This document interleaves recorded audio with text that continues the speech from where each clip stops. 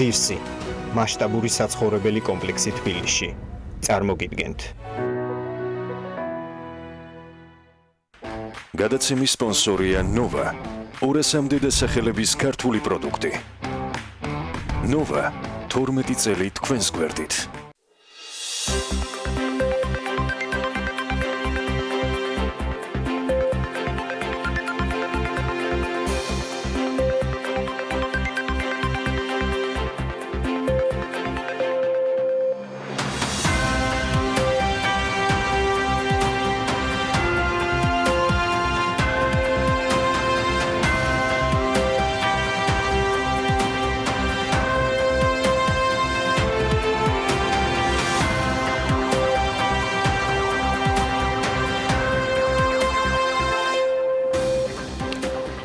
მშვიდობის საქმიანობას ვიწყებთ ტელეპირველზე ბიზნეს მედია საქართველოს გუნდის წევრებთან ერთად. ორმაგი რეკორდების დღე იყო გუშინ ეროვნული ვალუტისათვის თითქმის 8 თეთრით გაუფასურდა ლარი დოლართან მიმართებით და მისი ღირებულება ოფიციალურად 2 ლარი და 91 თეთრზე მრგვალდება. ევროს ცვლილებამ 8 თეთრსაც გადააჭარბა. დღეს 1 ევრო შეძენა 3 ლარად და 26 თეთრად არის შესაძლებელი. ლარის სანქციებამდეც გაუფასურებული იყო, თუმცა რუსეთიდან მომდინარე ეკონომიკური სანქციებით გამოწვეული შოკის გამო საქართველოს ეროვნული ვალუტის გაუფასურების შესახებ BBC ბანკის მთავარმა ეკონომისტმა ოთარ ნადარიამ თქვა, რომ დოლარის კურსი შესაძლო არის 3 ლარი და 3 ლარი ან 5 თეთრი იყოს, რასაც შედარებით გამყარებაც მოჰყვება. რუსეთის დუმამ საქართველოსათვის ეკონომიკური სანქციების ამოქმედებას მხარი დაუჭირა. საქართველოს ოკუპანტი ქვეყნის საკანონმდებლო ორგანომ პლენარულ სხდომაზე მიიღო გადაწყვეტილება, რომელიც ქვეყნისთვის მთავრობას მიმართვას გულისხმობდა, რათა განეხილათ და წარმოუდგინონ რუსეთის პრეზიდენტს წინადადებები საქართველოს სპეციალურ ეკონომიკურ ზონებთან დაკავშირებით. თუმცა მათ მალევე უპასუხა ვლადიმერ პუტინმა და უარი თქვა სანქციებზე. 6 თვის სტატისტიკით კი საქართველოს აეროპორტები ჯამში 2.809.823 გზავრს მოემსახურა სამოქალაქო ავიაციის აგენტოს ინფორმაციით. 2018 წლის იმავე პერიოდს თუ შევადარებთ მონაცემებს, მგზავრთნაკადი 24.9% არის თითქმის გაზრდილი. ქვეყნის მარაგებში ყაზახური ხორბლის წილი იზრდება, იმპორტის ზრდაზე მოლაპარაკებები ეკონომიკის სამინისტროს მხრიდან გრძელდება. საერთაშორისო მნიშვნელობის ახალციხე ნინოწმინდა საავტომობილო გზაზე კი 14.9 კილომეტრიანი მონაკვეთის სარეაბილიტაციო სამუშაოები აქტიურად მიმდინარეობს. პროექტი ჯამში 13.808.673 ლარით ფინანსდება. წიაღის სფეროსადმი ინვესტორების ინტერესი როგორც ჩანს მზარდია. 2019 წლის პირველ ნახევარში წიაღის ეროვნულმა სააგენტომ ჯამში 329 სასარგებლო წიაღისეულის მოპოვების ლიცენზია გასცა, ინვესტიციამ კი 65.400.000 ლარი შეადგინა. კონკურენციის სააგენტომ საინვესტიციო ჰოლდინგ საქართველოს კაპიტალს ამბოლის ბრენდის მფლობელ მოტორსტარის და ასევე ბრიტანულ-ქართული აკადემიისა და თბილისის ბრიტანული საერთაშორისო სკოლის შესყიდვის უფლება მისცა. ტურიზმისა და სასტუმროების შორის მცირე და საშუალო განთავსების ობიექტების მიმოხილვა, ფასების დინამიკა, კონკურენცია, ტურისტული ელექტრონული პლატფორმები, ასევე სასტუმროების პოზიციონირება, კრეისების მართვა, საბაკო პროდუქტების და დაფინანსების ხელმისაწვდომობა ეს იყო ძირითადი მიმართულებები თემებისა, რომელიც გალტენ ტაგარტმა თბილისის მერიასთან პარტნიორობით და ტურიზმის მხარდაჭერისათვის მცირე და საშუალო განთავსების ობიექტებისათვის სემინარები გამართა. გარემოს დაცვის და სოფლის მეურნეობის სამინისტროს ინფორმაციით კი 8 ივლისის მდგომარეობით ატმის დავაშლათა მას ექსპორტი 3.426 ტონაა.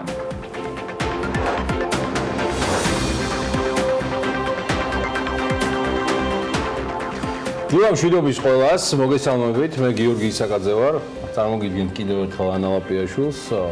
ეს საქმიანი დილაა. BMG-ს ბიზნეს მედია საქართველოს პროდუქტი, რომელსაც ჩვენ ტელეპირველზე წარმოგიდგენთ, ყველას წარმატებულ და ბარაქიან დღეს გისურვებთ. ობამა ფაუნდეიშენს სხვათა შორის პირველი ქართველი სტიპენდიანტი ყავს. ის ფინანსთა სამინისტროს შემოსავლების სამსახურის საერთაშორისო ურთიერთობათა დეპარტამენტის თანამშრომელი თამარ გაბრუაშვილია. ამერიკის შეერთებული შტატების ყოფილი პრეზიდენტის ობამას მიერ შექმნილი ფონდის პირველი ქართველი სტიპენდიანტი, სწორედ ის გახდა. თამარ გაბურაშვილის კანდიდატურა ობამას გუნდის მიერ მსოფლიოს რამდენიმე ათასი კონკურსანტიდან იქნა შერჩეული და შერჩეულ 20 სტიპენდიან შორის მოხვდა. ობამა ფაუნდეიშენი თამარ გაბურაშვილს მსოფლიოს საუკეთესო უნივერსიტეტში, University of Chicago, Harris School of Public Policy, მათ მიერვე შექმნილ უნიკალურ სამაგისტრო პროგრამაზე ერთწლიან სწავლას სრულად დაუფინანსებს. თვითონ თამარი ყვება, რომ ობამა ფაუნდეიშენის გუნდიდან გასაუბრების ეტაპზე ბევრი კითხვა სწორედ მის სამსახურეობრივ საქმიანობას უკავშირდებოდა და აქედან გამომდინარე ფიქრობს, რომ ინტერესი საერთაშორისო ურთიერთობა დეპარტამენტში განხორციელებული პროექტებითაც დაიმსახურა. მას წარმატებებს უსურვებთ და შესაძლებლობა ნამდვილად არის შანსი, რომ მნიშვნელოვანი კომუნიკაცია შედგეს მას და პლანეტის გლობალურ ლიდერებს და ისეთ ფიგურებთან, რომლებიც მსოფლიოს დღის წესრიგზე დღეს გავლენასაც ახდენენ და მომავალშიც იქნებიან ამ სტატუსით წარმოდგენილნი. კიდევ ერთხელ წარმატებები თამარ გაბურაშვილს და მეტი ესეთი წარმატებული ახალგაზრდა ჩვენს ქვეყანას, რომელთაც ძალიან დიდი იმედი მაქვს, რომ ქართული განათლების სისტემა ამ განვითარების შესაძლებლობას ყველა გარემოში, საჯარო სკოლებშიც ისევე მისცემენ, როგორც მაგალითად კერძო სასწავლებლებში კარგი სკოლები ნამდვილად გჭირდება და ამის გამოწვევად ჯორჯია კაპიტალი პირად საქმეში ისახავს ეს თავისი სტრატეგიიდან გამომდინარე კონკურენციის სააგენტომ საინვესტიციო ჰოლდინგ საქართველოს კაპიტალს ანამ ბძანა უკვე ამბოლის ბრენდის მფლობელი მოტორსტარის და ასევე ბრიტანულ-ქართული აკადემიის და თბილისის ბრიტანული საერთაშორისო სკოლის შესყიდვის უფლება მისცა მარეგულირებელმა გამოითხოვა დაამუშავა ინფორმაცია ბაზარზე არსებულ ვითარებაზე და მიიჩნია, რომ კონცენტრაცია კონკურენტულ გარემოსთან თავსებადია და მოქმედი კანონმდებლობის გათვალისწინებით სრულად დასაშვებით ბრიტანულ-ქართული აკადემია და საქართველოს კაპიტალი არსებული სკოლის გაფართოებას და დამატებით ახალი სკოლების შექმნას მშენებლობას გეგმავენ. მშენებლობის დასრულების შემდეგ სკოლა 3000-ზე მეტი, დაახლოებით 3350 მოსწავლის მიღებასაც შესძლებს. ამასობაში რუსეთს საქართველოს წინააღმდეგ ეგრეთ წოდებული ეკონომიკური სანქციების ამოქმედების მუხარის გზავნილებს ოფიციალური დუმას დარბაზიდან არ იშლის. რუსმა დეპუტატებმა საქართველოს წინააღმდეგ ემბარგოს შემოღებას გუშინ მხარის სესიაზე ერთხმად და ერთსლოვნად დაუჭირეს. საქართველოს ოკუპანტი ქვეყნის საკანონმდებლო ორგანომ მიიღო განცხადება, რომლითაც ქვეყნის მთავრობას მიმართეს მათ, რათა განიხილონ და წარუდგინონ რუსეთის პრეზიდენტის წინადადებები საქართველოსთვის სპეციალურ ეკონომიკურ ზომებთან დაკავშირებით. განკარგულება დსთ-ს საკითხთა კომიტეტის მიერ არის მომზადებული. ბრძანება კი რუსეთში ქართული ღვინის და მინერალური წყლების იმპორტის აკრძალვასაც გულისხმობდა. ასევე რუსეთიდან საქართველოში ფულადი გზავნილების შეჩერებას. საქართველოდან შეგახსენებთ, რომ მინერალური წყლების და ღვინის იმპორტის აკრძალვის ინიციატივით რუსეთის მმართველი პარტიის ეძინაერაციას ვიცე-სპიკერი გამოვიდა. ნევეროვმა თქვა, რომ შესაძლოა რუსეთიდან საქართველოში ფულადი გზავნილების აკრძალვის საკითხი განიხილონ და დაამტკიცონ კიდეც. ჯერ გადაწყვეტილება მიღებული ბოლომდე არც იყო, რომ ვლადიმერ პუტინის სენტიმენტებიც გამოიფინა და აღმოჩნდა, რომ კრემლის მბრძანებელი ქართველი ხალხის პატივისცემიდან გამომდინარე ამას ვერ იზამს. რამდენი ხნით იქნება ამ განწყობაზე ვლადიმერ პუტინი? რუსულ ატარიაზე რთული ალგორითმი აქვს ამომცანას, მაგრამ ფაქტია, რომ ვიდრე რუსულ ბაზარზე ვიქნებით, რაიმე ფორმით დამოკიდებული მოწიფწიკე ბომბი მუდმივად ჩართული გრჩება. საინვესტიციო ბანკები კი ამასობაში მაინც წინასწარ გათვლებს აკეთებენ და უახლოეს დღეებში გააახლებენ მონაცემებს. წინასწარი პროგნოზების მიხედვით დიდად საიმედოდ არ უნდა ვიყოთ. გალტენდაგარტის პროგნოზით, მაგალითად, რუსეთის მიერ ღვინის ემბარგოს დაწესების შემთხვევაში ქართული ეკონომიკა დაახლოებით $60 მილიონ დაკარგავს. გალტენდაგარტის მმართველი დირექტორი მიიჩნევს, რომ შეზღუდვების დაწესების შემთხვევაში აუცილებელია მოკლევადიანი გეგმის შემუშავება, რათა კომპანიებმა ღვინის რეალიზება შეძლონ, შემდეგ უკვე ექსპორტის დივერსიფიკაციაზე ვიფიქროთ. 20 ივნისის მერე განვითარებული მოვლენები იქონიებს გავლენას სექტორზე. ჩვენი პროგნოზით რეალურად წელს ველოდებით, რომ დაახლოებით $200 მილიონი დანაკარგი ექნება სექტორს. რეალურად ჩვენ ველოდებოდით დაახლოებით $3.6 მილიონ შემოსავალს და ალბათ მივიღებთ 3.4. ეს ყველაფერი კეთდება იმ დაშვებით, რომ არსებული სიტუაცია, რომელიც არის ქვეყანაში, დასტაბილურდება.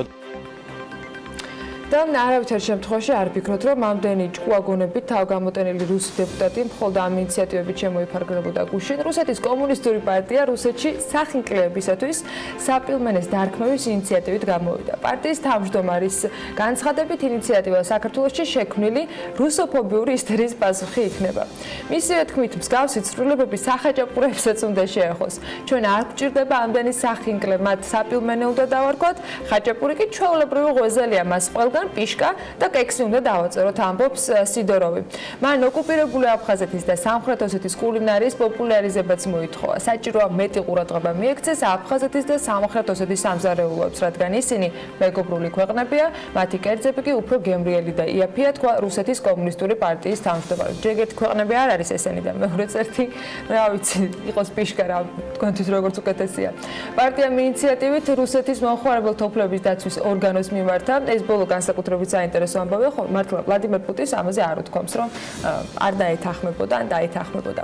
ფრენების აკრძალვასთან დაკავშირებით კი რუსული კომპანიების ზარალზე გუშინაც ვთქვით და გუშინ BBC-მ გამოაქვეყნა კიდევ ერთი ვრცელი მასალა იმაზე, თუ ვინ იხეირებს პუტინის გადაწყვეტილებით. გამოცემა წერს, რომ რუსეთსა და საქართველოს შორის ფრენების აკრძალვით ბელარუსულ და თურქულ კომპანიებს შეუძლიათ, რომ დამატებით შემოსავლები მიიღონ. BBC-ს რუსული სამსახური აღნიშნავს, რომ რუსული კომპანიებისათვის ეს აკრძალვა დამატებით ხარჯებთან არის დაკავშირებული. ზუსტად ხას ავიაგადამზიდები გუშინაც გითხარით, რომ ამ კვირაში გამოაცხადებენ სავარაუდოდ, ვინ გაიყოფს ერთ-ერთ პოპულარულ მიმართულებას, ეს ძალიან საინტერესო კითხვაა. რუსეთიდან საქართველოში მოხვედრა მხოლოდ გადაჯდომით და უცხოური გადამყვანების საშუალებით იქნება შესაძლებელი. გადაჯდომის პუნქტები კი ერევანი, ბაქო, რიგა, ვარშავა, ბუდაპეშტი, სტამბოლი და სხვა ქალაქებია. BBC იმასაც წერს, რომ ამ მიმართულებაზე კარგი წილის მიღების შანსი აქვს ბელარუსულ ავიაკომპანიას ბელავიას. ფოტოშურს ძალიან საინტერესო რეკლამა ჰქონდათ, მათ გადაგიყვანთ იქ, სადაც იმ ქვეყანაში, რომელიც თქვენს პრეზიდენტს არ მოსწონს, ყისიერადო, როგორც კი ამ აკრძალვასთან დაკავშირებით გახდა ცნობილი. თურქული ავიაკომპანია Atlas Global კი მომხმარებლებს მოსკოვი-თბილისის ავიარეის სტამბოლის გავლით შესთავაზებს. კიდევ ერთი პრეტენდენტი ამ ბაზარზე Turkish Airlines-ია. ფოტოშურს უკვე გადაწყვეტილია, რომ Atlas Global, რომელიც საქართველოს მიმართულებით რეგულარული რეისების შესრულებას ჯერ კიდევ გასული აპრილიდან ამ დრომდე აპაუზებდა, აპრილში შეწყვიტა შარშან, თბილისის მიმართულებით ფრენებს უკვე ამ წლის 16 ივლისიდან გაახლებს. რუსული გაზეთი კომერსანტი ასევე იუწყება, რომ ორ ქვეყანას შორის ფრენების აკრძალვის გამო ნაყიდი ბილეთი 155,000 მგზავრისათვის გამოუყენებელი რჩება. ამ თანხის დასაბრუნებლად კი ავიაგადამზიდებს 2,3 დაახლოებით 3 მილიარდი რუბლის გადახდა მოუწევთ და ამასთან დაკავშირებით კრიზის მენეჯმენტი ორივე ქართულ ავიაკომპანიაში და რუსულ ავიაკომპანიებშიც აქტიურად მუშაობს. მუქარები ჭtildeოელი და საფრთხეები ჭtildeოელი მეზობლისგან გრძელდება. ცხადია, ამ ყველაფერმა ასახვა ეროვნულ ვალუტაზე ჰპოვა, რომელმაც მორიგი ფსიქოლოგიური, მათ შორის მენტალური ზღვრების დალაშქრა. 2.91 ეს იყო $1 ფასი გუშინ, 2 ლარი და 91 თეთრი. ლარმა გუშინ დოლართან პოზიციები თითქმის 8 პუნქტით დათმო. ეს ყველაფერი ცხადია მოსალოდნელი იყო იმ ემოციების და პანიკური ვითარების ფონზე, რომელიც რეალურად განსაკუთრებით ბოლო 2 დღეა შეიქმნა.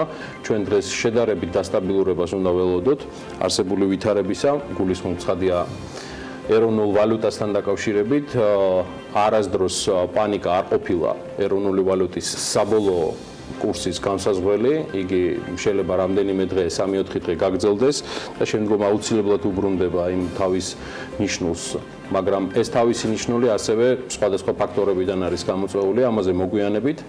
აი, ეკონომიკური გამოწვევების პარალელურად ქართული ეკონომიკისთვის საკმაოდ საინტერესო და მნიშვნელოვანი მოთამაშეები კი დიდი ალბათობით პოლიტიკისკენ მიიწევენ, რომ არა ვლადიმერ პუტინის გუშინდელი განცხადება, ალბათ ეს თემა ვერაფრით ვერ გადაიფარებოდა. შედარებით მოკლე სტატუსებით სოციალურ ქსელში გაერთიანებისკენ მოწოდების შემდეგ მამუკა ხაზარაძემ TBC-ის დამფუძნებელმა გუშინ საზოგადოებას უკვე სრულიად ახალი გაერთიანება დაუანონსა. ამ თემამ ვერ ჰპოვა, როგორც თქვი გუშინ, სათანადო გავრცობა, ამისთვის დრო არის. გამომდინარე იქიდან, რომ ხაზარაძე გეგმავს ამ თემასთან დაკავშირებით გასაჯაროებას თავისი გეგმებისა პარტნიორებთან და თანამოაზრეებთან ერთად სექტემბრის თვეში. ეს არის სწორედ ის პერიოდი, რომელიც მამუკა ხაზარაძემ დაანონსა, როგორც ამ გაერთიანების პრეზენტაცია, მანამდე იგი სავარაუდოდ იმ კონსულტაციებს გაივლის, რაც მას მისცემს მიმართებას, რომ დასაბამი მისცეს ამ ახალ გაერთიანებას, რომელიც თქვათ პირდაპირ ეს არ არის ჯერ პოლიტიკური პარტია, ეს არის საზოგადოებრივი მოძრაობა, საზოგადოებრივი ორგანიზაცია, ფონდი, ან უბრალოდ საზოგადოებრივი გაერთიანება, რომელსაც პოლიტიკური სტატუსი ჯერ არ აქვს. გეგმები როგორი იქნება ამას ნახავთ, მაგრამ ფაქტია რომ სექტემბრამდე სრული შემადგენლობა ვინ რა ფორმით იქნება გაერთიანებული ამ გაერთიანებაში უნდა ვიხილოთ. იქამდე მამუკა ხაზარაძე საქართველოში უნდა დაბრუნდეს და ბევრი ვერსია სხვათა შორის როგორი თქვათ ვინ იქნებიან ამ შემადგენლობაში ამ გაერთიანებისა, მაგრამ ჯერ მოდით ვაცადოთ ოფიციალურ განცხადებას. მართლობას ადგილი ამ შემთხვევაში არ უნდა გქონდეს, რადგან ჯერ რთულია იმის თქმაც, გარდაიქმნება თუ არა ეს გაერთიანება, რომლის შემადგენლობაც ოფიციალურად უბრალოდ არ ვიცით პოლიტიკურ პარტიად, ეს ცხადია გადაჭრით არ შეიძლება ვინმე თქვას, თუმცა ფაქტია რომ მოლოდინები მის მიმართ უკვე არსებობს. ერთგვარი შეგვიძლია ვთქვათ რომ მოთხოვნებიც გაჩნდა პოლიტიკურ პარტიად ჩამოყალიბებისა, არც ის შორეული პოლიტიკური წარსულის გათვალისწინებით ძალიან დიდ იმედგაცრუებებთან თუ შეცდომებთანაც ისეა დაკავშირებული ეს მოლოდინები, როგორც სურვილთან რომ პოლიტიკურ ველზე ახალი ძალა გაჩნდეს, მით უფრო რომ 2020 წლის საპარლამენტო არჩევნებისათვის წინასწარი მოლოდინით ბუნებრივმა ბარიერმა ბევრნაირი პოლიტიკური პარტიისათვის და პრეზენტაციისა თუ გემოვნების მქონე ჯგუფისათვის ძალიან დიდი შანსები გააჩინა. არ ვიცი პარლამენტს უმისნებს თუ არა საკუთარ კარიერას მამუკა ხაზარაძე ცოტა რთულად წარმომიდგენია ეს. უფრო მგონია რომ არა, მაგრამ ფაქტია რომ საპარლამენტო რესპუბლიკაში საკანონმდებლო ორგანოში საკუთარი პოზიციების დამცველის ყოლის სურვილით TBC ჯგუფის დამფუძნებლამდე ზღიად ძალიან ბევრმა სხვამ გამოხატა, მათ შორის ბიზნეს სექტორიდან. რა გამოხმაურება მოჰყვა ბიზნესმენის ამ გადაწყვეტილებას? ბიზნეს სექტორი და რა თქმა უნდა ეს საქმიანი დილა ჩვენ ბიზნეს მედია საქართველოს წარმოადგენთ. ამაზე თათია ჩაფიჭაძე მოიკითხა აზრი და ახლა ის გვერდება პირდაპირ. თათია დილამშვიდობის. დილამშვიდობისა, დიახ, თუ ამ ქვეყნის მოქალაქე ხარ, თუ მისთვის გული გიძგერს, არ შეიძლება ამ ყველაფერს გვერდიდან და გულგრილად უყურო, არ შეიძლება შენი დრო, ენერგია, საქმე, ყველაზე მთავარს არ მოახმარო სამშობლოს კეთილდღეობას და მის თავისუფლებას. ეს არის ამონარიდი TBC ბანკის დამფუძნებლის მამუკა ხაზარაძის მიერ გავრცელებული განცხადებიდან, რომლის მიხედვითაც მან 2019 წლის სექტემბერში საზოგადოებრივი მოძრაობის დაფუძნება და პოლიტიკურ ასპარეზზე გამოჩენა დაანონსა. ქვეყნის ერთ-ერთი უმსხვილესი ბანკის დამფუძნებელმა სოციალურ ქსელში დაწერა, რომ 20 ივნისის ღამე ქვეყანაში იყო წყალგამყოფი, რომელზეც ქართულმა საზოგადოებამ რუსული ოკუპაციის წინააღმდეგ მტკიცე პროტესტი გამოხატა. მისი თქმით, დღეს საქართველოში არსებული ურთულესი პოლიტიკური ვითარებიდან გამომდინარე აუცილებელია არსებობდეს ახალი გამაერთიანებელი ძალა, რომლის მიზანით საზოგადოებრივი კონსოლიდაცია და ქვეყანაში დამოუკიდებლობისა და თავისუფლების შენარჩუნება იქნება. ვინ იქნებიან ხაზარაძის თანამოაზრეები და მოხვდებიან თუ არა ახალ პოლიტიკურ მოძრაობაში ძველი პოლიტიკოსები, ამის შესახებ ამ დროისთვის ინფორმაცია არ ვრცელდება, თუმცა უკვე ცნობილია, რომ მოძრაობაშიც ხაზარაძესთან ერთად იქნება ბადრი ჯაფარიძე. როგორც გუშინ ჯაფარიძემ BMG-ს განუცხადა დეტალები ბიზნესიდან პოლიტიკაში თანამშრომლობის შესახებ, მისი საქართველოში დაბრუნების შემდეგ გახდება ცნობილი. ხაზარაძის განცხადებას უკვე მოყვა ბიზნეს წრეებში პირველი შეფასებები. ბიზნესმენი ლაშა პაპაშვილი ვარაუდობს, რომ ხაზარაძე ამ შემთხვევაშიც წარმატებული იქნება კითხვაზე თუ რატომ გადაწყვიტა მან საზოგადოებრივი მოძრაობის შექმნა. პაპაშვილის აზრით ეს შეიძლება უკავშირდებოდეს როგორც ბოლო დროს განვითარებულ მოვლენებს, ასევე ანაგლიის სპორტის პროექტსაც. არა, ჩემთვის არაფერი უთქვას მამუკას ამის შესახებ, მაგრამ რა ვიცი, მე მგონი დადებითი მომენტი არის ახლა, რაც მეტი ჯანსაღი ადამიანი შევა პოლიტიკაში, არაფერს უცბ ამაში ვერ ხედავ. თავისი ახალგაზრდობის ასაკიდან სულ წარმატებულია, რასაც უყურებ ამ ადამიანს, ამხელა იმპერია შექმნა, ბიზნეს იმპერია და იმედია რომ რაღაც წარმატებული იქნება. ამ ძიმე პერიოდში ნაწილობრივ მაინც შეეხიდება პოლიტიკოსებს და თავის გამოცდილებას, თავის ცოდნას, თავის გამჭრე ახლობასაც დავამატებდი, მოიტანს ამ სფეროში არ იქნება ცუდი. პერსონალურად ვუჭერ მხარს და მზად ვარ ჩემი რესურსების ჩასადებად. ეს განცხადება კი საქართველოში საერთაშორისო სავაჭრო პალატის ეროვნული კომიტეტის აღმასრულებელი საბჭოს თავმჯდომარეს ფადი ასლის ეკუთვნის, რომელმაც მამუკა ხაზარაძის მიერ საზოგადოებრივი მოძრაობის შექმნის დაანონსება დადებითად შეაფასა. პოზიტიურად ვაფასებ ამ გადაწყვეტილებას. მამუკა ხაზარაძე ნამდვილი ქართველი პატრიოტია. მე მის მოღვაწეობას თვალს უკვე 23 წელია ვადევნებ საქართველოში. ის გამოცდილი ბიზნესმენია მანიცის ეკონომიკა. აქედან მე მას უგზავნი მესიჯს, რომ მე პერსონალურად უჭერ მხარს მას და მზად ვარ ჩემი რესურსების ჩასადებად, რომ ხელი შეუწყო მას. არ ვფიქრობ, რომ მას სურდეს ვინმემ დააფინანსოს მისი მოძრაობა, ჩვენ შეგვიძლია სხვა გზით გავაკეთოთ კონტრიბუცია.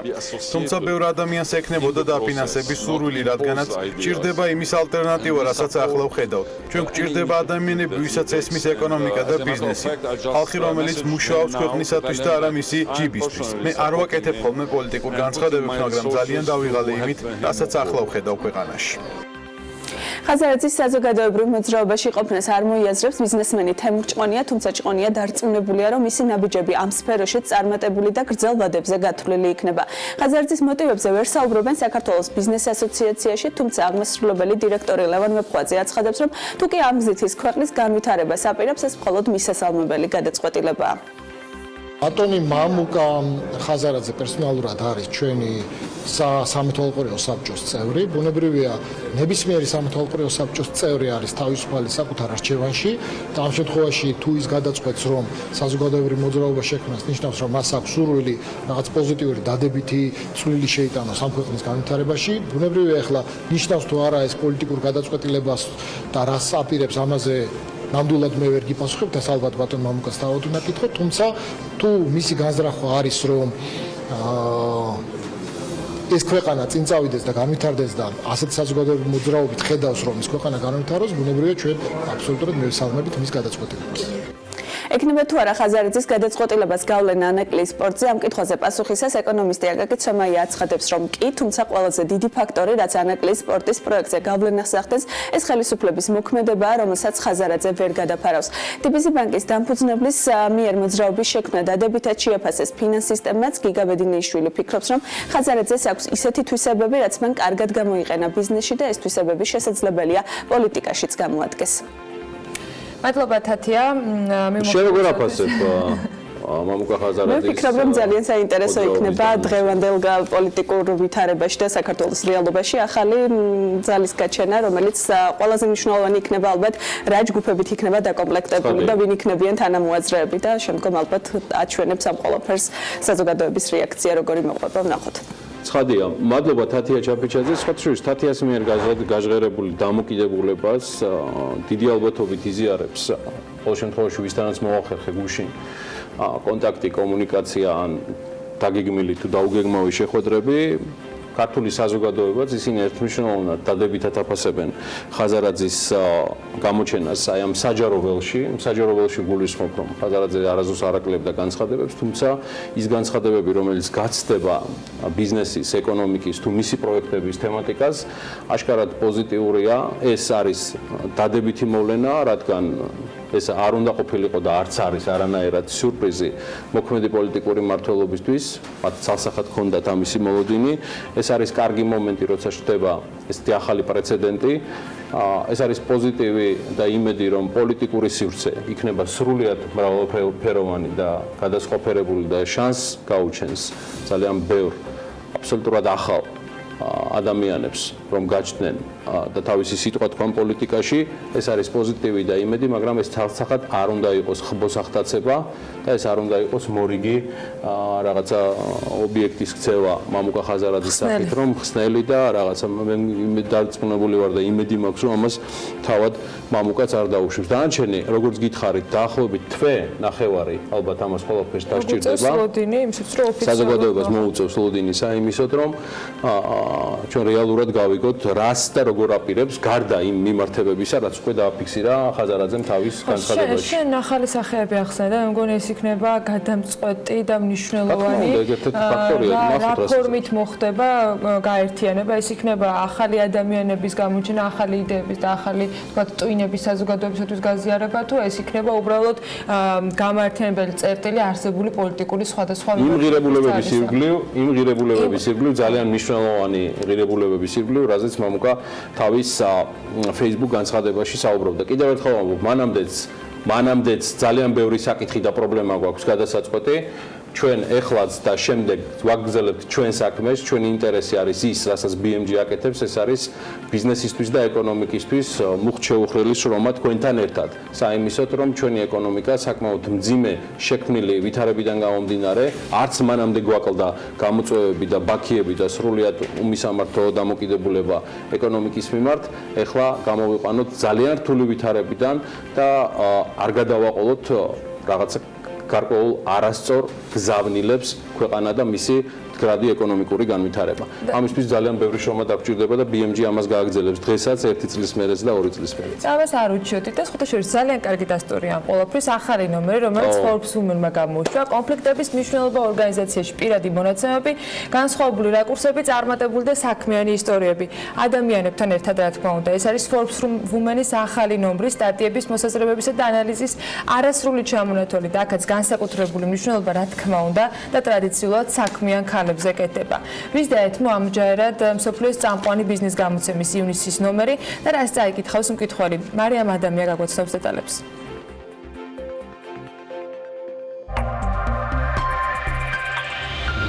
იბრძოლე და არ დაანებდე წინააღმდეგობებს. ასეთი არის Forbes Women-ის ახალი ნომრის მთავარი გმირის ირმა დაუშვილის სამოტივაციო ფრაზა, რომელმაც თავად ბრძოლა სტუდენტობისას საქართველოს დამოუკიდებლობისთვის ბრძოლის პარალელურად დაიწყო და შედეგად შექმნა წარმატებული მათემატიკური მოდელი და 20 წლიანი არაჩვეულებრივი თავგადასავალი კომპანია DIOS-ი. გარდა ამისა, გამოცემაში შეხვდებით TBC ბანკის კორპორატიული და საინვესტიციო ბიზნეს დეპარტამენტის გუნდის წევრებს, სადაც ჯამში 15 ადამიანი მუშაობს და აქედან 13 ქალია. მოკლედ საინტერესო ადამიანებითა და საქმიანი ისტორიებით Forbes Women-ის ახალი ნომერი გელოდებათ.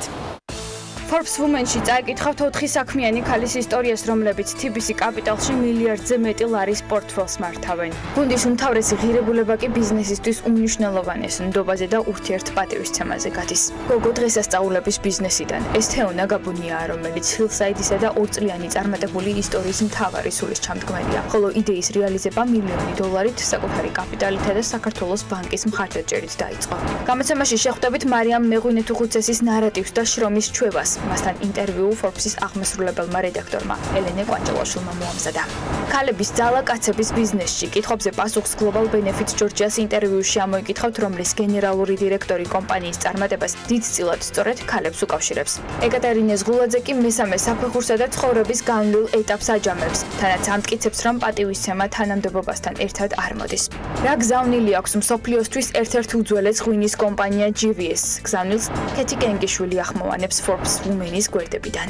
Beauty Lab-ი კი ყოველთვიურ ტრადიციულ რუბრიკაში ზაფხულის მზის სხივებისგან დასაცავ ხერხებს გვაცნობს.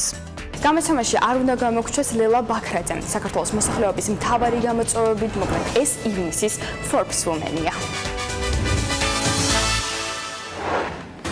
ბიზნეს სიახლეებს ვიწყებს საქართველოს თავდაცვის სამინისტრო 2019 წლის აგვისტოდან დეკემბრის ჩათვლით პერიოდში სარესტორნო მომსახურებისათვის $300,000-მდე ლარს დახარჯავს. საზოგადოებრივი კვების მომსახურების შესყიდვისათვის სამინისტრომ ფასთა გამოკითხვა დაიწყო. ლანჩხუთის მუნიციპალიტეტის სოფლებში აცანასა და ჭალაში გასადენის მშენებლობის სამუშაოები ნოემბრის პირველ ნახევარში დასრულდება და პროექტის ჯამური ღირებულება $1,391,226 ლარში ადგეს. თბილისის მერია Airbnb-ზე და Booking-ზე განთავსებული ბინების მეპატრონეებისათვის სემინარებს იწყებს. აღმოსავლეთ პარტნიორობის ფარგლებში პირველად საინვესტიციო პროექტების კატალოგი შეიქმნა, სადაც 6 ქვეყნის აზერბაიჯანის, ბელარუსის, მოლდოვას, საქართველოს, სომხეთისა და უკრაინის კერძო და სახელმწიფო სექტორებიდან წარმოდგენილი იქნება საინვესტიციო პროექტები, რაც ევროკავშირის სხვადასხვა ინვესტორებს საშუალებას მისცემს დეტალურად გაეცნონ და დაინტერესების შემთხვევაში წარადგინონ საინვესტიციო წინადადებები. ამასთან დაკავშირებით გუშინ ეკონომიკის მინისტრის მოადგილე მისაუბრა ბრიფინგზე მედიასთან შეხვედრისას. მინისტრის მოადგილემ დეტალურად აღნიშნა აღმოსავლეთ პარტნიორობის პირველი საინვესტიციო ფორუმის მნიშვნელობა, რომელიც ბათუმში 11 ივლისს დაიწყება. ფორუმში საქართველოს პრემიერ-მინისტრი მიიღებს მონაწილეობას ეკონომიკის მინისტრთან და ასევე აღმოსავლეთ პარტნიორობის ქვეყნების უმაღლესი თანამდებობის პირებთან ერთად. გენადი არველაძის შეფასებით ფორუმი კარგი საშუალება იქნება, რომ საერთაშორისო ინვესტორები გაეცნონ კონკრეტულ საინვესტიციო პროექტებს. აღმოსავლეთ პარტნიორობის პირველი საინვესტიციო ფორუმი მნიშვნელოვანია როგორც კიდევ ერთი პლატფორმა საქართველოს და სხვა აღმოსავლეთ პარტნიორობის ქვეყნების ევროკავშირში ეკონომიკური ინტეგრაციის თვალსაზრისით. ის იძლევა აღმოსავლეთ პარტნიორობის მონაწილე ქვეყნებს შორის ეკონომიკური კავშირების გაძლიერების საშუალებას და დარწმუნებულები ვართ, რომ ფორუმი საქართველოს როგორც ევროკავშირის, ასევე აღმოსავლეთ პარტნიორობის ქვეყნებიდან ინვესტიციების მოსაზიდად მნიშვნელოვან როლს შეასრულებს, ამბობს ეკონომიკის მინისტრის მოადგილე. საქართველოს ეკონომიკისა და მდგრადი განვითარების სამინისტროს სამოქალაქო ავიაციის სააგენტოს მონაცემებით 2019 წლის პირველი 6 თვის განმავლობაში საქართველოს აეროპორტები ჯამში 2.499.823 მგზავრს მოემსახურა. ეს წინა წლის იმავე პერიოდს თუ შევადარებთ 18.24%-ით მეტია, ხოლო თუ 2017 წლის მონაცემებს დავადარებთ, მაშინ ზრდა 55%-მდე ადის. 2019 წლის 6 თვის განმავლობაში საქართველოს აეროპორტი ჯამში 1422 რეისით მეტს მოემსახურა, ვიდრე გასული წლის პირველ და მეორე კვარტალში ხდებოდა. სატვირთო და სამგზავრო რეისების რაოდენობა სულ 12096 იყო, აქედან რეგულარული რეისების რაოდენობა 10726, ხოლო ჩარტერების რაოდენობა 1370 შეადგინა. გასული წლის ამავე პერიოდში რეისების რაოდენობას თუ დავადარებთ ერთმანეთს, ზრდა 13.32%-ია. ევროპის საჰაერო ნავიგაციის უსაფრთხოების ორგანიზაციის მონაცემებით კი მეორე კვარტალში საქართველოს აეროპორტებში საჰაერო ხომალდების აფრენა-დაფრენის რაოდენობა წინა წლის ამავე პერიოდთან შედარებით 8.1%-ით გაიზარდა. აქ უნდა აღინიშნოს, რომ ფრენების რაოდენობის მატებაც ფიქსირდება. ევროკონტროლის მონაცემებით წინა წლის ამავე პერიოდთან შედარებით ზრდა 12%-იანია. საქართველოს საჰაერო სივრცეში გადამფრენი საჰაერო მოძრაობის ნაკადების რაოდენობა კი შემცირებული არის 11%-ით, რაც პაკისტანი-ინდოეთის კონფლიქტის შედეგად პაკისტანის საჰაერო სივრცის დახურვით და აზიიდან მომავალი საჰაერო მოძრაობის ნაკადების საქართველოს საჰაერო სივრცის გვერდის ავლით არის განპირობებული. ისევ სამოქალაქო ავიაციის სააგენტოს მონაცემებით თბილისის საერთაშორისო აეროპორტი 2019 წლის 6 თვეში 1.870.082 მგზავრს მოემსახურა, რაც არის 195.024 მგზავრით მეტი, ვიდრე 2018 წლის იმავე პერიოდში გადაყვანილი მგზავრების რაოდენობა. ბათუმის საერთაშორისო აეროპორტის მეშვეობით ჯამში გადაყვანილი არის 247.391 მგზავრი და აქ ზრდა იყო 30.1%. 2018 წლის პირველ ნახევარში დაფიქსირებულ მგზავრთა რაოდენობასთან შედარებით. 2019 წლის პირველი 6 თვის მონაცემებით ქუთაისის საერთაშორისო აეროპორტი ლიდერი არის მგზავრთნაკადის ზრდით და აქ ზრდა 55.4%-ია. სულ გადაყვანილი არის ქუთაისის საერთაშორისო აეროპორტით 364.834 მგზავრი, ანუ 130.060 მგზავრით მეტი, ვიდრე წინა წლის იმავე პერიოდში. რაც შეეხება ადგილობრივი დანიშნულების აეროპორტებს, მესტია 6 თვის განმავლობაში 3477 მგზავრს მოემსახურა. ეს არის ზრდა 32.41%-ით, ვიდრე წინა წლის ანალოგიური პერიოდის მაჩვენებელი. ამბროლაურის შემთხვევაში აეროპორტმა სულ 599 მგზავრი მიიღო და აქ ზრდა არის 187 მგზავრით მეტი, ანუ 45.39%-ით მეტი, ვიდრე წინა წლის იმავე პერიოდის მაჩვენებელი. წიაღის სფეროსადმი ინვესტიციების ინტერესი კი სტატისტიკის მიხედვით მზარდია. 2019 წლის პირველ ნახევარში წიაღის ეროვნულმა სააგენტომ ჯამში 329 სასარგებლო წიაღისეულის მოპოვების ლიცენზია გასცა, ინვესტიციამ კი 65.400.000 ლარს მიაღწია. საბიუჯეტო შენატანები 30 მილიონი ლარის მოცულობას აჭარბებს. სამტრედიაში სოფელ ბაშის მიმდებარედ მდინარე რიონზე ქვიშახრეშის მოპოვების ორწყლიანი ლიცენზია ელექტრონულ აუქციონზე გაიცემა. ეკონომიკის სამინისტრო აღნიშნავს, რომ კარიერის მდებარეობა ხელსაყრელი არის ჩქაროსრული ავტობანის მშენებლობისათვის ქვიშახრეშის გამოსაყენებლად. აუქციონის პირობების თანახმად სასარგებლო წიაღისეულის მოპოვებითი სამუშაოები უნდა ჩატარდეს თანამედროვე სტანდარტების და შესაბამისი მეთოდიკის მიხედვით მკაცრი გარემოსდაცვითი მოთხოვნების გათვალისწინებით. ლიცენზიის საწყისი ფასი კი 234.000 ლარია. საერთაშორისო მნიშვნელობის ახალციხე ნინოწმინდა საავტომობილო გზაზე 14.6 კილომეტრიანი მონაკვეთის სარეაბილიტაციო სამუშაოები გრძელდება და ამ დროისათვის საფუძვლის მოწყობის სამუშაოები და მზადება ასფალტ-ბეტონის საფარის დასაგებად მიმდინარეობს. პროექტი სახელმწიფო ბიუჯეტიდან 13.808.673 ლარით ფინანსდება. ახალციხე ნინოწმინდის გზაზე სამუშაოები 10 წელია, რაც არ არის ჩატარებული. ფოთში სანიჩბოსნო სკოლის ტერიტორიაზე ახალი სანიჩბოსნო ბაზა უნდა აშენდეს. ევროპული სტანდარტების ბაზის პროექტირებაზე ტენდერი გამოცხადდა და ფოთის მერის ინფორმაციით ამ ბაზაზე საცურაო აუზი და შესაბამისი ინფრასტრუქტურა მოეწყობა. არსებული ამორტიზებული ნაგებობები კი დემონტაჟს დაექვემდებარება. ატმის ექსპორტი შემცირებულია. მიზეზ გარემოს დაცვის და სოფლის მეურნეობის სამინისტროში კლიმატური პირობებით ხსნიან წელს ატმის მოსავლის აღება დაგვიანებით დაიწყო. რვა-ივლისის მდგომარეობით კი ატმისა და ვაშლატამას ექსპორტმა 3426 ტონა შეადგინა. 2018 წლის ამავე პერიოდში ეს მოცულობა იყო 5544 ტონა. ატმის ექსპორტის ხელშეწყობის მიზნით გასული წლის მსგავსად წელსაც ექსპორტიორებისათვის დოკუმენტაციის მომზადება და გაცემა ერთი ფანჯრის პრინციპით ხორციელდება. თუმცა ტემპი შარშანდელს მაინც ჩამოუვარდება.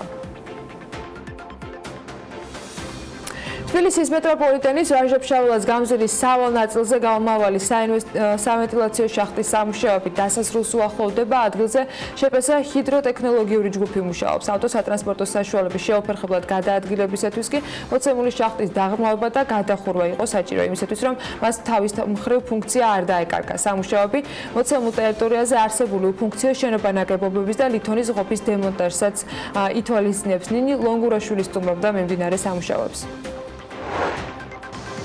მოკლედ ეს გზის საფარი დაიგო, მოეწყო საფუძველი. ამ ადგილას იყო მეტროს დაახლოებით 6 მეტრიანი დიამეტრის შახტა. მოეწყო შახტის ვენტილაცია, სავენტილაციო მილი 2 მეტრის დიამეტრით.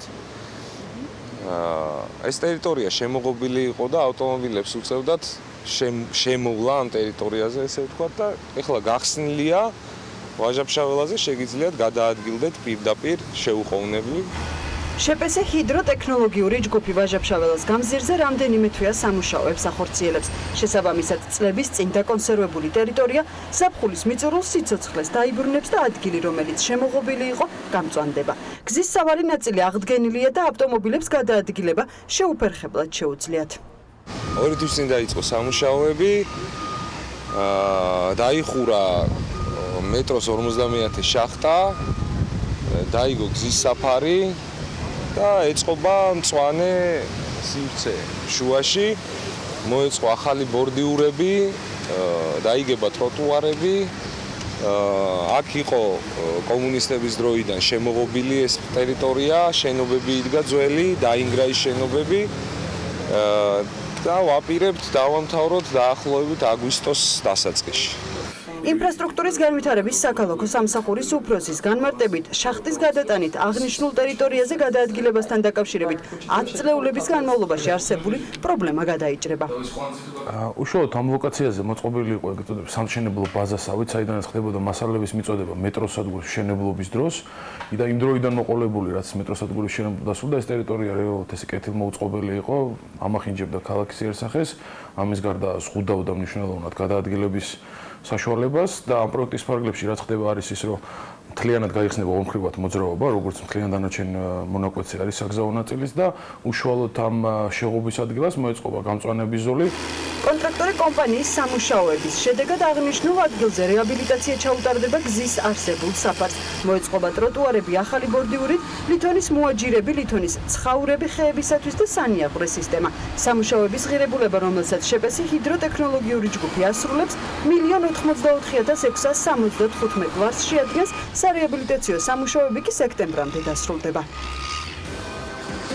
ახლა ამინდის პროგნოზსაც გადავხედოთ. გარემოს ეროვნული სააგენტოს ინფორმაციით ამინდი გამპრობებული იქნება დღეს შავი ზღვის ჩრდილო-დასავლეთიდან შემომავალი გრილი ჰაერის მასების და სამხრეთიდან გავრცელებული ცხელი ჰაერის მასების ურთიერთქმედებით. მოსაოდნელია დრო გამოშვებით ღრუბლიანობის მომატება, ზოგან იქნება ხანმოკლე წვიმა და ელჭექი და აღმოსავლეთ საქართველოს შესაძლოა იყოს სიტყვაც. ზოგან იქროლებს დასავლეთის მიმართულების ძლიერი ქარით. სოხუმში დღის განმავლობაში 28 გრადუსამდე გათბება ჰაერი, ქობულეთში 32 გრადუსი არის მოსაოდნელი, 28 გრადუსი იქნება ბათუმშიც, ქუთაისშია 32 გრადუსს მიაღწევს ტემპერატურა, ზუგდიდში 21 გრადუსამდე გათბება ჰაერი, ანაკლიაში 28 გრადუსი იქნება და ოზურგეთში 31 გრადუსი. ომში დღის განმავლობაში მაქსიმალური ტემპერატურა 28 გრადუსია მოსაოდნელი, გორში 33, ცხინვალში 32, მარნეულში 36, ისევე როგორც რუსთავში და ყველგან უნალექოდ ჩაევლის დღე. ახალციხეში საღამოს საათებში ხანმოკლე წვიმა არის, ელჭექით მოსაოდნელი და მაქსიმალური ტემპერატურა 31 გრადუსი იქნება, ბორჯომში ასევე საღამოს შესაძლოა იყოს მცირე წვიმა და 32 გრადუსს მიაღწევს ტემპერატურა, ბაკურიასა და ახალქალაქში 25 გრადუსია მაქსიმალური ტემპერატურა, ნავარაუდევის სტეფანწმინდაში 22 გრადუსს მიაღწევს მაქსიმალური ტემპერატურა, თელავში საღამოს საათებში ხანმოკლე წვიმა და ელჭექი არის მოსაოდნელი და მაქსიმუმ 34 გრადუსი დაფიქსირდება დღის განმავლობაში, რაც შეეხება თბილისს. დედაქალაქში დრო გამოშვებით ღრუბლიანობა მოიმატებს, უმეტესად უნალექოდ, ჩრდილო-დასავლეთის მიმართულების ქარი იქროლებს დღესაც 10-15 მეტრის ზამში, ჰაერის მაქსიმალური ტემპერატურა კი დღის განმავლობაში იქნება 35 გრადუსი. აი ასეთი ამინდი გველოდება დღეს 10 ივლისს მთელი საქართველოს მასშტაბით. ძალიან საინტერესო საქმიანი დილით უნდა დავიწყოთ, რა თქმა უნდა, დღევანდელი 10 ივლისიც და სულ რამდენიმე წუთში უკვე პირველ სტუმარს უნდა უმასპინძლოთ, ოღონდ რეკლამის შემდეგ დაგიბრუნდებით ძალიან მალე.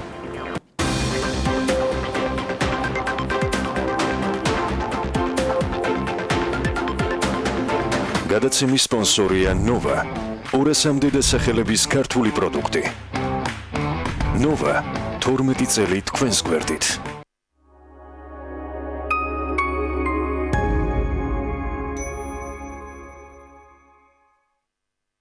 This way, kids. Keep in line. Be careful. Don't touch the exhibits. Pirosmani's paintings were influenced. Pirosmanis ნახატებში მკაფიოდ იგრძნობა მისი თანამედროვე სოციალური მდგომარეობის გავლენა. There are many works about children.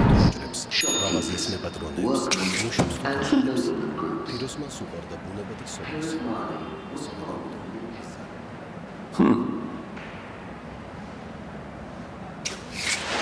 That's why he rarely employed city landscapes. Usually, Pirosmani painted. უახლესი ტექნოლოგია სილქნეტისგან. ჯეოსელის ყველაზე სწრაფი 4.9G მობილური ინტერნეტი. უწყვეტი კავშირი იმისთვის, რომ გაიგო მეტი ყველგან სადაცხა. Unlike other artists, Nico didn't aim at a pure imitation of the nature. გალფში იტალიური ზაფხული დაიწყო. მხოლოდ გალფ კლუბის ბარათით ყოველი 25 ლარის საწვავის შენაძენზე მიიღეთ გათამაშების 1 ელექტრონული ბილეთი. 3 თვის განმავლობაში მოიგეთ 3 Fiat 500, 9 Vespas მოპედი და 3 საგზური იტალიაში. გამარჯვებულები კი ყოველი თვის ბოლოს პირდაპირ ეთერში გამოვლინდებიან. შენი გზაც რომ შემიდის. აქ უნდა გვეჩვენებინა მეგობრები ლუდით. აქ უნდა გვეჩვენებინა ძველი მეგობრები ლუდით. აქ უნდა გვეჩვენებინა წვეულება ლუდით. ჩვენ ვაჩვენეთ უბრალოდ ლუდი. ჰარპი, ნამდვილი ირლანდიული ლუდი გინესის. BDEC Pipix სტანდარტი. ყინვაგამძლე BDEC Pipix 100, უნივერსალური ყინვაგამძლე BDEC Pipix 115, უნივერსალური ბათქაში BDEC Pipix P40, თვითწორებადი დუღაბი BDEC Pipix SL40. BDEC Pipix-ი. გახადე საქმე გარანტირებული. წლის რჩეული ბრენდი. ლიდერ კარდი ლიდერ ბეთისგან. აიღე ბარათი მარტივად და გაანაღდე თანხა საქართველოს ბანკის ან TBC-ის ბანკომატებში საკომისიოს გარეშე. ან გადაიხადე ბარათით და მიიღე გადახდილი თანხის პროცენტი. ვისოლში 4%-იანი ფასდაკლება საწვავზე. არის სუპერმარკეტების ქსელში 5%-ამდე ფასდაკლება პროდუქციაზე. ფასდაკლებები რესტორნებსა და ავტოსამრეცხაოებში ბარათის გადახდის შემთხვევაში. აიღე ლიდერ კარდი მარტივად მთელი საქართველოს მასშტაბით. ლიდერ კარდი, შენი დაცული ბარათი. ყველაფერი, რაც გიყვარს და რაც შენია. ნამდვილი, ცოცხალი ხილის განუმეორებელი გემო და ნაყინი.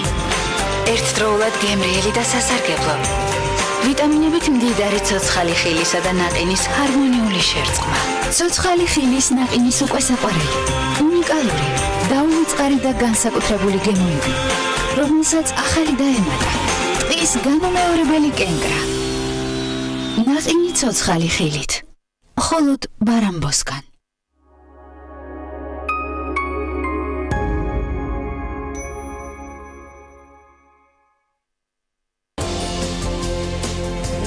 ზაფხულის კინოსკოლას საქართველოს კინოცენტრი წელს მეხუთედ ხსნის. საოკუპაციო ზოლთან და მთიან რეგიონებში მცხოვრებ ბავშვებს ეგრეთ წოდებული კინომისიონერები სტუმრობენ. გაიცანით პატარა კინომოყვარულები ხურვალეთიდან გადაცემაში პირველამდე. ჩვენი დეგუსტატორი ბორბლებზე ქალაქ რუსთავის კულინარიულ მარშრუტს მიუყვება. ვაკაჭი ხიდაშელი ღვეზელების სამყაროში და ანანო მჟავიას ექსკლუზიური რეცეპტები რუბრიკაში რა გაქვთ საფირმო. 20 წელი ხელოვნებისთვის საქართველოს საავტორო უფლებათა დაცვის ასოციაცია დაარსებიდან 20 წლის იუბილეს ზეიმობს. რა ღონისძიებებით აღინიშნება თარიღი და რომელი 20 ხელოვანის ისტორია შეკრიბა სპეციალურმა გამოცემამ სახელწოდებით წითელი რეპრესიები.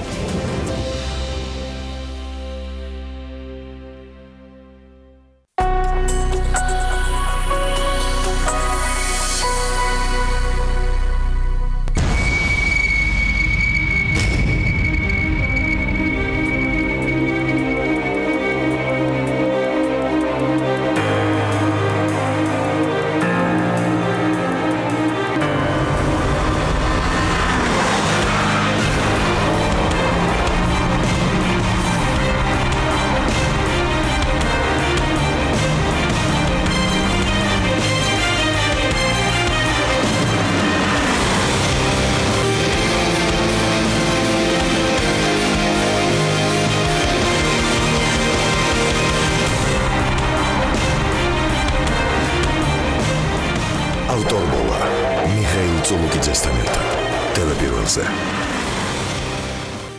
გადაცემა ავტორბოლის სპონსორია Toyota ცენტრი თბილისი, პირველი ოფიციალური დილერი საქართველოში. ხარისხი მუდმივ განვითარებაში. ეს Toyota. პარტიების სათხოვნელად მოვედი. ძალიან ნანობი ყველაფერს რაც გაგიკეთე. იმედგაცრუებული ქალი რთული არჩევანის ზღვარზე. ყველაფრის თავიდან დაწყების შანსი. არ დავუშვებ რომ ბედნიერები იყვნენ. თუ ხაფანგი მიშველეთ. კვლავ ჯოჯოხეთში შესატყუებლა. ისევის მარკო ხარ. არ შეცვლილ ხარ. ბრძოლა ბედნიერებისთვის გრძელდება. ურჩევნიათ მიფრთხილდნენ. ყველაზე საინტერესო. ამჯერად რა გააკეთე? იწყება ახლა. შენ ჩემი შეცდომა ხარ.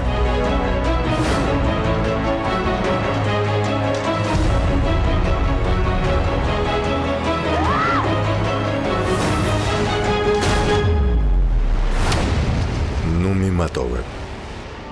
ორშაბათიდან პარასკევის ჩათვლით.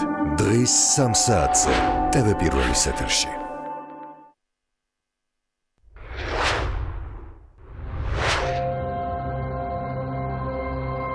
მას ავიწროვებენ. მას დევნიან. მასზე ნადირობენ. და თავს უნდა უშველოს. სხვისის სახით დაწყებული ცხოვრება. სხვის ნაცვლად ნაპოვნი სიყვარული და ოჯახური ბედნიერება. მტრად ქცეული ორეული. სიმართლე, რომელიც სახიფათო გახდა და სიცრუე, რომელიც სიმართლეს არჩიეს. მშვენიერი ნიმფას ორი სიცოცხლე. აღმოსავლურ დრამაში. სხვა სახე.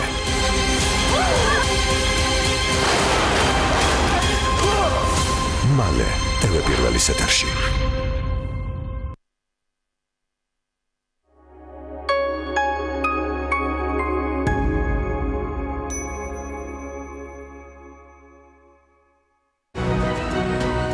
დირსი მასშტაბური საცხოვრებელი კომპლექსი თბილისში. წარმოგიდგენთ. გადაცემის სპონსორია Nova. 200-მდე დასახელების ქართული პროდუქტი. ნოვა 12 წელი თქვენს გვერდით.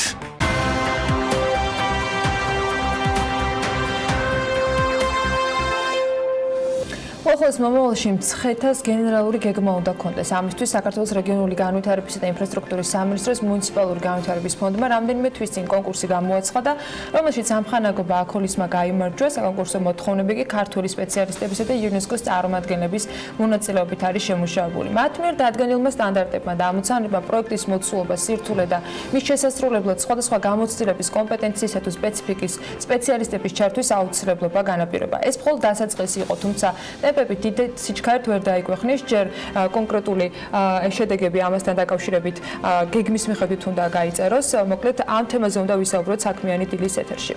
აკოლისი კი მუნიციპალური განვითარების მიერ გამოცხადებული ტენდერით გეგმის დასამუშავებლად 1.8 მილიონი ლარს მიიღებს და როგორი იქნება გეგმა და რა მიზანი აქვს გეგმის შემქმნელი კომპანიის თავმჯდომარეს ამხანაგობისა აკაკი ზერეკიძეს გულისხმობ.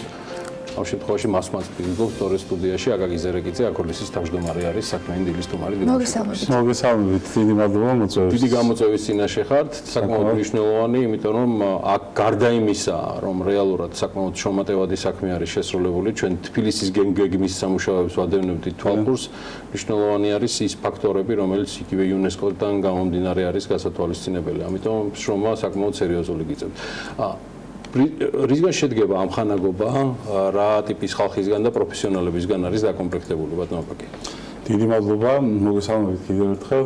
სწორედ პროცესის დასაწყისში ინტერვიუ ბატონ დავით ჭალაღონიასთან ჰქონდა ჩვენ ვიცოდით პროცესს. დიდი მადლობა ამისთვის, რომ ასე აქტიურად აშუქეთ მიმდინარე პროცესს, იმიტომ რომ ერთ-ერთი მნიშვნელოვანი კომპონენტი არის სწორედ საზოგადოების ინფორმირება და ჩართულობა პროცესში და არსებობს თანამონაწილეობითი დაგეგმვის გარეშე მსგავსი დოკუმენტების შემუშავება და შემდგომში მოგეხსენებათ საზოგადოებისთვის კეთდება ეს და ქვეყნისთვის კეთდება. სწორედ ამ გამოწვევებიდან გამომდინარე, ამხანაგობის შექმნის მიზანი სწორედ ის იყო, რომ 11 კომპანია მონაწილეობს ამხანაგობაში, 8 კომპანია ძირითადად ამხანაგობის წევრია, ხოლო დანარჩენი კომპანიები დაემატა უკვე პროცესის განმავლობაში. მაგალითისთვის მოგიყვანთ, რომ ესე იგი კომპანიებში შედის ესეთი კომპანიები New City Development, რომელიც ბაზარზე მოღვაწეობს ქალაქ გეგმარებითი მიმართულებით, კომპანია გეოგრაფიკი, რომელიც ამ პროექტში პასუხისმგებელია ისტორიულ-კულტურული მემკვიდრეობის საყრდენი გეგმის შემუშავების, როგორც არის გარემოს ზემოქმედების სტრატეგიულ შეფასებას, ჩაერთო პროცესში Colliers International-ი იმისთვის, რომ ყველაფერი ის, რასაც ქალაქ გეგმარებლები მოვიაზრებთ ამ პროცესების სწორად ეკონომიკურად გააზრებისთვის და მსგავსი ტიპის ჩართულობა როგორც ადგილობრივი ისე საერთაშორისო ექსპერტებით გამდიდრებულია ეს გუნდი ჯამში 100 ადამიანზე მეტი მონაწილეობს რომ წარმოიდგინოთ მასშტაბი უბრალოდ ჩვენი პასუხისმგებლობისა რაოდენ დიდია.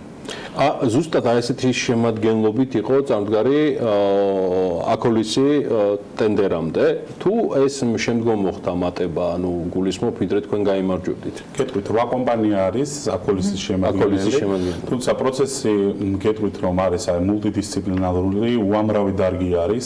შესაბამისად თქვენ თავიდანვე აღნიშნეთ რომ ესე იგი რომ წარმოიდგინოთ კონტრაქტში განსაზღვრული დრო რაც გაქვთ, იმ დროში აბარებთ მასალას, თუმცა საჯარო განხილვები და ასე შემდეგ, იმდენად დიდ დროს მოითხოვს, რომ პროცესებში წარმოიშვება ისეთი საკითხები, მაგალითად Colliers International-ი მერე შემოგვერთა, თუმცა თავიდანვე ფიქრობდით, რომ ჩვენ ასე მოიცავს და დამატებით კიდევ შესაძლებელია, რომ უამრავი ექსპერტი ჩაერთოს პროცესში. გააზრებულით რომ მოყოლებულ თქვენ უკვე ზუსტად იცით, რომ უნდა გააკეთოთ ამ ტენდერიდან გამომდინარე ის დავალება შეასრულოთ, რაც თქვენ თავზე აიღეთ. დღეს რა ეტაპზე ხართ, რა ეტაპები არის გავლილი და საერთო სურათი მინდა რომ დაგონახოთ თქვენი ხედვა როგორ წარმოგიდგენიათ მცხეთის განვითარება მთელი ამ სამუშაოების პარალელურად რაც გამოჩნდა ამ პერიოდის განმავლობაში იგივე თუნდაც ახალი თქვათ ადამიანების შეუმატებით და ახალი კომპანიების შეუმატებით. მოგახსენებთ ძალიან კომპლექსური თემაა, თუმცა შევეცდები რაც შეიძლება მოკლე დროში გითხრათ. პასუხია ამ კითხვაზე. დღეს პირველ ეტაპზე ვიმყოფებით, რომ უახლოეს ესე იგი წინა კვირის მონაცემებით პირველი ეტაპი ჩაბარდა, მოწონებული იქნა. მუნიციპალური განვითარების ფონდს ამ შემთხვევაში ინფრასტრუქტურის სამინისტროს ბაზაზე შექმნილი არის ექსპერტთა დაახლოებით 20 კაციანი შემადგენლობით, სადაც შედიან დარგის ექსპერტები და ასევე სხვადასხვა სამინისტროს წარმომადგენლები, ექსპერტთა კომისია, რომელიც ამოწმებს ჩვენს ნამუშევარს. ამის გარდა თქვენ მოგეხსენებათ, რომ ჩართული ადგილობრივი მუნიციპალიტეტი და მინდა ხაზი გაუსვა, რომ ძალიან მნიშვნელოვან როლს თამაშობს, იმიტომ რომ მსგავსი აქტიურობა მე მგონი ჩვენ ამ დარგის სპეციალისტებს სხვა მუნიციპალიტეტებში არ გვინახავთ და ეს მხოლოდ პოზიტივი შეიძლება იყოს პროცესისთვის. პირველი ეტაპი მოიცავდა, რომ წარმოიდგინოთ, ეს არის არსებული მასალის მოგროვებას და როგორც ტექსტური, ისე გრაფიკული მასალის შეგროვებას. ეს რას ნიშნავს? ფაქტობრივად, რომ წარმოიდგინოთ პროცესში ჩართული კომპანიებიდან ერთ-ერთი აღნიშნავ ებრაული კომპანია ჩამოვყენთ ოფეკი, რომელმაც მოახდინა მცხეთის 2700 ჰექტარის თვითმფრინავით გადაღება და 3D ფორმატით. ამის შემდეგ ამის გარდა აეროფოტო გადაღება მოახდინეთ. ბაზაზე შეიქმნა ტოპოგრაფიული მონაცემები 1/500-იან მასშტაბით, რაც ყველაზე ესეთი ზუსტი მასშტაბი არის. ეს არის საბაზისო მონაცემები, რომელზეც უნდა დაეყრდნოს მე ჩვენი შემდეგი განვითარება. ამის გარდა შესწავლილი იქნა ქრისტიანობამდე და ქრისტიანობის შემდეგ პერიოდი თუ რას მოიცავს. ქალაქ წარმოქმნელი ფაქტორების ანალიზი მოხდა, თუ საიდან არის საერთოდ წარმოქმნილი. კვლევაში ტურისტული მიმართულება ძალიან დიდ როლს თამაშობს. შესაბამისად, სწორედ ეკოლიერსის ჩართულობა განაპირობა იმან, რომ საერთაშორისო ექსპერტიც ჩამოდის დღეს გვაქვს შეხვედრა მასთან ბრიტანელი ექსპერტი, რომელიც ჩაერთვება კოლიერსთან ერთად და განსაზღვრავთ თანამედროვე ზოგადად მიმართულებებს, თუ რა არის საჭირო იმისთვის, რომ გავზარდოთ ტურისტული მიმართულება. ამ ხრივაც მოხდა არსებული მონაცემების კვლევა და ზოგადად ვიცით საბაზისოდ ფაქტობრივად რა მდგომარეობა გვაქვს ხეთა. და ამ კვლევის პირველად შედეგები უკვე გადაგზავნილი არის შესაბამისად სამინისტროში, რომელთანაც გქონდათ თქვენ კონტრაქტი და გაქვთ უბრალოდ. მე თავიდანვე ვახსენე, რომ ძალიან ბევრი მოთხოვნა იყო თავიდანვე წამოყენებული აქ იუნესკოს მოთხოვნები გათვალისწინებული, რა თქმა უნდა, იგივე ტურისტული ნაწილი, ქალაქ გეგმარებით და ასე შემდეგ, ადგილობრივების ინტერესები, რომლებიც გაფართოებისა თუ საკუთარი უძრავი ქონების ნაწილში რაიმე ფორმით უნდა იყვნენ ასევე თანამონაწილეები. თქვენი წარმოდგენით ამ გენგეგმის მიხედვით როგორი უნდა იყოს მცხეთა? ეს ის საკითხებია, რომელზეც ეხლა ვიწყებთ მსჯელობას, ისე რომ გითხრათ უბრალოდ, რაც ვიცით ამ ეტაპისთვის და რაც გამოკვეთილია ამ ფაქტობრივ მდგომარეობიდან, რაც მცხეთას თვითონ არა ჩვენ, არამედ ჩვენმა წინაპრებმა და ზოგადად ბუნებრივმა გარემომ ფორმირება განაპირობა, შესაბამისად ამ ფაქტორებზე შემიძლია თავისუფლად გესაუბროთ. გეტყვით იმას, რომ ნამდვილად ჩაბარდა პირველი ეტაპი, შესრულდა, უამრავი შენიშვნა იყო, იმიტომ რომ ძალიან ბევრი თვალი უყურებს სტეიქჰოლდერების რაოდენობა, რომ მოიდგინოთ, იმდენი არის, რომ ანუ ფაქტობრივად ყველას უნდა უთანხმოთ, თან პირდაპირ კანონი გაძლევთ იმის ვალდებულებას, რომ ყველასგან თანხმობა უნდა მოვიტანოთ. ამიტომ ნდობის მომენტია, სწორედ ეს ნდობა კიდევ განაპირობებდა ვახსენე ადგილობრივი მუნიციპალიტეტ, მათთან აქტიური მუშაობა მიდის. მე იმედი მაქვს, რომ აზრები, ასე ვთქვათ, დაემთხვევა და სხვანაირად არ შეიძლება, იმიტომ რომ როცა სიმართლეს ემსახურები და შესაბამისად აქ ანხორციელებ ქვეყნისთვის უმნიშვნელოვანეს პროექტს, ყველა ის ადამიანი, ვინც ამ ქვეყნის შვილია, ყველა უნდა დაეთანხმოს და განვითარების სწორ სტრატეგიაზე უნდა ორიენტირდეთ. აქედან გამომდინარე, ერთ მნიშვნელოვან საკითხს შევეხები, რა გვაინტერესებს ჩვენ, იმიტომ რომ მცხეთა არ არის მხოლოდ ბევრჯერ მოგვისმენია ეს მცხეთელების ან თბილისელების, ეს არის მთლიანი ქვეყნის მასშტაბით და სწორედ აგლომერაციული მნიშვნელობიდან დავიწყებ, რომ წარმოიდგინოთ დაახლოებით მცხეთაში სივრცე 150 გექტრამდე იქნება, ეს არის რეკრეაციული სივრცე, ეს არის აგლომერაციული მნიშვნელობის რეკრეაციული სივრცე, ეს არის როგორც პასიური დასვენება, ისე აქტიური დასვენებას გულისხმობს. ეს ჯამური სივრცეა, ხო? ჯამური სივრცეა. ეს ერთი დათვლით უბრალოდ პირველადი მონაცემებით, ეს ტერიტორიები ეხება როგორც ყოფილი თეატრონის ნაარაგოს ეძახით ტერიტორიას, ისე აქეთ სატანკო ბაზა იყო ადრე და ის ტერიტორიები მდებარეობს მცხეთისა და ესე იგი ჯვარსა და სვეტიცხოვლის შორის მოქცეული სივრცეებია, რომლებიც უნდა ერთმანეთთან, რომელთა კავშირიც უნდა განხორციელდეს და ამ კავშირის შესაბამისად წარმოვიდგინოთ, რომ აგლომერაციულ მნიშვნელობას როცა ვსაუბრობთ, ეს არის თბილისის, პირობითად რუსთავის, გარდაბანის, მცხეთის და მთლიანად ესე იგი მთელი ქვეყნის. აქ მოეწყობა საერთაშორისო, სხვათა შორის მცხეთის მუნიციპალიტეტიდან იყო ინიციირება, რომ ყოფილიყო ესე იგი ეროვნული ცენტრი, პირობითად ვთქვათ, ქართული მეღვინეობის, ამბანის, ფოლკლორის და ასე შემდეგ. საფესტივალო სივრცეები არის ჩვენი მხრიდან შეთავაზებული, რომ მოეწყოს ამ სივრცეებში და ეს უნიკალური სივრცეები ესე გამართლდება. საბოლოო ჯამში მე მესმის, რომ ჩვენ მხოლოდ საწყის ეტაპზე ვართ და რთულ შესათავმოებელ პროცესსაც გაევლით მთელი ამ ხნის განმავლობაში, მაგრამ პირველი ეს კითხვა არის, წინასწარი კონტურები თუ იკვეთება საბოლოო ჯამში, რომ პროფილი მცხეთის, რომელიც მეორე იერუსალიმიდან დაწყებული საქართველოს უძველესი დედაქალაქი ყველანაირი წოდება, თუ კი რაიმე შეიძლება იყოს სრულიად დამსახურებულად მცხეთას აქვს, ეს იქნება უფრო ისტორიული, ვთქვათ, მომლოცველთა ტრაფიკის გამზრდელი, თუ ეს მაინც კომპილაცია იქნება ყველაფრისა, თანამედროვეობისა და იმ ძალიან მნიშვნელოვანი ისტორიული და მათ შორის რელიგიური მიმზიდველობისა, რაც აქვს რეალურად დღეს მცხეთას. სწორი სიტყვა თქვით, ეს იქნება კომპილაცია, ესე იგი უამრავი მიმართულება შეიძლება განხილული იქნას. ქალაქები თქვენ მოგეხსენებათ, რომ ეგრეთ წოდებულ ბრენდინგს, ასე ვთქვათ,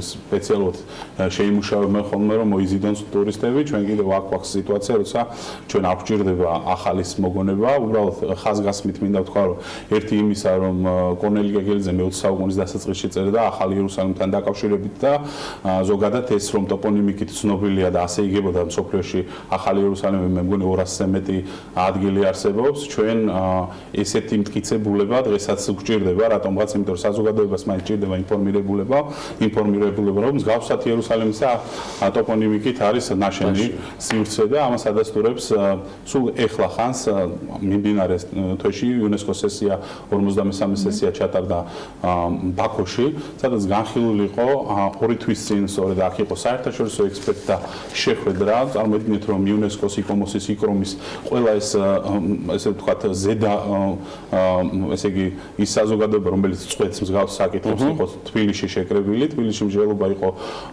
საკრალო სემანტიკური მიმართულებით, მცხეთის თქვა და ტურისტული ჭრილში და ასეთი დასკვნები და შეთანხმებას მიაღწიეს ქართველთა და უცხოელმა ექსპერტებმა, რომ მცხეთა თავისი სივრცით, ლანდშაფტით წარმოადგენს უმაღლეს ღირებულებას, მათ აქვს ესეთი პროფესიული outstanding universal value, რაც ნიშნავს ზოგად საკაცობრიო ღირებულებას. ეს არ არის ქართველის, ჩემი მაგალითად, მხოლოდ ეს არის ოფიციალური ჩანაწერია. უკვე დაიწყება ამაზე სერიოზულად, ალბათ, იმიტომ რომ ეს განთავსდა მსოფლიო კულტურული მემკვიდრეობის იუნესკოს ოფიციალურ ვებგვერდზე და ეს იქნება ალბათ ერთ-ერთი საწყისი თემა, რომელიცაც ჩვენ გამოვიყენებთ, მაგრამ გამოვიყენებთ იმისთვის, რომ ტურიზმის მიმართულებით, თუნდაც მოვახდინოთ გააქტიურობა პილიგრიმული ტურიზმის, რომელიც ძალიან მნიშვნელოვან დარგს წარმოადგენს.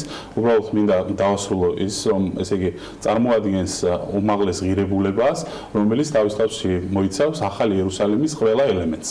აი ესეთი გადაწყვეტილება ერთ-ერთ ჩანაწერს ახლა ჩემი სიტყვის მიგებებით, თუმცა იქ უნდა ნახოთ თქვენ რაზე იყო საუბარი. ხშირად ადამიანებს კიდევ ერთხელ მინდა გამომარტო, რომ ასეთი რაღაცების ზოგს ეშინია, ზოგს ასე შემდეგ, მაგრამ ეს არის სწორედ დასაწყისში აღნიშნე ბრენდინგის ნაწილი, რომელსაც ძალიან კარგად უნდა გამოყენება, რა თქმა უნდა, ფაქტობრივი მდგომარეობით ვიცით, რომ ეს არის წმინდა დედაქალაქი, ეს არის ისტორიული კულტურული მემკვიდრეობის ცენტრი, ქართველების საგანძური და აქედან გამომდინარე, ჩვენ ეს მსოფლიო ასპარეზზე უნდა გავიტანოთ და უნდა ვნახოთ, რომ ტოპონიმიკით პირობითად ჯვარი, გოლგოთა, ბეთლემი, გეცამანის ბაღი, ასე შემდეგ ეს სივრცეები არსებობს ფაქტობრივად და აქ მოეწყობა ტურისტული მარშრუტები, რომელზეც ადამიანები ჩამოვლენ და არა ეს როგორც ჯვარზე, სვეტიცხოველზე ხდება მხოლოდ ტურისტების ნაკადების მიზიდულობა დღეს, არამედ ქალაქი ისტორია, რომელიც უამრავ ლოკაციას მოიცავს, ძალიან მნიშვნელოვანია. დიახ, არ ვიცით ჩვენც უცნობი მცხეთა არსებობს, ხონდა ესეთი მედიატური პროცესის განმავლობაში, წარმოიდგინოთ, იმდენი ტაძარი არის მცხეთის გარშემო, 40 ტაძარზე მეტი არის, რომელიც ანახავია და ასე ვთქვათ, ტურიზმის რაც შეეხება უძრავი ქონების მფლობელებს, ან იმ ვთქვათ მიწების მფლობელებს, რომლებიც ან ისტორიულად იყვნენ მცხეთელები, ანუ იქაური ვთქვათ მაცხოვრებლები, ან კერძო სექტორს ჰქონდა რაღაცა ინტერესი. თბილისის შემთხვევაში იყო ერთ-ერთი ძალიან მნიშვნელოვნად პრობლემური თემა. იმ ვთქვათ აზომვებით, იმ რუქებით, რაც შეიქმნა, რამდენ დგას ეს საკითხი თქვენი მუშაობისას პრობლემურად? თქვენ ბატონო, მოდი გავაერთიანებ კითხვას, რომ ბოლო იყოს, იმიტომ რომ გვისრულდება საეთერო დროც, რომ ვიყოთ ყველანაირად დაზღვეული იმ შესაძლო შეცდომებისგან, იმიტომ რომ ეს ურთულესი პროცესია. ჩვენ უყურებდით, როგორ რთულად მიმდინარეობდა დედაქალაქის გენგენგმა. კიდევ ერთხელ იდეალური არაფერი არ არის, მაგრამ აქ განსაკუთრებით იქნება სენტიმენტები, როგორ იქნება დაცული, მათ შორის ის ქონება, რომელსაც ყავს კანონიერი მესაკუთრეები მცხეთაში. განსხვავებით დედაქალაქისა, მიუხედავად იმისა, რომ უმნიშვნელოვანესი სივრცეები გვაქვს დედაქალაქშიც, უბრალოდ აქ გაშლილია და აქ კიდევ სივრცით თვალსაზრისითია. აქ გვაქვს სოფლიო კულტურული მემკვიდრეობის დაცვის ყოფილი ძეგლები, რომელსაც კონვენციის თვალსაზრისით ქვეყანა არის, ასე ვთქვათ, ხელმომწერი. შესაბამისად, მათ გააჩნიათ თავისი ვიზუალური აუზი, ეგრეთ წოდებული, სადაც ხედვითი კორიდორები და ასე შემდეგ განისაზღვრება და რა თქმა უნდა, ამ სივრცეებში განვითარება არის ძალიან ფაქიზი, იმიტომ რომ ჩვენ თუ გვინდა რომ ვიყოთ სოფლიო კულტურული მემკვიდრეობის ნაწილი, ამიტომ უნდა შევენარჩუნოთ ესა თუ ის სივრცე. მე პირდაპირ გეუბნებით, რომ ესე იგი მთელი ტერიტორია ჩვენი პროექტის პარლებში უნდა დაიფაროს დეტალური გეგმებით, განაშენიანების რეგულების გეგმებით, დღეს უკვე ახალი კოდექსით განაშენიანების დეტალური გეგმებით, სადაც შევეხებით, რა თქმა უნდა, ყველა ფაქტობრივად ასე ვთქვათ, ყველა არსებულ მდგომარეობას ანალიზს მოვახდენთ, რა თქმა უნდა, ჩვენ არ ვართ ის ორგანო, რომელიც პირდაპირ მიიღებს გადაწყვეტილებას, ამას გამოვცემთ, ვთქვათ, რა იქნება, რა შედეგი შეიძლება მოყვეს ამა თუ იმ ტერიტორიაზე. და ესეც საჯარო განხილვის თემა რა თქმა უნდა, საჯარო განხილვის თემა სხვანაირად არ მოხდება, მაგალითები გვაქვს და მე როგორ სახელმწიფომ ჩვენ მხოლოდ შეგვიძლიათ რჩევები მივცეთ და მე სახელმწიფომ უნდა გადაწყვეტოს რა პროცესი იმდენად დინამიურია და იმდენად ცვლადია, რომ მინდა რომ ხშირად შევხვდეთ ამ აუცილებლად ვისაუბროთ და გამოიყენეთ ეს პლატფორმა საიმისად, რომ ჩვენთვის ძალიან მნიშვნელოვან თემაზე ხშირად ვისაუბროთ. მე წარმატებას გისურვებთ. თქვენი წარმატება ამ შემთხვევაში მცხეთის და მთელი საქართველოს წარმატებაც არის. მადლობა აკაკი ზერეკიძეს.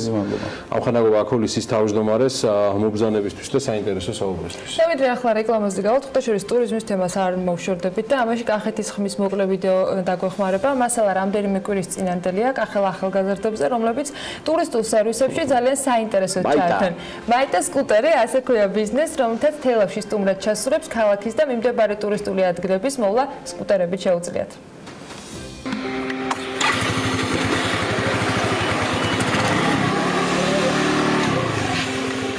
შევქმენით მაიტა სკუტერი, რომელსაც ვცდილობთ რომ გამოვიტაროთ. ფიქრობთ რომ ეს არის ერთ-ერთი კარგი საშუალება რომ გადაადგილდე, ნახო, გაიცნო კახეთი, ურთიერთობაში შეხვიდე ადგილობრივებთან, რაც თავარია და შეიგრძნო კახეთი. ჩვენი პირველი უცხოელი მომხმარებელი საზღვარგარეთიდან იყვნენ ირლანდიელები, ბიჭი და გოგო, რომლებმაც იქირავეს დაბალკუბატურიანი სკუტერი და წავიდნენ სიღნაღში. სკუტერების მომსახურება არის ჯერჯერობით პირველი კახეთის მასშტაბით და ეს სერვისი გვდის ჩვენს პირველებს და საინტერესოს 1 საათით გაქირავებით იქნება 15 ლარი, 1 დღის განმავლობაში 9 საათამდე არის 50 ლარი და არის კიდევ 24 საათი, რომელიც მთელი დღე და ღამე მიყავს და არის 70 ლარი. იდეაზე სიმართლე ბევრი არ გვიფიქრია. იქნება გამოდრო ჩვენთან გადაცება ქონდა ასეთი, ასე ვთქვათ, ხობს ვერ დავარქვევ, ანუ რაღაც ჩვენი ცხოვრების ნაწილი არის. აღმოვაჩინოთ ახალი სანახაობები და ამ ყველაფერში საკმაოდ შეგვიწყო ხელი მოპედმა, სკუტერმა, იმიტომ რომ არის სახალისო გადაადგილება. ამ ეტაპისთვის ყავს 5 სკუტერი. 5 სკუტერიდან 2 სჭირდება მართვის მოწმობა. შესაბამისად განკუთვნილი არის გრძელ მანძილებზე გადასაადგილებლად. 3 არის ისეთ სკუტერი, რომელსაც არ ჭირდება მართვის მოწმობა. შესაბამისად 18 წლის ზევით შეუძლია ნებისმიერ ადამიანს ისარგებლოთ. რა თქმა უნდა, გარკვეული გამოცდილება ამასთან დაკავშირებით უნდა გქონდეთ. ჩვენ ვაძლევთ ჩვენს ტურისტებს, ჩვენს მომხმარებელს საშუალებას, რომ დროის ნებისმიერ მონაკვეთში შეეძლოთ გადაადგილება სხვა ტურისტულ სანახაობებში კახეთის მასშტაბით. არ იყვნენ დამოკიდებული საზოგადოებრივი ტრანსპორტის მუშაობის გრაფიკზე. სხვა შორის ბევრიერიდება რატომღაც ტაქსს, იქნა გამომდინარე, რომ ტაქსის სამუშაო გრაფიკის იდეაში შეზღუდული არის. შესაბამისად, მათ უნდათ რომ უშუალოდ თვითონ განაგონ თავიანთი მოგზაურობა, თვითონ დაგეგმონ და ამ ყველაფერში ხელს უწყობს სკუტერი. მე ინტერნეტში შევუტყვე მაიტა სკუტერის შესახებ, ძალიან დამაინტერესა, მოვედი, მაინტერესდა რა ხდებოდა, რა პირობები ჰქონდათ, საკმაოდ მისაღები და ძალიან კარგი პირობებია. გავიქირავე, გავისერინე ჩემთვის სასურველ ადგილას და მინდა გითხრათ, რომ შთამბეჭდავია ეს ყველაფერი. სამმაო გეგმები გვაქვს, გაგვჭირდებით, გვინდა რომ შევქმნათ რა პლატფორმა, ეს იქნება როგორც რუკის სახით, ასევე ვიდეო გაიდის ვიტყვი, ასევე ინტერნეტის საშუალებით აპლიკაციითაც და გვინდა რომ ამ პლატფორმაზე ავტვირთოთ და შევიტანოთ ყველა ის ადგილი, საინტერესო ადგილი, რომელებიც ჯერჯერობით არ არის ცნობილი. ციგეში წერეთაც ლორიც, ანუ ფოტონანა შეგიძლიათ აქ წაბრძანდეთ, ასევე შეგიძლიათ აქ.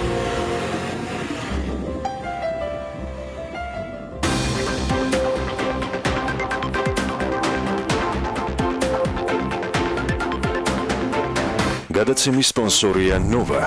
200-მდე დასახელების ქართული პროდუქტი. ნოვა 12 წელი თქვენს გვერდით.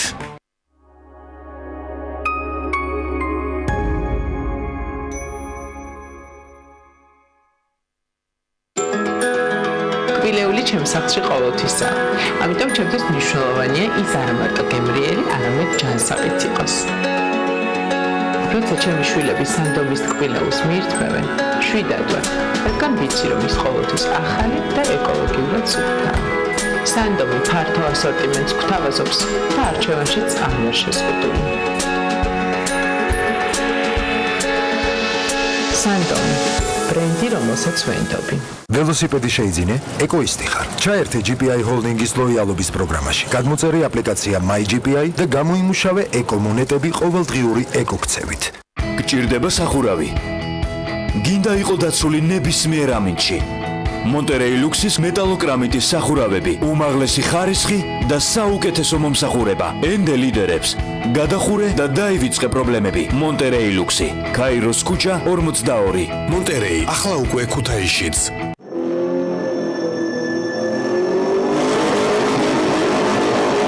ენერგია ნებისმიერი მოძრაობის საწყისი. იმისთვის რომ წინ წახვიდე, მეც მიაღწია. აუცილებელი ენერგიის სწორად განაწილება. უნდა იცოდე როგორ დააზოგო, დააგროვო და როდის გამოიყენო. საუკეთესო შედეგს რომ მიაღწია.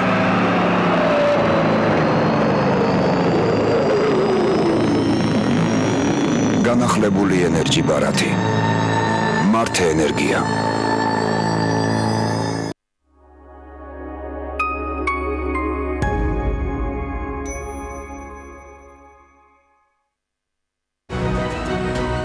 დირსი მასშტაბური საცხოვრებელი კომპლექსი თბილისში. წარმოგიდგენთ. გადაცემის სპონსორია ნოვა. 200-მდე დასახელების ქართული პროდუქტი. ნოვა 12 წელი თქვენს გვერდით.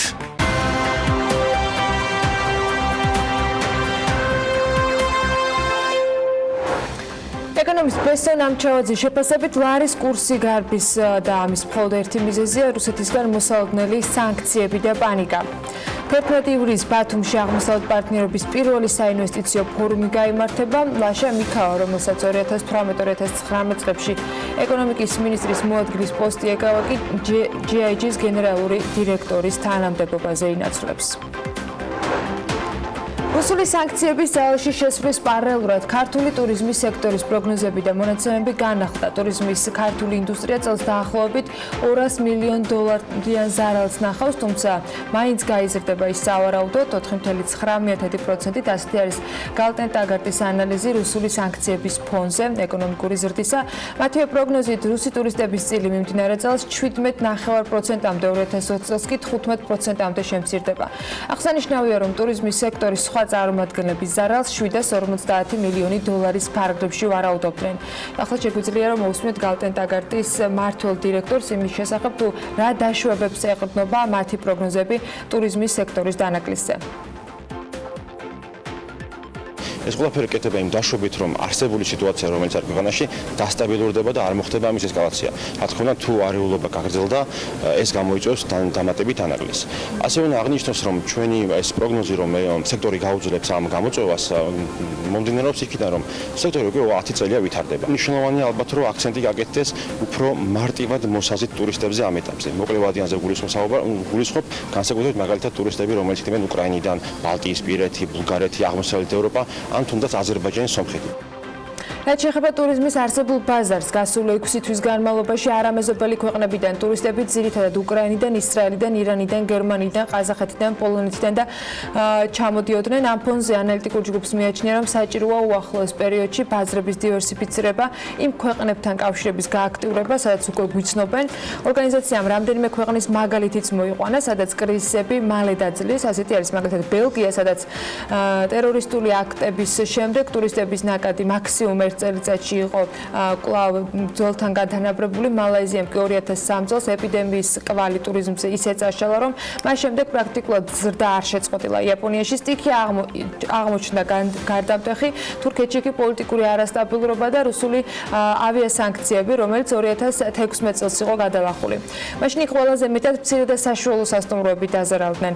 ეს თემები იყო განხილვის მთავარი საკითხები გალტენ ტაგარტის სემინარზე. ღონისძიებას სასტუმროებისა და რესტორნების ფედერაციის დამფუძნებელი შალვა ალავერდაშვილიც ესწრებოდა, რომელმაც ბოლო მონაცემები გააგოცნო BMG-ს სასტუმროებში ჯავშნებთან არსებული ვითარების შესახებ.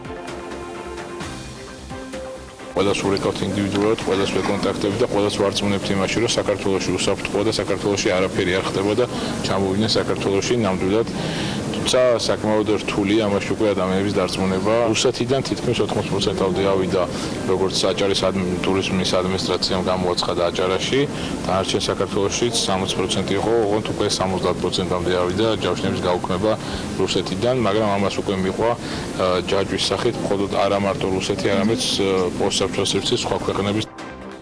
შალვა ალავერდაშვილმა იშიშრა, რომ ახლო მომავალში ყველაზე მეტად ირანიდან და არაბული ქვეყნებიდან შეიძლება ტურისტების მოზიდვა, თუმცა აქ სავიზო საკითხებია გართულებული. მისივე ინფორმაციით, ირანელ ტურისტებს მას შემდეგ, რაც საქართველოში შემოსვლის შემდეგ უკან გააბრუნეს, ისევ ჩვენს ქვეყანაში ჩამოსვლის გადაწყვეტილება უჭერთ.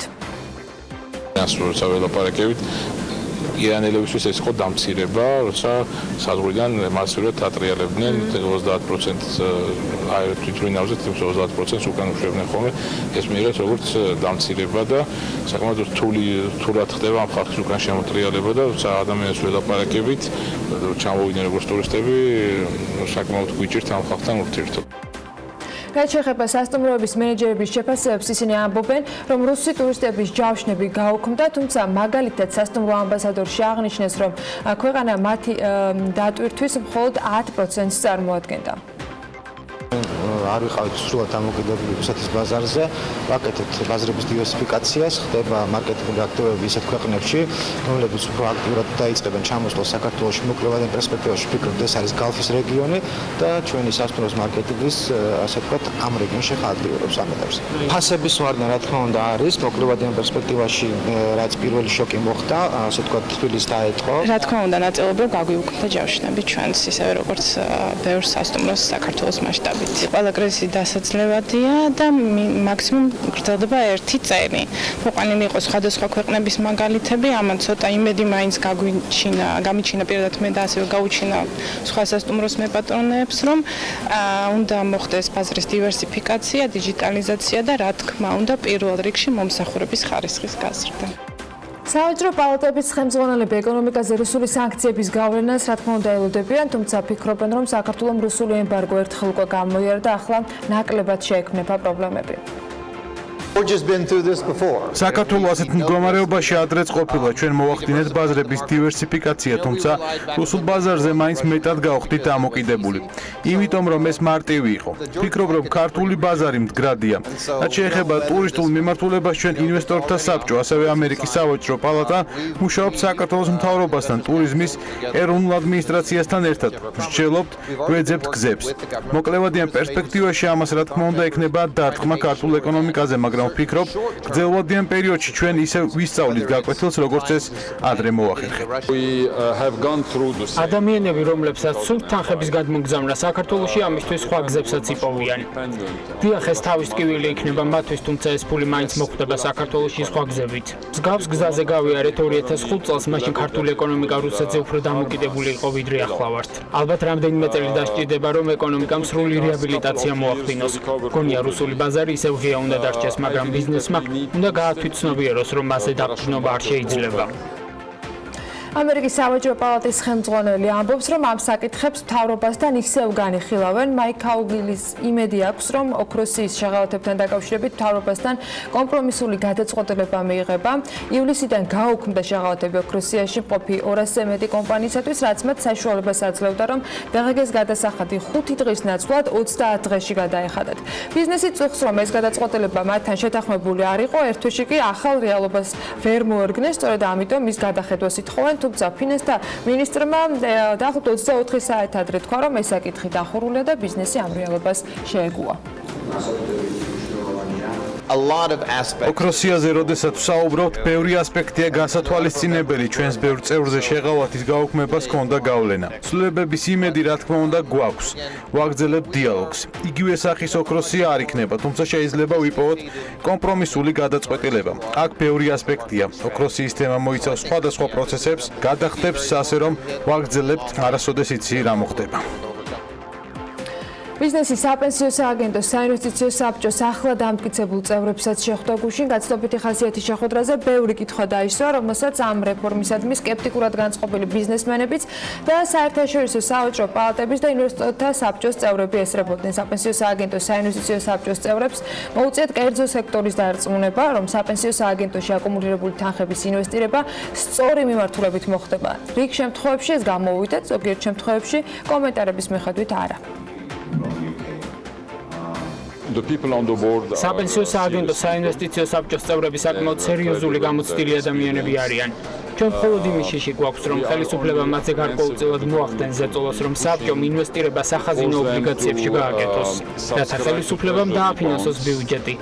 ვისაუბრეთ ამ პრობლემაზე და ვფიქრობთ, სამეთვალყურეო საბჭო იქნება საკმარისად მყარი, რომ თუ სახაზინო ობლიგაციებში დააბანდებენ თანხებს, ეს იქნება ადეკვატური მოცულობა იმ მთლიანი თანხისა, რომელიც ფონდში იქნება აკუმულირებული.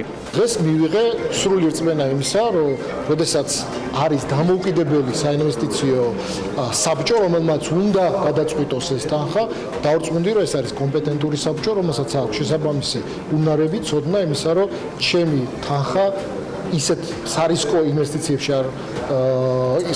არ წავიდეს ეს თანხა სარისკო ასე ვთქვათ პროექტებში, რამაც შეიძლება ხვალდაზე მე ამ თანხის გარეშე დამტოვოს. შეხვედრაზე ჩვენ ყველა შეკითხვებს გავეცით ამომწურავი პასუხი.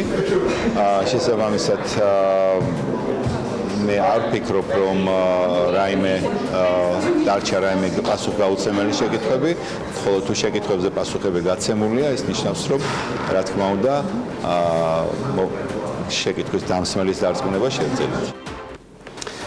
საპენსიო სააგენტოს საბჭოს საფრანგეთის ნაციონალური საპენსიო სარეზერვო ფონდის აღმასრულებელი დირექტორი უხელმძღვანელებს მისი მოადგილის თანამდებობას კი საქართველოს ეკონომიკისა და მდგრადი განვითარების მინისტრის ყოფილი უფროსი მრჩეველი დაიკავებს. ახლა საინტერესოა ეკონომიკის რომელ სექტორში მოხდება აკუმულირებული თანხების ინვესტირება.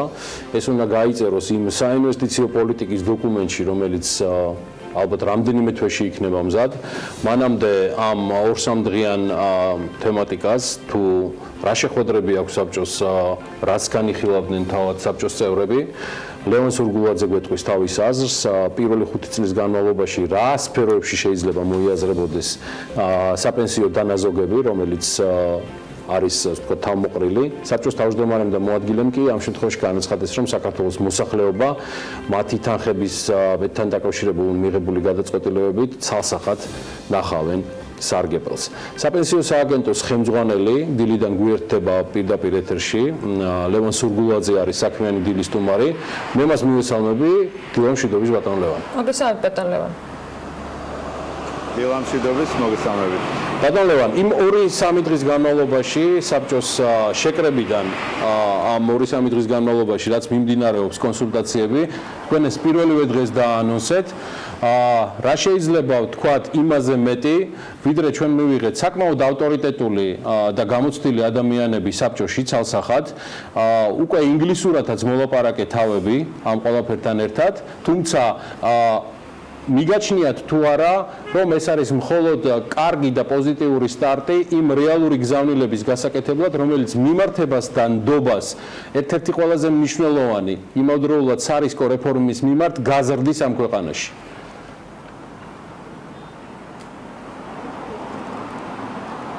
დიახ, რა თქმა უნდა, აი ეს 2 დღეა რაც აქ არიან, 2 სრული სამუშაო დღე.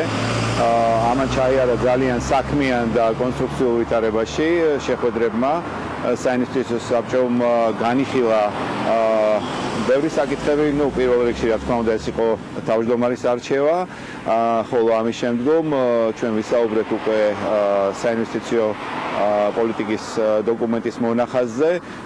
რა თქმა უნდა, მსჯელობა იყო იმ ინსტრუმენტებზე, რა ინსტრუმენტებში შეიძლება ეს თანხები განთავსდეს, ან არ შეიძლება რომ განთავსდეს, ასევე საქართველოში არსებული კაპიტალის ბაზრის მდგომარეობაზე და იქ არსებულ ვთქვათ ინსტრუმენტებზე და იმაზე, რომ თვითონ საპენსიო ფონდის შექმნა და ის გრძელვადიანი მოქნილი და მოქნილი ფული, საინვესტიციო ფული, როგორ შეუწყობს ხელს აი ესეთი უფრო მეტი აი ესეთი ინსტრუმენტების გამოჩენას და კაპიტალის ბაზრის განვითარებას ზოგადად და იმ სარგებელზე, რასაც ქვეყანა მიიღებს და ხალხი მიიღებს ორი მხრიდან, ასე ვთქვათ, ეს არის პირველ რიგში კაპიტალის ბაზრის განვითარება, საიდანაც უკვე ეკონომიკის ზრდა უნდა დაჩქარდეს, ახალი სამუშაო ადგილები უნდა შეიქმნას, შემოსავლები უნდა გაიზარდოს და ამავე დროს ჩვენს მოქალაქეებს საპენსიო ასაკში უნდა ჰქონდეთ. ბატონო, პრეს-კონფერენციაზე ითქვა, რომ შესაძლოა კაპიტალის ბაზრის განვითარებას საპენსიო რეფორმამ გაასწროს კიდეც. აი,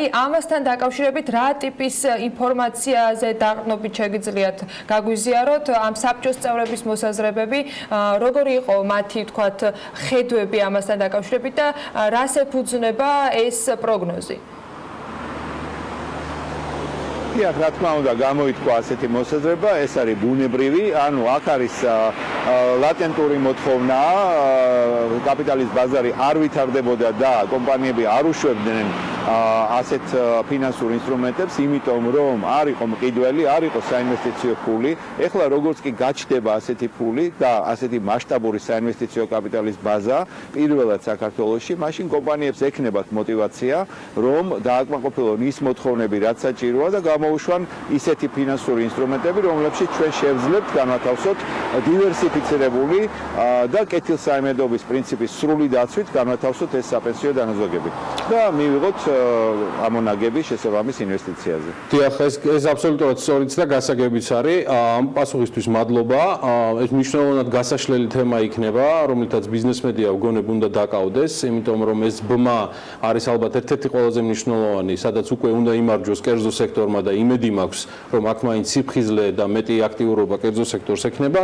ჩემი კითხვა არის, იყო საუბრები, თქვენ გციტირებთ ბატონ ლევან, რაც 2 წუთის წინ ბრძანეთ, რომ სად შეიძლება და სად არ შეიძლება მოხდეს ამ თანხების ინვესტირება. მე არ გთხოვთ გადაწყვეტილების რაიმე ტიპის გამჟღავნებას, ეს საწყის ეტაპზეა საინვესტიციო საბჭოსთვის, მაგრამ თუ ეს ერთგვარი წითელი ხაზები უკვე მოხაზულია, ანუ პოზიტიური და საიმედო მიმართულებები და ნეგატიური და იქ სადაც ცალსახად საბჭო, რომელიც დამოუკიდებელი უნდა იყოს თავის გადაწყვეტილებებში, ნამდვილად არ ჩადებს ამ აკუმულირებულ თანხებს. ეს თუ არის ცნობილი?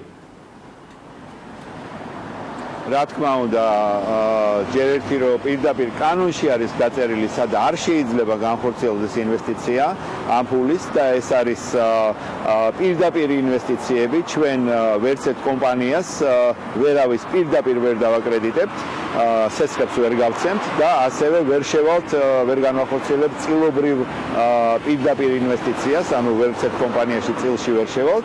ეს უნდა იყოს აუცილებლად ფინანსური ინსტრუმენტი, ფასიანი ხაღალდი, რომელსაც გამოუშვებენ კომპანიები და ასევე დაცული უნდა იყოს აუცილებლად დივერსიფიცირების პრინციპი. არავითარ შემთხვევაში არ უნდა იყოს მაღალი კონცენტრაცია გარკვეულ სექტორზე ან გარკვეულ კომპანიაზე. ეს შეზღუდვები კანონში სდევს, თუმცა საინვესტიციო პოლიტიკაში ეს უფრო დაწვრილებით გაიწერება და ასე ვთქვათ, ალბათ დიდი ალბათობით იქ გაიწერება ის ინდუსტრიები, ის სექტორები ბიზნესის და ეკონომიკის, სადაც შეიძლება ასე ითანხები გასაგებია. ანუ ეს ყველაფერი პროცესია, ნამდვილად არის საქართველოში.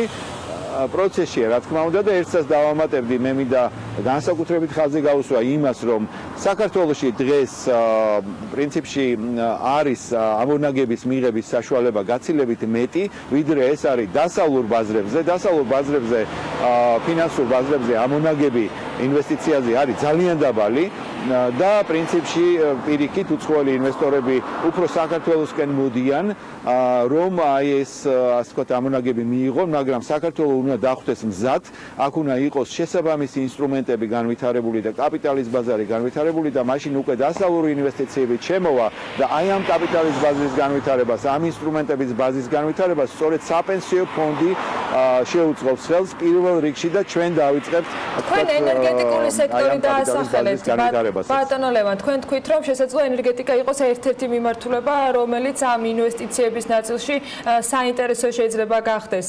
გარდა იმისა, რომ მიმდინარე უკვე დამტკიცებულ პროექტებსაც თქვათ რაღაც პრობლემები ექნებათ და ინვესტორებსაც, რომლებიც ენერგეტიკით არიან დაინტერესებულები და თქვენი მოსაზრება ნაწილობრივ მაინც გასაგები იყო ამ ბრიფინგიდან გამომდინარე, იმ შეხვედრაზე, რომელიც გაიმართა იმ ადამიანებთან, ვინც საბჭოს წევრები არიან, რა თქვათ პოზიციები მოისმინეთ და რამდენად იყო არგუმენტების გაცვლა გამოსვლა ამ რადგან იყო ღიად დასახელებული ენერგეტიკა, ამიტომ გეკითხებით. ამაზე რამდენად თქვათ მყარია საბჭოს წევრთა პოზიციები ან რამდენად ერთსულოვანია?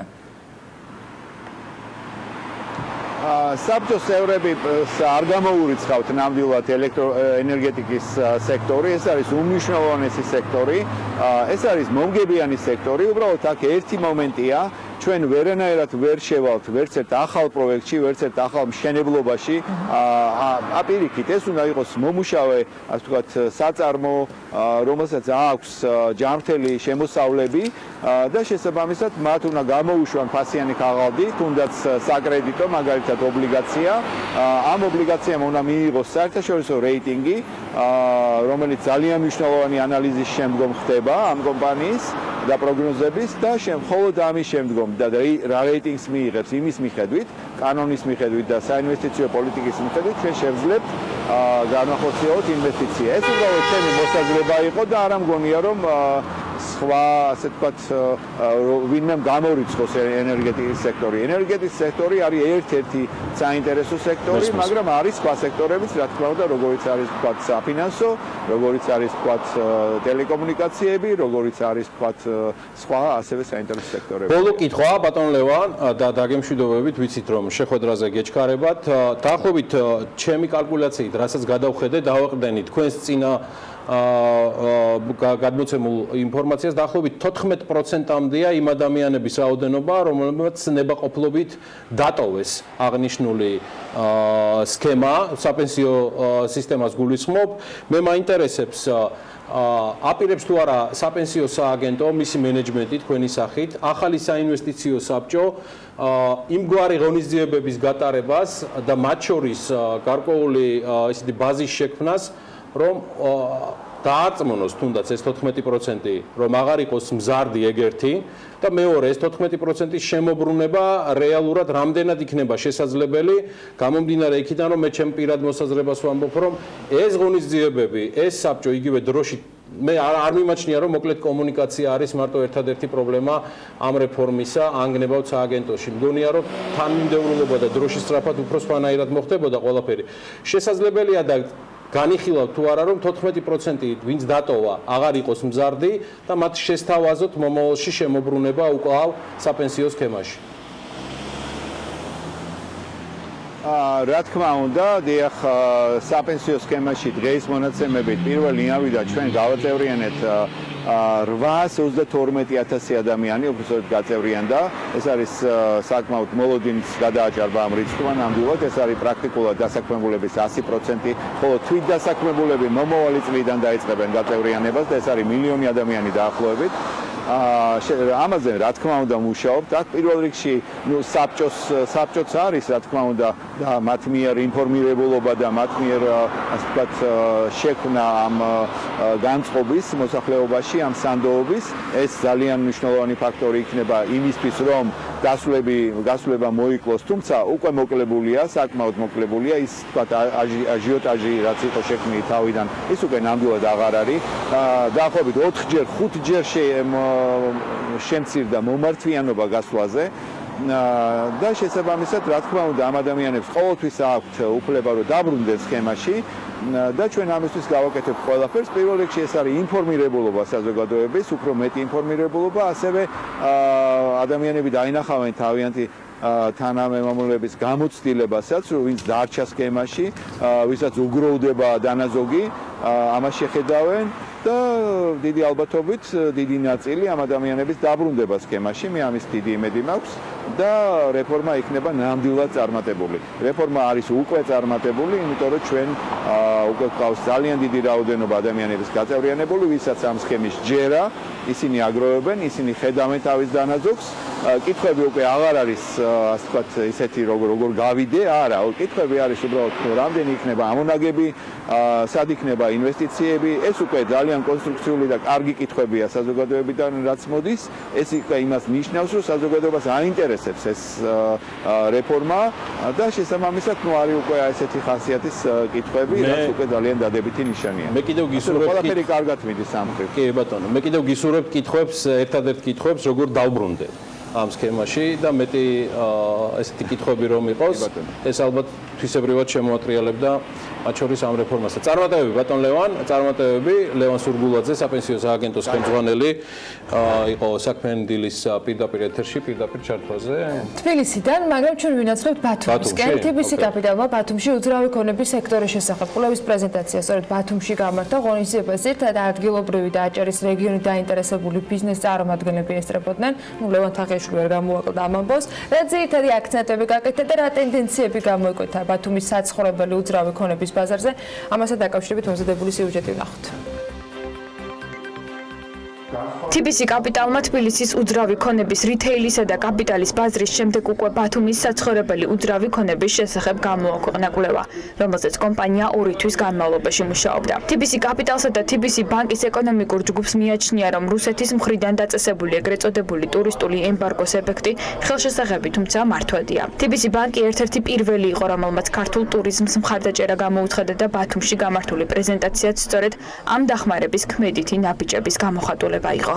ეს კვლევები ძალიან მნიშვნელოვანია იმ კუთხით, რომ საკმაოდ დეტალური მიმოხილვა არის, რომელიც როგორც ბანკს, ისევე ჩვენს ბიზნეს პარტნიორებს აძლევს შესაძლებლობას, რომ გაანალიზონ სხვადასხვა კუთხით დაინახონ სხვადასხვა გამოწვევები, რა პოტენციალია და შემდეგ უფრო მარტივად, ასე ვთქვათ, მოერგონ აი ამ გამოწვევების გადალახვაზე თუ პოტენციალის გამოყენებაზე. ამიტომ ეს არ არის პირველი, უკვე რამოდენიმე მსგავსი ღონისძიება არის ჩატარებული. აუცილებლად აპირებს TBC კაპიტალი ჩვენ TBC ბანკთან ერთად, რომ გაგრძელდეს და შეეხოს არა მარტო საცხოვრებელი უძრავი ქონების ბაზას, არამედ სხვადასხვა ბიზნეს სექტორებს. დღევანდელი მდგომარეობით ბიზნეს დაკრედიტების მოცულობა შეადგენს 450 მილიონ ლარს. გასული 12 თვის მანძილზე ბანკმა მნიშვნელოვანი ინვესტიციები გააკეთა ამ მიმართულებით.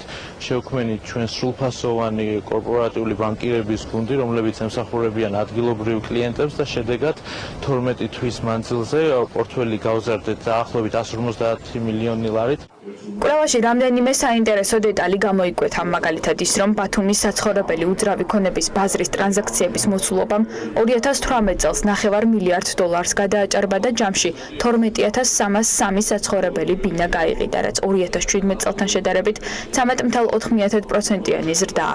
გარდა ამისა, აღმოჩნდა, რომ გაყიდული ბინების უმეტესობა პრემიუმ ან დაბალ სეგმენტს მიეკუთვნება და მხოლოდ 16%-ს წარმოადგენს საშუალო სეგმენტს. სანქციების გათვალისწინებით, როგორც არის ვთქვათ, ფრენების აკრძალვა რუსეთის მხრიდან, ჩვენ მაინც გონია ჩვენი გათვლებით ბათუმში ტურიზმის და პოზიტიურ ტრაექტორიაში დარჩება დაახლოებით 0-დან 5%-მდე, სავარაუდოდ 4%-ს შეადგენს ტურიზმის და 2019 წელს და შემდგომ წლებში ველოდებით ამ ზრდის ტემპის აჩქარებას. 2025 წლამდე საშუალოდ 9%-იან ზრდას ვარაუდობთ წელიწადში. ეს არის გარანტია იმის, რომ ბათუმის უძრავ ქონებაზე მოთხოვნა უკავინდებურად დიდი დარჩება მომავალში. მნიშვნელოვანია, რომ უცხოელ მყიდველთა წილი ბათუმის საბინაო ბაზარზე 2018 წელს 36% იყო და ამ მხრივ უკრაინისა და რუსეთის მოქალაქეები აქტიურობდნენ. რაც შეეხება ბათუმის ადგილობრივ მოსახლეობას, TBC კაპიტალის ინფორმაციით ის ნელი ტემპით იზრდება, თუმცა უმუშევრობამ ბოლო წლებში მკვეთრად იკლო და ბოლო წლების მინიმუმზეა, რაც სამომავლოდ ახალი მუშახელის მოძიების საჭიროებას გაზრდის.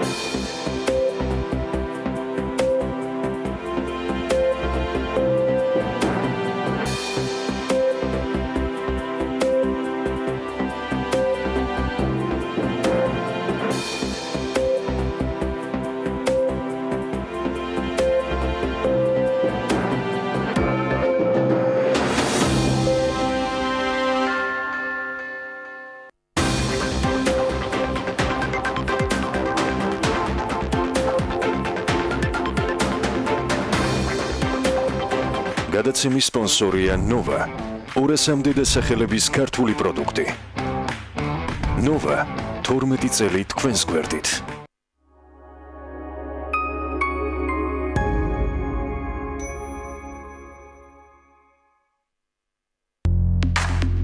ოქროს ბრენდის მფლობელი კომპანია Old Stone გთავაზობთ მოსაპირკეთებელი მასალების დიდ არჩევანს. ბუნებრივი ქვატრავერტინის ნომერ პირველი იმპორტიორი საქართველოში. უზარმაზარი სასაწყობე ობიექტი ფერების დიდ არჩევანთან ერთად გთავაზობთ ნებისმიერი სისქისა და ზომის ფილებს საკუთარი კარიერებიდან თქვენს ობიექტამდე. იყიდე პირველისგან Old Stone, თქვენი პროექტის ოქროს პარტნიორი. ვაფლი უნდა იყოს ხრაშუნა. ბავშვებისთვის ჰაეროვანი, ახალგაზრდებისთვის მადი სახელმწიფო, შეყვარებულებისთვის მრავალფეროვანი, ახალი სიცოცხლისთვის ჯანსაღი და სანდო, გურმანებისთვის კი სრულყოფილი. ეს ბარამბოს ვაფლია. ვაფლის ფირფიტებში მოქცეული გემოთა მრავალფეროვანი ჰარმონია. ბარამბოს ვაფლი, ყოველთვის და ყველასთვის. BTEC PyPix სტანდარტი, ყინვაგამძლე BTEC PyPix 100, უნივერსალური ყინვაგამძლე BTEC PyPix 15, უნივერსალური ბათქაში BTEC PyPix P40, თვითწორებადი დუღაბი BTEC PyPix SL40. BTEC PyPix-ი, გახადე საქმე გარანტირებული, წლის რჩეული ბრენდი.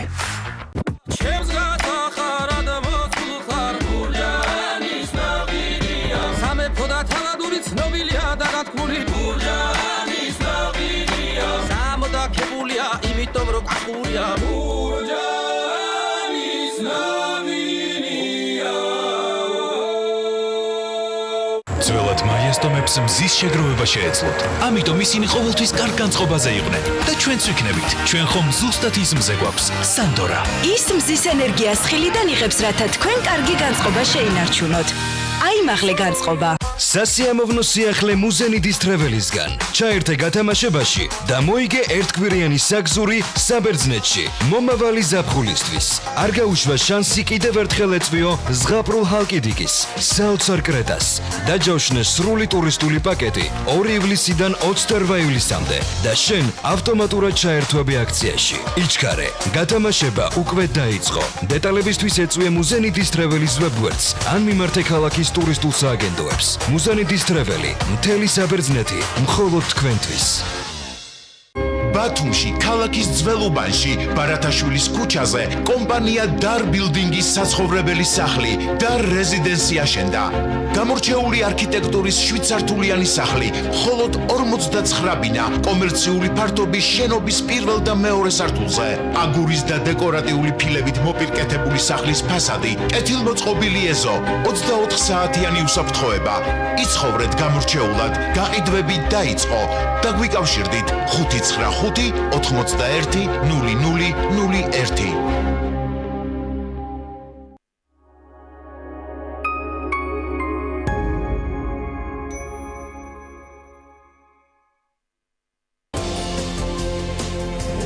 ზაფხულის კინოსკოლას საქართველოს კინოცენტრი წელს მეხუთედ ხსნის.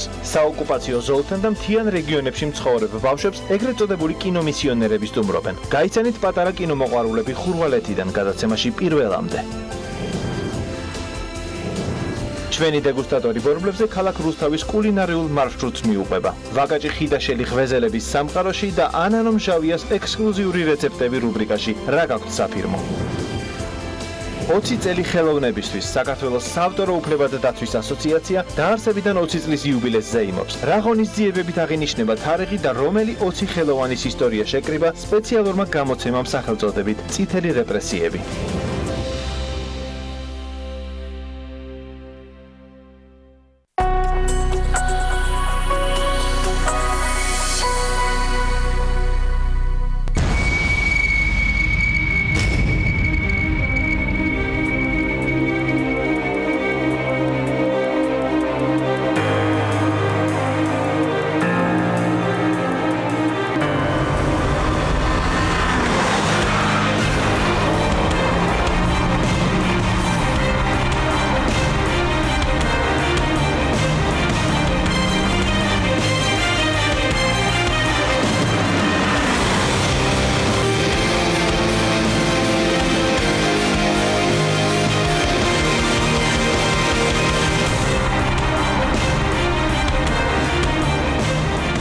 ავტორბოლა მიხეილ წულუკიძესთან ერთად ტელეპირველზე. გადაცემა ავტორბოლის სპონსორია Toyota ცენტრი თბილისი. პირველი ოფიციალური დილერი საქართველოში. ხარისხი მუდმივ განვითარებაში. ეს Toyota. პარტიების სათხოვნელად მოვედი. ძალიან ნანობი ყველაფერს, რაც გაგიკეთე. იმედგაცრუებული ქალი, რთული არჩევანის ზღვარზე. ყველაფრის თავიდან დაწყების შანსი. არ დავუშვებ, რომ ბედნიერები იყვნენ. თუ ხაფანგი. მიშველეთ. კვლავ ჯოჯოხეთში შესატყუებლა. ისევ ის მარკო ხარ. არ შეცვლილ ხარ. ბრძოლა ბედნიერებისთვის გრძელდება. ურჩევნიათ მიფრთხილდნენ. ყველაზე საინტერესო. ამჯერად რა გააკეთე? იწყება ახლა. შენ ჩემი შეცდომა ხარ.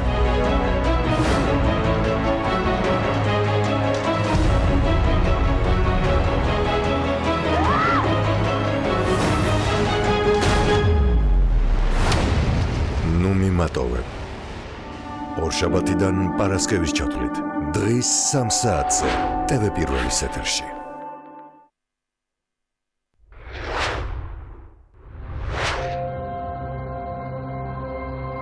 მას ავიწროვებენ. მას დევნიან. მასზე ნადირობენ. და თავს უნდა უშველოს. სხვისი სახით დაწყებული ცხოვრება. ზღვის ნაცვლად ნაპოვნი სიყვარული და ოჯახური ბედნიერება. მტრად ქცეული ორეული. სიმართლე, რომელიც სახიფათო გახდა და სიცრუე, რომელიც სიმართლეს არჩიეს. მშვენიერი ნიმფას ორი სიცოცხლე. აღმოსავლურ დრამაში. სხვა სახე.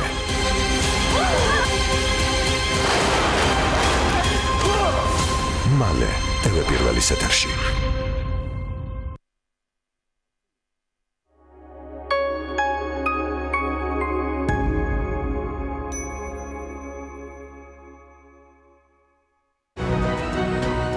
დირსი მასშტაბური საცხოვრებელი კომპლექსი თბილისში. წარმოგიდგენთ. გადაცემის სპონსორია ნოვა. 200-მდე დასახელების ქართული პროდუქტი. ნოვა 12 წელი თქვენს გვერდით.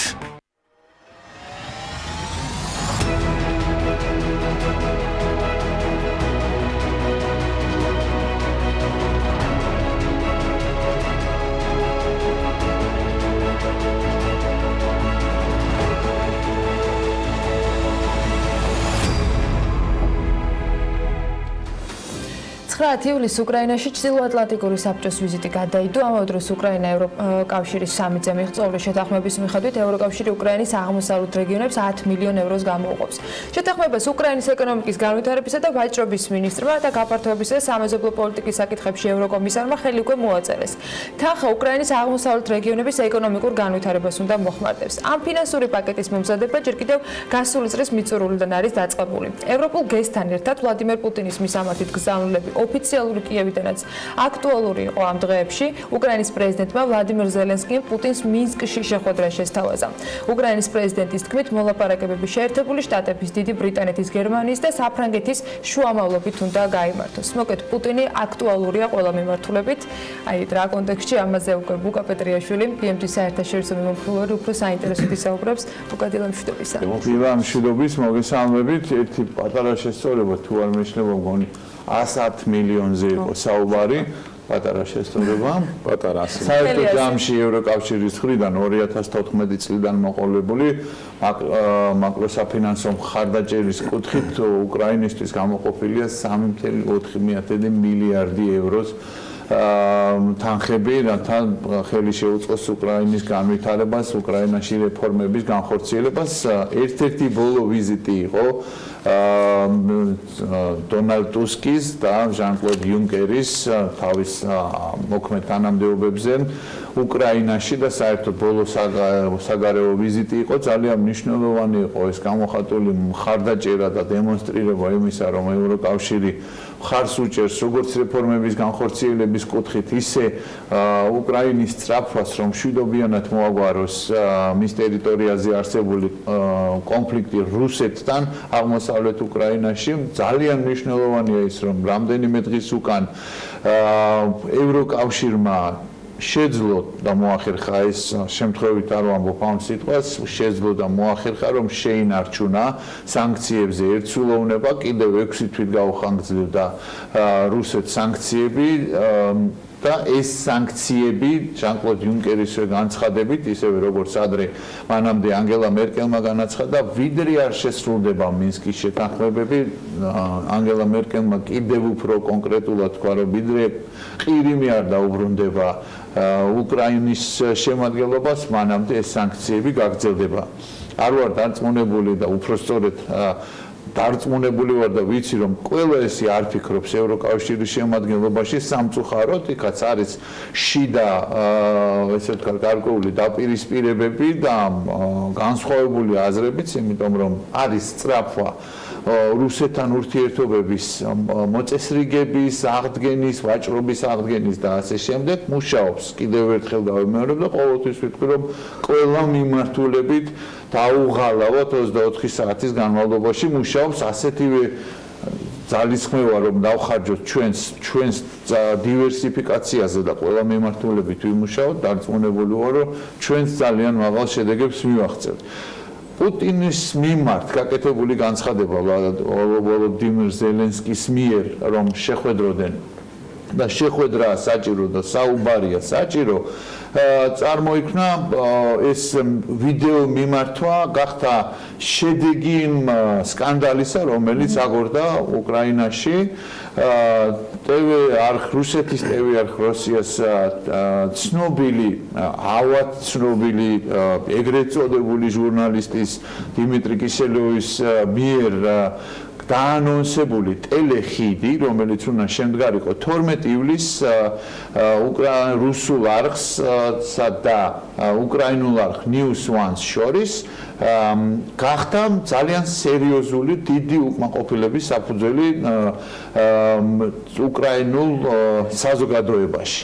გამოეხმაურა ამას ეროვნული ძალები, გამოეხმაურა ყველა ის ძალა, რომელიც განწყობილია იმისათვის, რომ არ დაუთმოს და არ მიცეს საშუალება რუსულ ჰიბრიდულ მანქანას აღასრულოს თავისი მიზნები და ამოცანები.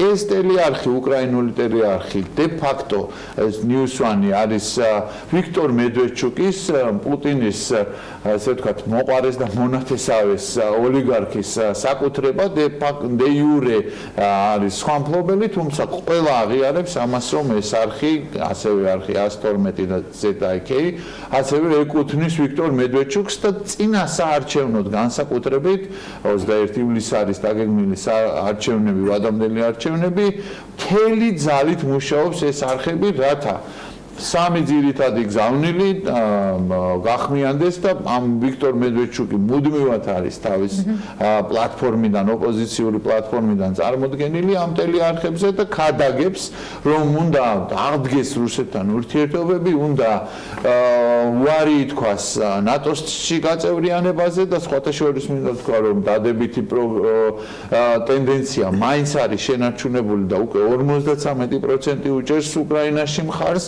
ნატოში გაწევრიანებას და ასევე უნდა პირდაპირ ლაპარაკი გაიმართოს ესე ვთქვათ სეპარატისტული რეჟიმების წარმომადგენლებთან. ძალიან ნაცნობია ეს ყველაფერი, ძალიან ნაცნობია, შემთხვევით არ ღაღადებდა გუშინ შარლიდან ამოხტარი კლოუნი ჟირინოვსკი, ნამდვილი კლოუნი ჟირინოვსკი, უბრალოდ ის მართლა ახმიანებს იმ მნიშვნელოვან გზავნილებს, რომელიც მასთან სხვადასხვა არხებით და პოპულარული ახლა message box-ებით მიდის სახელისუფლებო, ასე ვთქვათ, პროპაგანდისტული მანქანიდან. რომ კიევის და თბილისის თავზე უნდა ფრიალებდეს წითელი დროშა და ეს ყველაფერი უნდა მიწასთან აღუგავონ, აღულაგმონ, იმიტომ რომ ჩვენ არ გვაქვს დამოუკიდებლად არსებობის უფლება და ეს უნდა მოხდეს სწრაფად. ვიდრე დაიწყება შიშის ომი ირანთან და მანამდე უნდა განხორციელდეს ეს ყველაფერი. უკრაინას რომ დაუბრუნდეთ, საზოგადოების უმძაფრესი რეაქცია მოხდა პიკეტირება ამ ტელევიზიის, იყო გეგმები, ასე ვთქვათ, საფრთხის შემცველი განცხადებები და ამას მოყვა უკრაინის პრეზიდენტის განცხადება ვიდეო მიმართვა ხალხისადმი, მოქალაქეებისადმი, რომ ეს ტელეარხი, ტელეხიდი შეუძლებელია, დაუშვებელია და მიუღებელია შესაბამისმა ორგანოებმა უკვე დაიწყეს გამოძიებაც, სახელმწიფო ღალატის მუხლით დაიკითხებიან ამ მიმართულებით ჟურნალისტები, დამგეგმავები დაკითხვა ესეთ პროვოკაციულ თემების შემოგდებაზე ძალიან აქტუალურია, სხვათა შორის საჭირო იქნებოდა აქაც გარკვეული დაკითხვების და გამოკითხვების წარმოება, ვინც არ უნდა იყოს ის, რა სტატუსიც არ უნდა ქონოდა ადრე და რა სტატუსიც არ აქვს ახლა. ასეთი პროვოკაციული ქმედებების დაგეგმვის პროცესში ვინ იღებს მთავარ გადაწყვეტილებას. და გაავრცელა მიმართვა ვლადიმერ პუტინის მიმართ, რომ შედგეს შეხვედრა, დიალოგი საჭიროა, საუბარი მნიშვნელოვანია, გთავაზობ ადგილს მინსკი, გთავაზობ თანამონაწილეებს, ამერიკის შეერთებული შტატები, დიდი ბრიტანეთი, გერმანია, საფრანგეთი. მინსკში არსებობს ეს ფორმატი, ნორმანდიული 4-ეულიც არსებობს, რა თქმა უნდა, ვლადიმერ ზელენსკის მცდელობა არის, რომ შემოიყვანოს ახალი მნიშვნელოვანი მოთამაშე ამ მოლაპარაკებების პროცესში ეს არის ამერიკის შეერთებული შტატები. სხვათა შორის პირველად ასეთ შემოთავაზებებზე რუსეთის მხრიდან იყო ძალიან მკაცრად უარყოფითი რეაქცია, თუმცა ეხლა შედარებით რბილი იყო პასუხი, რომ ამ ფორმატს, ამ შემოთავაზებას სჭირდება შესწავლა, ამაზე იქნება მსჯელობა და ჩვენი პასუხი გახდება ცნობილი. აქვე მინდა მოგახსენოთ, რომ როგორც კურტ ვოლკერმა განაცხადა, ამერიკის შეერთებული შტატების სპეციალურმა წარმომადგენელმა უკრაინის საკითხებში მას ჰქონდა კომუნიკაცია ვლადისლავ სურკოვთან, რომელიც აღმოჩნდა, რომ ჯერ კიდევ ცოცხალია და ჯერ კიდევ იკავებს თავის თანამდებობას, შესაძლოა შედგეს საუბარი კომუნიკაცია მათ შორის და შეხვედრა მათ შორის და განხილულ იქნას ამ ფორმატის ასეთი მნიშვნელოვანი ცვლილების შესაძლებლობა. ამდენად მე მინდა დასკვნის სახით მოგახსენოთ ამ კონკრეტულ თემასთან მიმართებაში, რომ რუსული ჰიბრიდული ომის ეს კლასიკური ნიმუშები და მაგალითები უხვად გვხვდება სამწუხაროდ ჩვენს ქვეყანაშიც და სამწუხაროდ ჩვენს მეგობარ უკრაინაშიც. ეხლა არის გარკვეული მცდელობა რუსეთის ხელისუფალთა მხრიდან საერთაშორისო თანამეგობრობისთვის თავის მოწონების პოზიტიური ესეთი კეთილშობილური ზრახვების მქონე ლიდერის წარმოჩენის, რათა ეს დაფასებული იყოს საერთაშორისო თანამეგობრობის მხრიდან და დაფასებული იყოს მოქალაქეების მხრიდან, მოქალაქეების იმ ქვეყნისა, რომლის ტერიტორიის 20% არის ოკუპირებული რუსეთის მიერ, რომლის მოქალაქეებს დილით, დღისით, მზისით ხოცავს რუსეთის ხელისუფლება, ჩვენ გვიკლავს ჩვენ საუკეთესო შვილებს და ჩვენ საუკეთესო თანამოქალაქეებს, ასე რომ ვერავით არის ენის მოჩლექვით საუბარი, ვერავით არის რა თქმა უნდა მე არ გულისხმობ, რომ რახან ენით მოჩლექვით არ უნდა ელაპარაკო, ამიტომ მაინდა-მაინც ბოლოს სიტყვებით უნდა აგინო ტელევიზიით განწყობა შეიძლება იდენტური იყოს, მაგრამ ყველაფერს აქვს თავის ზომები და თავის ფორმები და ნორმები. მაგრამ სულ კიდევ ერთხელ ვიმეორებ, მუდმივად მუშაობს რუსეთი დღე და ღამის განმავლობაში, რომ იპოვოს შესაძლებლობა მოსინჯოს ნიადაგი, რამდენად ნოყიერია იქ განწყობები იმისათვის, რომ განაგრძოს თავისი გავლენების გაფართოება. დღე და ღამ მუშაობს და ჩვენც ასევე დღე და ღამ უნდა ვიმუშაოთ. პირველი იმისთვის, რომ თავიდან ავიცილოთ ასეთი ტიპის პროვოკაციები და ასეთი ტიპის საფრთხეები, კარგად 10-ჯერ, 100-ჯერ უნდა აიწონოს, ვინ უნდა ჩამობძანდეს საქართველოში, ვინ არ უნდა ჩამობძანდეს და ვის სად უნდა ჩაბძანდეს და სად არ უნდა ჩაბძანდეს, რომელ სავარძელში და რომელ შენობაში. პირველი და უმთავრესი და მეორე არ გვაძლევს მოდუნების საშუალებას რუსეთი ონიშენკომ თქვა სხვათა შორის, რომ ძეგლი უნდა დაუდგან მას იმ სანქციების და ემბარგოს შემოღებისთვის, მივესალმები ნამდვილად ეკუთვნის მას ჩვენგან, იმიტომ რომ ღვინის ხარისხიც გაუმჯობესდა და დივერსიფიკაციაც რეალურად მას შემდეგ დაიწყო და შემოსავლებიც გაიზარდა. ამიტომ ეხლა დღეს რო გადაივლის ეს სანქციების საფრთხე, რომელიც ჯერ კიდე კარგად უნდა მოვიქცეთ, ჩუმად უნდა ვილაპარაკოთ, რაღაცა ისეთი შესაბამისი ეპიტეტები შევარჩიოთ, რომ არიქა-იქ არ გაღიზიანდნენ 416 დუმის უსაქმური დეპუტატი. რეალურად ჩვენ უმთავრესია, რომ დივერსიფიკაციაზე ყოველდღიურ რეჟიმში ვიფიქროთ და ვიმუშაოთ. არის უამრავი შესაძლებლობა და დიდი მოცულობების სხვა მიმართულებით გატანის შესაძლებლობა. ამიტომაც ამ თვალსაზრისით ჩვენ უკრაინას გასაკეთებელი კიდევ ბევრი გვაქვს და სამუშაო კიდევ ბევრი გვაქვს, იმიტომ რომ სხვა საფრთხეებიც ძალიან ბევრია რეგიონში. და ეს დრო ფაქტობრივად უკვე გუშინდლიდან არა, უბრალოდ პირობითად გუშინდლიდან არსებობს. შენ ირანი ახსენე და ამერიკის შეერთებული შტატები. რუსეთი ამ დროს ელოდება მეორე მხრივ დანარჩენი მსოფლიოს რეაქცია როგორ და რას ველოდებით ჩვენ ამ ყველაფრისგან?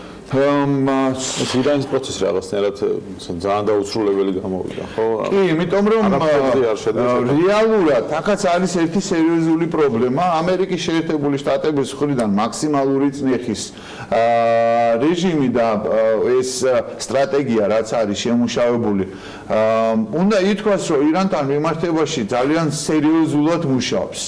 მე კარგად მესმის იმ ევროპული თუ საერთაშორისო კომპანიების, რომლებიც თავს იკავებენ ირანთან ნავთობის თემაში, ვაჭრობის და ყველა სხვა მიმართულებით რაიმე თანამშრომლობის განვითარებას, იმიტომ რომ არავის არ სურს ამერიკული სანქციების ქვეშ მოხვედრას. მათ შორის, სხვათა შორის ჩინელებსაც და მათ შორის რუსეთის ფედერაციის წარმომადგენლებსაც.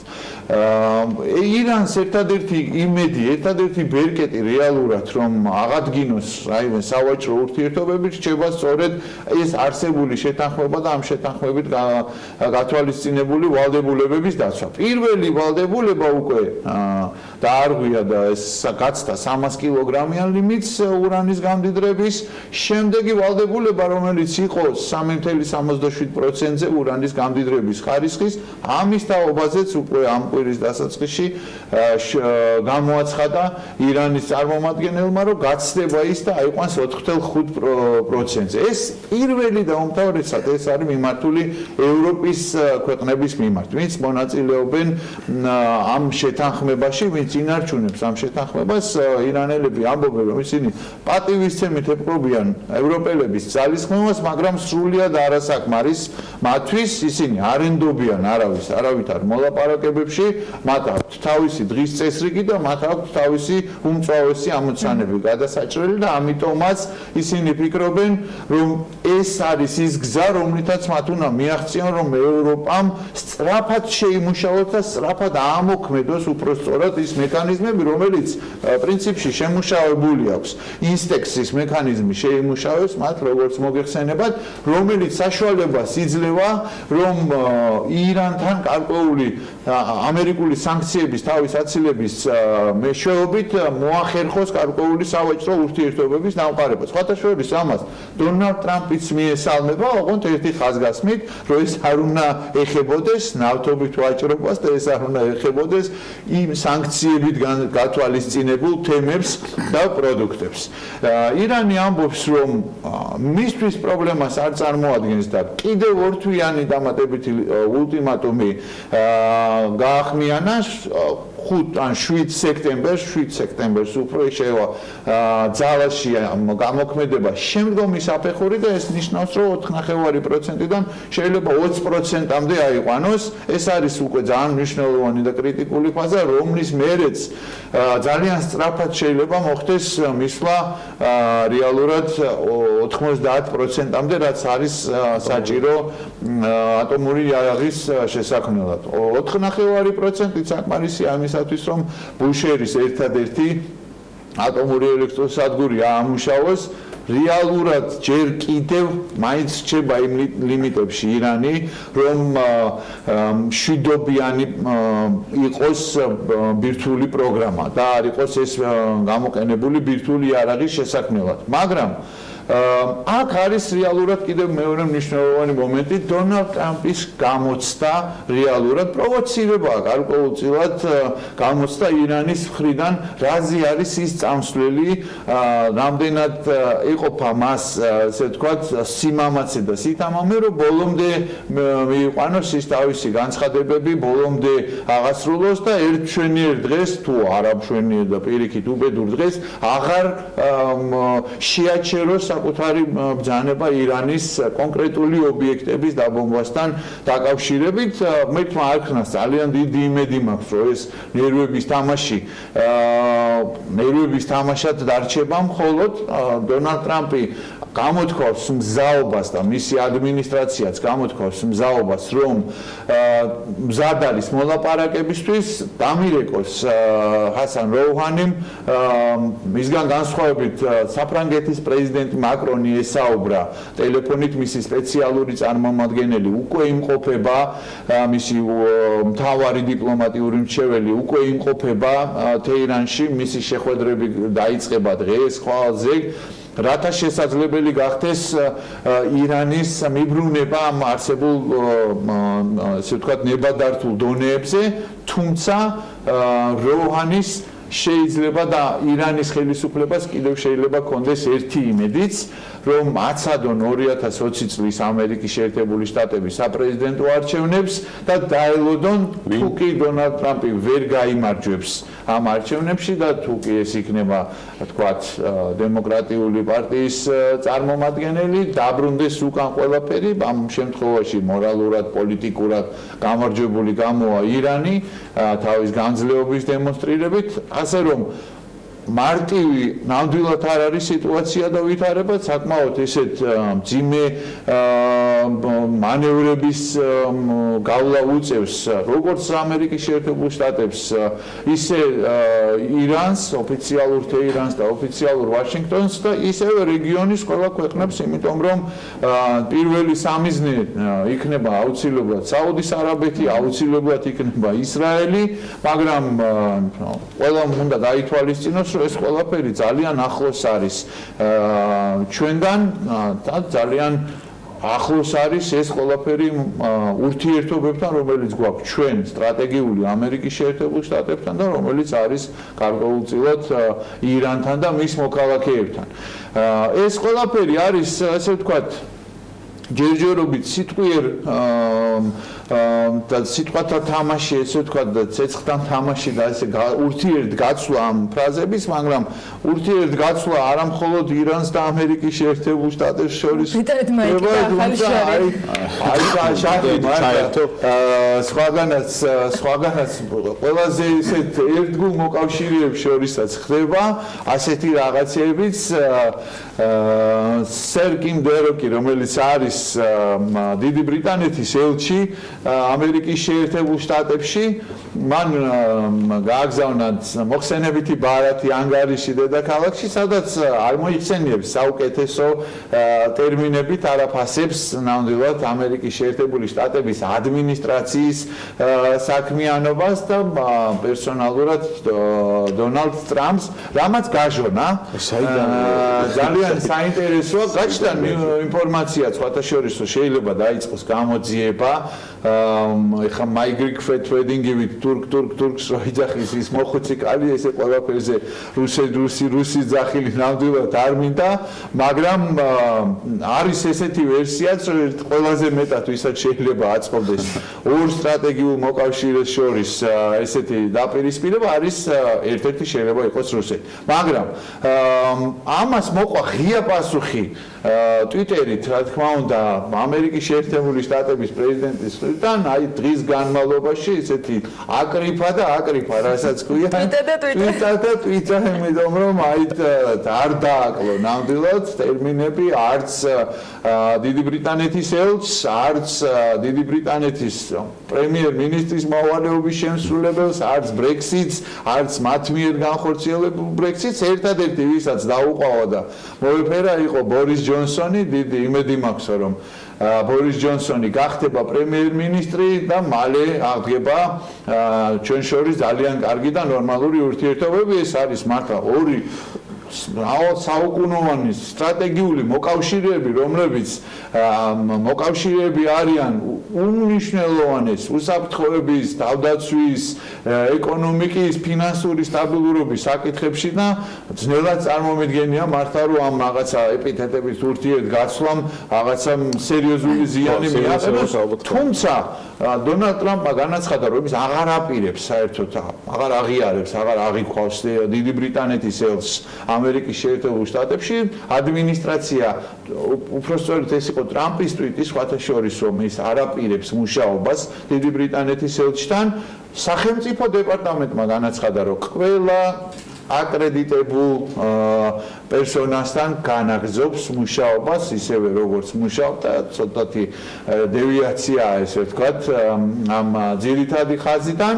მაგრამ ერთი რამ ცხადია, ეხლა დიდ ბრიტანეთის სავაჭრო მდივანი იმყოფება ამერიკის შეერთებულ შტატებში ძალიან მნიშვნელოვან მოლაპარაკებებზე და მის შეხვედრებს, მაგალითად ივანკა ტრამპთან, არ დაესწრება დიდი ბრიტანეთის ელჩი, ასევე არის ეს, რომ დიდი ბრიტანეთის ელჩი ხელს შეუწყობს ამ ვიზიტის განხორციელებას. ერთი ბოლო წინადადებით მინდა თქვა, რომ ეს რა თქმა უნდა განიხილებოდა იმ ჭრილში, რომ გუშინ იყო დებატები პრემიერ-მინისტრობისთვის მოქმედ საგარეო მდივანს ჯერემი ჰანტსა და ყველაზე პოტენციურ კანდიდატ ბორის ჯონსონს შორის, რა თქმა უნდა ეს იყო თემა. ჯერემი ჰანტმა თავიდან ბოლომდე დაუჭირა მხარი პრემიერ-მინისტრის მოვალეობის შემსრულებლად ტერესა მეის და ასევე განაცხადა, რომ თუ ის იქნება პრემიერ-მინისტრი, გახდება პრემიერ-მინისტრი, რაც უნდა მოხდეს 2 კვირაში, უფრო ნაკლებში დღეიდან. ის აუცილებლად დაასრულებინებს ვადას დიდი ბრიტანეთის ელჩს, რომელიც არ გამოიწვევს, რომელიც გადის პენსიაში წლის ბოლოს დღესასწაულების შემდეგ. რაც შეეხება ბორის ჯონსონს, მან თქვა, რომ ის არ არის ეხლა იმ სტატუსში და არ იქნებოდა მისი მხრიდან, მაინც და მაინც სწორი, რომ ეხლა ისაუბროს იმაზე, გამოიწვევს თუ არ გამოიწვევს, მან სიფრთხილე გამოიჩინა. ამ განცხადებებშიც გულწრფელად უნდა ითქვას, რომ კარგად ეთყობოდა, რომ ვის უფრო რეალური შანსები აქვს. 130,000 კონსერვატორი აირჩევს მალე დიდი ბრიტანეთის ახალ პრემიერ-მინისტრს და ყველა არსებული ინფორმაციით სრული უპირატესობა აქვს ბორის ჯონსონს, რომელიც ღიად აცხადებს და გუშინაც ძალიან მკაფიო იყო, რომ 31 ოქტომბერს აუცილებლად შეთანხმებით თუ შეთანხმების გარეშე დიდი ბრიტანეთი დატოვებს ევროკავშირს. ეს სიცხადე და მკაფიოობა უფრო მეტად ეფექტურია, უფრო მეტ ეფექტს ახდენს ამორჩევლებზე და მოქალაქეებზე, ვიდრე ჯერემი ჰანტის სიფრთხილე, მისი ოპონენტის სიფრთხილე, რომ ამ თარიღებთან და ვადებთან დაკავშირებით, რომელიც მან გამოიჩინა დებატების დროს. ასე რომ მოგე დიდი ამბებია და რამდენიმე თემა დაანონსაკიდეს ბუკამ, რომელიც მომდევნო 2 კვირის განმავლობაში აქტუალური იქნება და არ მხოლოდ 2 კვირის განმავლობაში. მას ზუსტად 1 კვირის თავზე შევხვდებით საქმიანობის ეთერში, იქამდე Forbes-ის საინტერესო ბლოგები უნდა წაიკითხოთ, ამ კვირისაც და ორშაბათსაც კიდევ არანაკლებ საინტერესო თემა გელოდებათ. დღეს ვიმშვიდობებით, მადლობა მას მიმოხილვისათვის. წინ სარეკლამო პაუზა გელოდებოდა, რამდენიმე წუთში დაგებრუნდებით.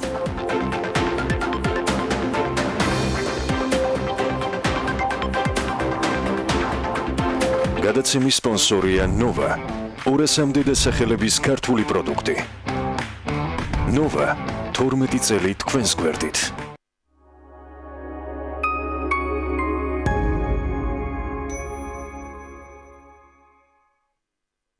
დეტალები, რომელიც ერთად და ცალ-ცალკე ქმნის საერთო საქმეს. იმ ღირებულებებს, რომელსაც მოდუსის ქსელი უკვე 20 წელია ემსახურება. ვაწარმოებთ საქართველოში, ასევე მსოფლიო ბაზრიდან გაწვდით პროდუქციის მრავალფეროვან არჩევანს. ჩვენი გუნდი გემსახურებათ უმაღლესი სტანდარტებით. ჩვენთვის მნიშვნელოვანია თქვენთან ურთიერთობა. მადლობა 20 წლიანი მეგობრობისთვის.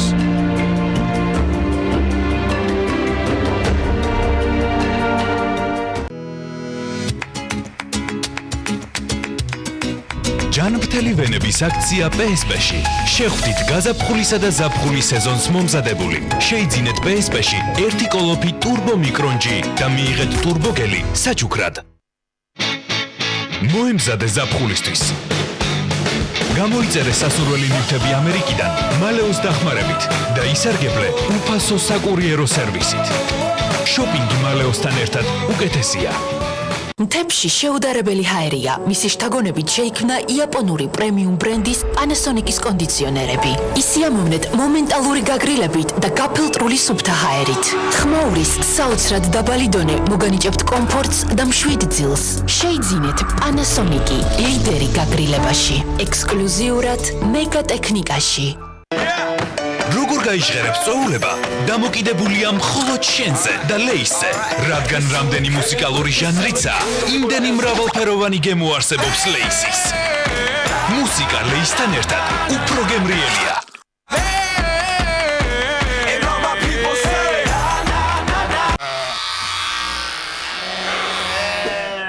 დიროლი. აღაფრთოვანებს გემოთი. დიროლი. აღაფრთოვანებს გემოთი. მზად ხარ? მის ოჯახთან შესახვედრად. ამ მნიშვნელოვანი მოვლენისთვის. პირველი ჩეხუტებისთვის. ჩვეულებრივი კბილის პასტისგან განსხვავებით, ახალი რევოლუციური ფორმულა Colgate Total აერთიანებს ორ ბუნებრივ კომპონენტს, ცინკს და არგინინს. იბრძვის ბაქტერიებს კბილებზე, ენაზე, ლოყებსა და ღრძილებზე და იცავს მათ 12 საათის განმავლობაში. იმისთვის რომ იყო აბსოლუტურად მზად. ახალი Colgate Total იყავი მზად ყველაფრისთვის. ახალი Colgate Total უზრუნველყოფს მინანქრის აქტიურ დაცვას, პირის ღრუდან არასასიამოვნო სულის მომენტალურ ნეიტრალიზაციას და ებრძვის კბილების მომატებულ მგრძნობელობას. ახალი Colgate Total მოწინავე ფორმულა მთელი პირის ღრუს ჯანმრთელობისთვის.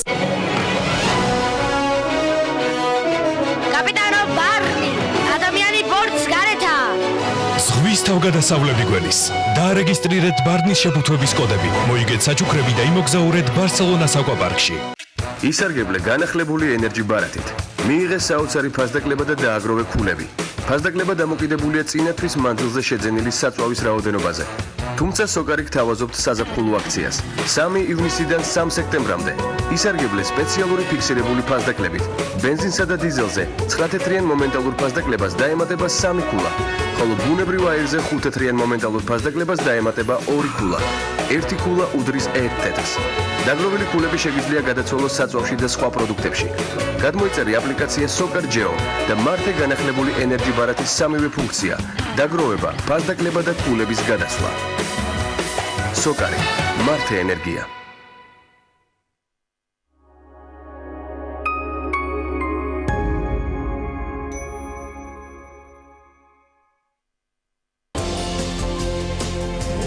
ზაფხულის კინოსკოლას საქართველოს კინოცენტრი წელს მეხუთედ ხსნის. საოკუპაციო ზოლთან და მთიან რეგიონებში მცხოვრებ ბავშვებს ეგრეთ წოდებული კინომისიონერები სტუმრობენ. გაიცანით პატარა კინომოყვარულები ხურვალეთიდან გადაცემაში პირველამდე. ჩვენი დეგუსტატორი ბორბლებზე ქალაქ რუსთავის კულინარიულ მარშრუტს მიუყვება. ვაგაჭი ხიდაშელი ღვეზელების სამყაროში და ანანო მჟავიას ექსკლუზიური რეცეპტები რუბრიკაში. რა გაქვთ საფირმო? 20 წელი ხელოვნებისთვის საქართველოს საავტორო უფლებათა დაცვის ასოციაცია დაარსებიდან 20 წლის იუბილეს ზეიმობს. რა ღონისძიებებით აღინიშნება თარიღი და რომელი 20 ხელოვანის ისტორია შეკრიბა სპეციალურმა გამოცემამ სახელწოდებით წითელი რეპრესიები.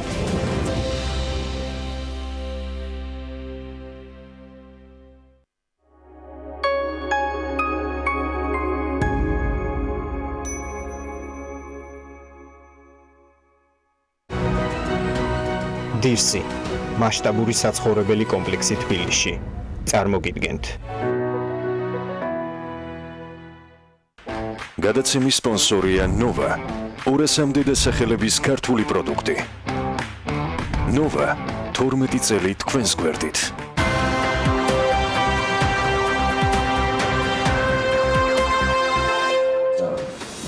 საქართველოს აეროპორტებში შორის მგზავრთნაკადი წელს ყველაზე მეტად ქუთაისში გაიზარდა. 2019 წლის პირველი 6 თვის მონაცემებით ქუთაისის საერთაშორისო აეროპორტში მგზავრთნაკადი 55.4% არის გაზრდილი. სულ გადაყვანილია 364,834 მგზავრი, 130,060 მგზავრით მეტი, ვიდრე 2018 წლის იმავე პერიოდში იყო. ამ დროისთვის ქუთაისის საერთაშორისო აეროპორტიდან 12 მიმართულებით 24 პირდაპირ ფრენა ხორციელდება, ხოლო განახლებული ინფორმაციით, რომელიც წყაროთ საქართველოს ეკონომიკის მდგრადი განვითარების სამინისტრო იმისათვის რომ 2020 წელს რეენიერის ფრენები დაიწყოს და ამის ძალიან დიდი ალბათობა არსებობს 2019 წლის ბოლომდე მოლაპარაკებები ინტენსიურად უნდა გაგრძელდეს. რუსული ტურისტული ემბარგოს ფონზე პირდაპირ ფრენები ევროპის ქალაქებში კრიტიკულად მნიშვნელოვანია. რა გვჭირდება მათ შორის რეენიერთან მოლაპარაკებების წარმატების დასასრულებლად? ამაზე გიორგი კანტილაკთან უნდა გავაგრძელოთ საუბარი. გიორგი, დილამშვიდობისა. მადლობა, რომ ხართ ჩვენთან ერთად. ქუთაისის აეროპორტი იყო თემა, რომელიც ჯერ კიდევ ბევრი წლის წინ დაიწყო, იყო რეენიერთან მოლაპარაკებები მაშინაც. დღეს, როდესაც ამ თემაზე ვსაუბრობთ ხოლმე, არის ბევრი კითხვა სუბსიდირებასთან დაკავშირებით და იყო თავიდან ერთ-ერთ დამრყობებელ ფაქტორად დასახელებულ სწორედ ის საკითხი, რომ იმდენ ნადითხოვს სუბსიდირებას კომპანია, რომ ჩვენ არ გვიღირს, ან უბრალოდ ვერ მოახერხებთ და მეორეს მხრივ საავიაციო ბაზარზე კონკურენციის ნაწილში ეს შეუძლებელია რომ მოხდეს. რა მოლაპარაკებებით მიმდინარეობდა მაშინ, როდესაც თქვენ იყავით რეენიერთან მოლაპარაკებებში ჩართული, რა პირობებზე შეიძლება ამ კომპანიის საქართველოში წამოყვანა და რას ნიშნავს მისი საქართველოში შემოსვლა ქუთაისის აეროპორტისათვის და მთლიანად ქვეყნის ტურისტული მიმართულებისათვის? მოგესალმებით. პირველ რიგში მე მინდა უნდა გვახსოვდეს, რომ ქუთაისის აეროპორტის რეკონსტრუქცია თავის დროზე გადაწყდა რაინიერისთვის. როცა ჩვენ მეგობარი მოვიტანეთ ეს პროექტი 2008 წელს. მოვიტანეთ ეს პროექტი ჩვენს გუნდში. მაშინ იდეა იყო სწორედ Ryanair-ისთვის ამის გაკეთება. შემდეგ გაიწედა ჩვენი დისკუსიები დიდხანს და საბოლოო პროექტის გაკეთება გადაწყდა 2011 წელს Ryanair-ისთვის.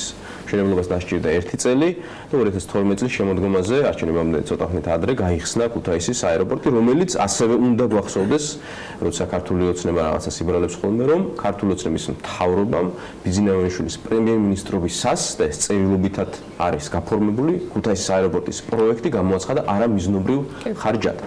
Ryanair მაყურებლისთვის მაინც უნდა ვთქვათ, რომ არის სოფლიოში მგზავრთა რაოდენობით, მიუხედავად იმისა, რომ მხოლოდ ევროკავშირის შიგნით დაფრინავს, მგზავრთა რაოდენობით არის სოფლიოში პირველ ადგილზე მდგომი ავიაკომპანია. Ryanair-ის საქართველოში შემოსვლა ნიშნავს, რომ აი Financial Times-ის მეორე გვერდზე მაინც იქნება, მაგრამ ნიშნავს სხვა ეკონომიკურ რეალობას პირველ რიგში დასავლეთ საქართველოსთვის, მაგრამ ზოგადად საქართველოსთვის. იმიტომ რომ Ryanair შეუძლია, ხა ცოტა ჰიპერბოლიზება უნდა მოვახდინო, მაგრამ Ryanair-ს მართლა შეუძლია, რომ პირობითად მილიონი გერმანელი ჩამოიყვანოს გერმანიის ბჭყალებში ვსვამ რა, ასე რომ ვთქვათ, ქუთაისში, საქართველოში. რაც არის სხვა ეკონომიკური რეალობა პირველ რიგში ამ რეგიონისთვის. გასაგებია რომ ბჭყალებში გერმანელებს აქვთ სხვა მოთხოვნები რუსი ტურისტებისგან განსხვავებით, მაგრამ მოთხოვნა ყოველთვის წარმოშობს მიწოდებას და რაც მთავარია, ყოველგვარი სტატისტიკით, მათ შორის ამჟამინდელი საქართველოს მთავრობის სტატისტიკით, თუნდაც გერმანელები, შვედები და ასე შემდეგ, ხარჯავენ რუსებზე ბევრად მეტ ფულს საქართველოს ტერიტორიაზე. ეს არის ძალიან მნიშვნელოვანი. რაც შეეხება მოლაპარაკებებს და ბჭყალებში სუბსიდირებას. ჩვენ დროს როცა იყო მოლაპარაკებები, რაც მე მინახავს პირადად Ryanair-ის შტაბ-ბინაში, სუბსიდირებაზე არ იყო საუბარი.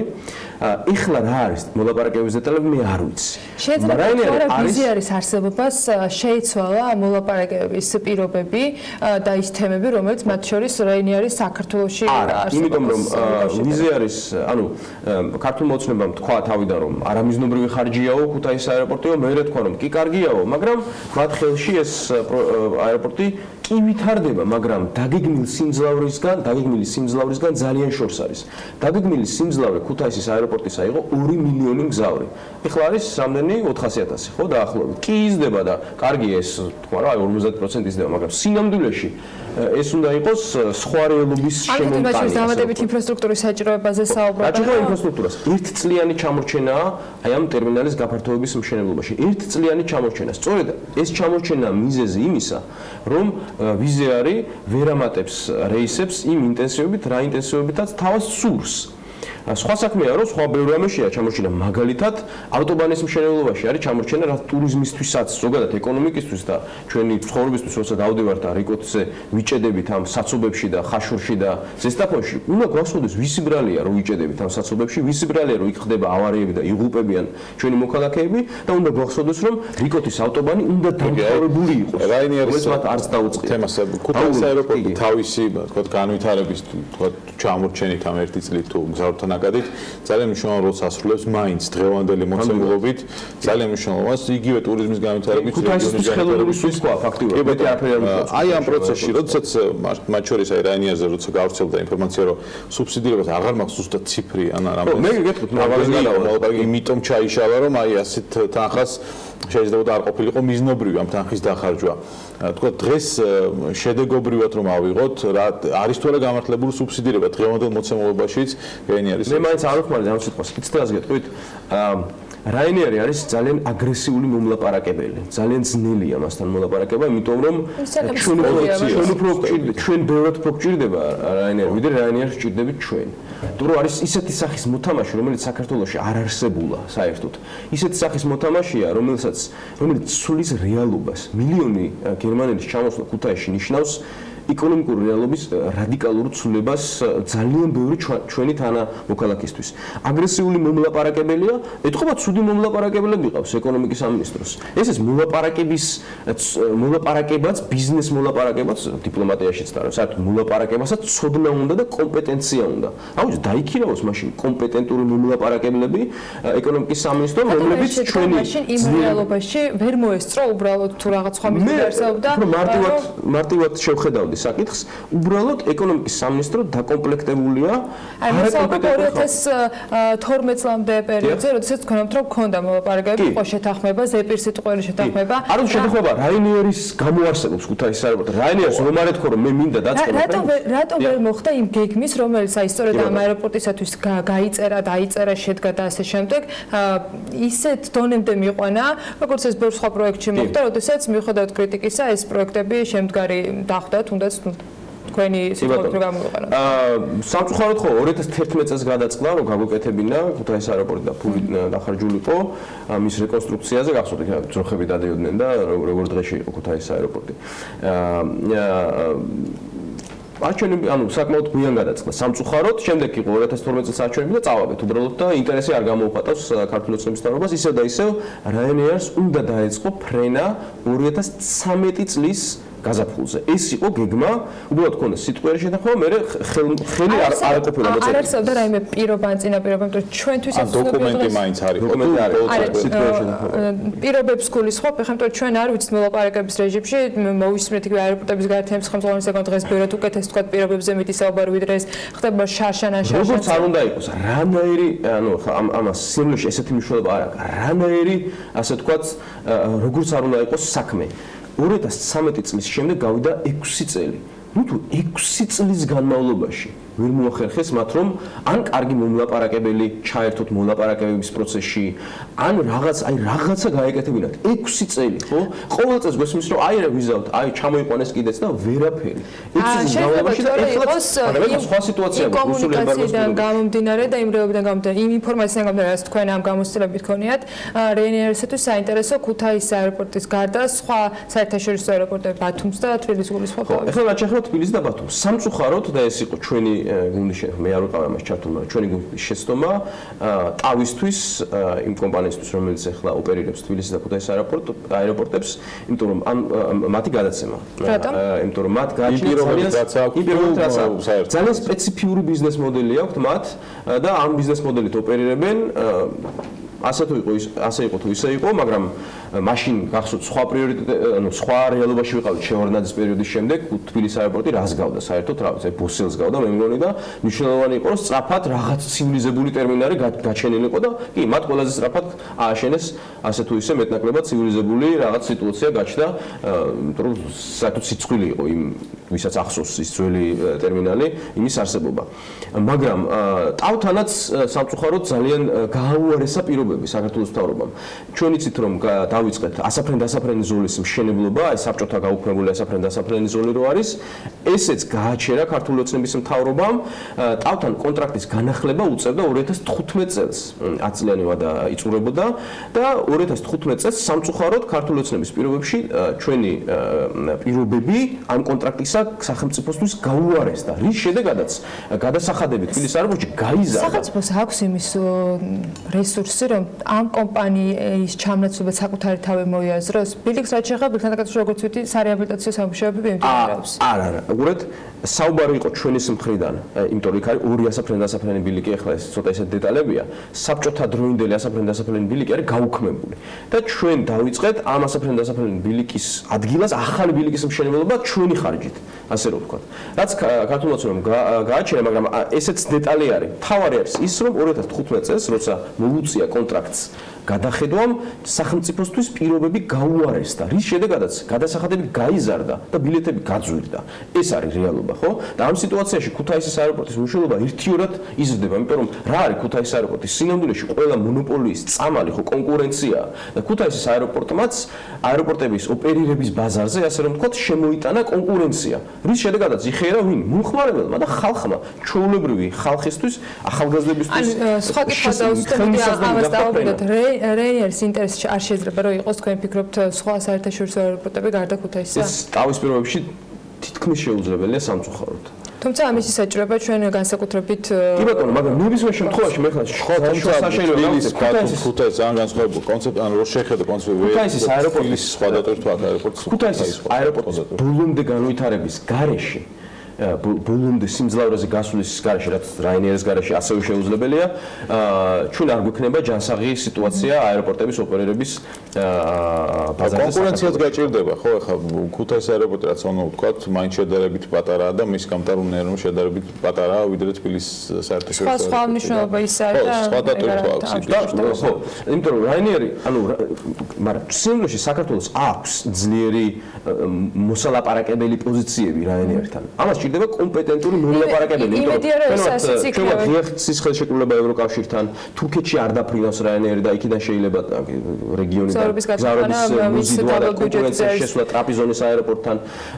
ბევრი ძლიერი მხარე აქვს საქართველოში, იმიტომ რომ საქართველო არის ერთადერთი ქვეყანა ამ რეგიონში, რომელსაც აქვს ეს ღიერთის პოლიტიკა და სხვა ქვეყნებს საკმაოდ კორუმპირებული საავიაციო ბაზრები აქვს. მათ შორის სუბსიდირებაც ანუ გამართლებულია.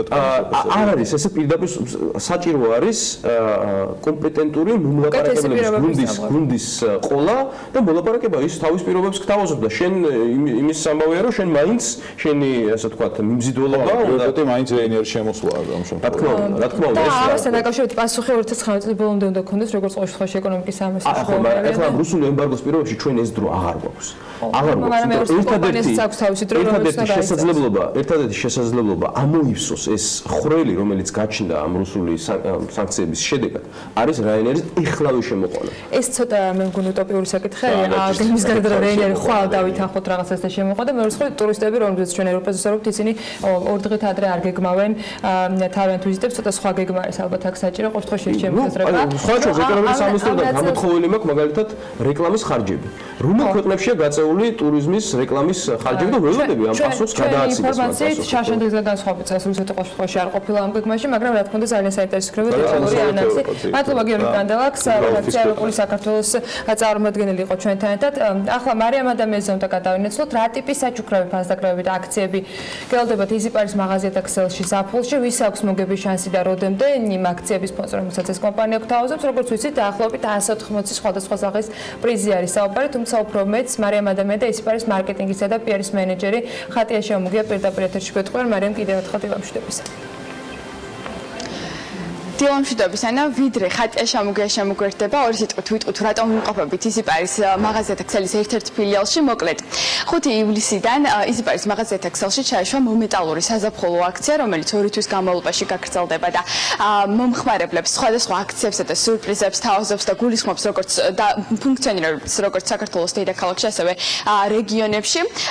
მოკლედ, რას გულისხმობს ეს აქცია? ყოველ დახარჯულ 50 ლარზე მაღაზიათა ქსელ იზიპარში გადმოგეცემათ სასაჩუქრე ბარათი, თანხის ზრდის პარალელურად, რა თქმა უნდა, იზრდება მოგების შანსის და ბილეთების რაოდენობაც, რაც შეეხება საჩუქრებს დაახლოებით 180 პროდუქციაა საუბარი და მათ შორის არის, რა თქმა უნდა, მსოფლიოს წამყვანი ბრენდების სუნამოები და ასევე ყველაზე სასიხარულო არის ის, რომ კომპანია ერთვება საყოველთაო კამპანიაში Spend Your Summer in Georgia და იღბლიან ადამიანებს სთავაზობს საქართველოს რეგიონში დასვენების ვაუჩერს. გარდა ამისა არის საზღვარგარეთ გასვლითი ტურების და სასიხარულოა ის ამბავიც, რომ სწორედ ეს სკუტერი გადაეცემა ერთ-ერთ იღბლიან ადამიანს, თუმცა მანამდე იზიპარის მაღაზიათა ქსელს ამშვენებს. უფრო მეტ დეტალს, რა თქმა უნდა, ვინ თუ არა ხატია შემოგია გვეტყვის იზიპარის მარკეტინგისა და პიარის მენეჯერი ხატია დილამშვიდობისა. მადლობა რომ დილიდან ჩვენთან ერთად ხარ, უფრო მეტი დეტალი უკვე შენ გამოგუყვე, რა ხდება იზიპარის მაღაზიათა ქსელში ზაფხულის პერიოდში. დილამშვიდობის, მივესალმები მარიამს და ტელეპირველის მაყურებელს. დღეს ახლა ამ წუთას ყველა საქმიანი ადამიანს გადართული აქვს ტელეპირველზე და მოგესალმებით ყველას, გისურვებთ წარმატებებს თქვენ საქმიანობაში. როგორ იქნება ხა დღევანდელი დღე ესეთი ლამაზი ჭყვიალა და ესეთი ნათელფერებში ლამაზი მარიამი როგორ სტუმრება დარწმუნებული ვარ დღევანდელი დღე ძალიან იღბლიანი იქნება ჩვენთვის. იმდენად ლამაზად ჩამოაყალიბა ყოველივე, მე მგონი ჩემი ჩართვა აღარც არის საჭირო. გეტყვით რომ 5 ივლისიდან 5 სექტემბრის ჩათვლით ჩვენ დავიწყოთ მომენტალური საზაფხულო გათამაშება. ეს არის ძალიან საინტერესო აქცია ჩვენთვის პირველი, ანუ ზაფხულის პერიოდში, იმიტომ რომ ყველა მიცის ჩვენ დეკემბრის პერიოდში მომხმარებელს თავაზობთ სახალხო გათამაშებას. ეს აბსოლუტურად განსხვავებულია. გამომდინარე იქიდან, რომ ეს არის მომენტალური. დეკემბრის გათამაშებაში, ანუ იანვრის გათამაშებაში მომხმარებელი ბილეთებს ინახავს და შემდეგ ხდება 25 იანვარს ამის გამოვლა. აქ თქვენ გაქვთ შანსი მაშინ, აი მომენტალურადვე ნებისმიერ შენაძენზე, ანუ ძალიან თანხებს ვერ ვამბობ, მაგრამ რეგულირებელის ძალიან მეშინია და ამიტომ ესე მიგახვედრებთ ადამიანებს მინიმალურ შენაძენზე, ანუ გაიცემა 1 ბილეთი, ხოლო რა თქმა უნდა ყოველ გარკვეულ თანხაზე ბილეთების რაოდენობა იმატებს. აი აქვე მომხმარებელი გადაფხიკავს ამ ბილეთს და ბილეთის ამ შუაგულში წერია თუ რას მოიგებს. მინდა გითხრათ რომ ყველა ეს ბრენდული და ძალიან ძვირფასი სუნამო თამაშდება და თქვენ გაქვთ ძალიან დიდი შანსი რომ ერთ-ერთი სუნამოს მფლობელი გახდეთ. ასევე თამაშდება აი ამ ეკვივალენტის სასაჩუქრე ვაუჩერი ისიპარის მაღაზიათა ქსელიდან, ანუ რატო ვიწყებ ამ პრიზებით? ეს არის ყველაზე მეტი რაოდენობით, ანუ სულ გვაქვს 180 პრიზი. თითო პრიზი, რაც თამაშება, ანუ სუპერ პრიზების სახით. ეს გახლავთ სასტუმრო Holiday Inn-ის ერთთვიანი უფასო აბონემენტი აუზე სასიარულო და დამეთანხმებით ალბათ რომ ზაფხულში ეს ძალიან კარგი საშუალებაა მათთვის, ვინც ქალაქიდან არ გადის. ვერ გადის ქალაქიდან და მათ შორის მეც ძალიან ხშირი სტუმარი ვარ მათი. ასევე საირმე რეზორტში. აი ამას გულისხმობთ Spencer Summer in Georgia. Spencer Summer in Georgia და თან ძალიან სუფთა ჰაერზე თავის გამაჯანსაღებელი პროცედურებით და ეს არის ერთკვირიანი საქსური ორ ადამიანზე.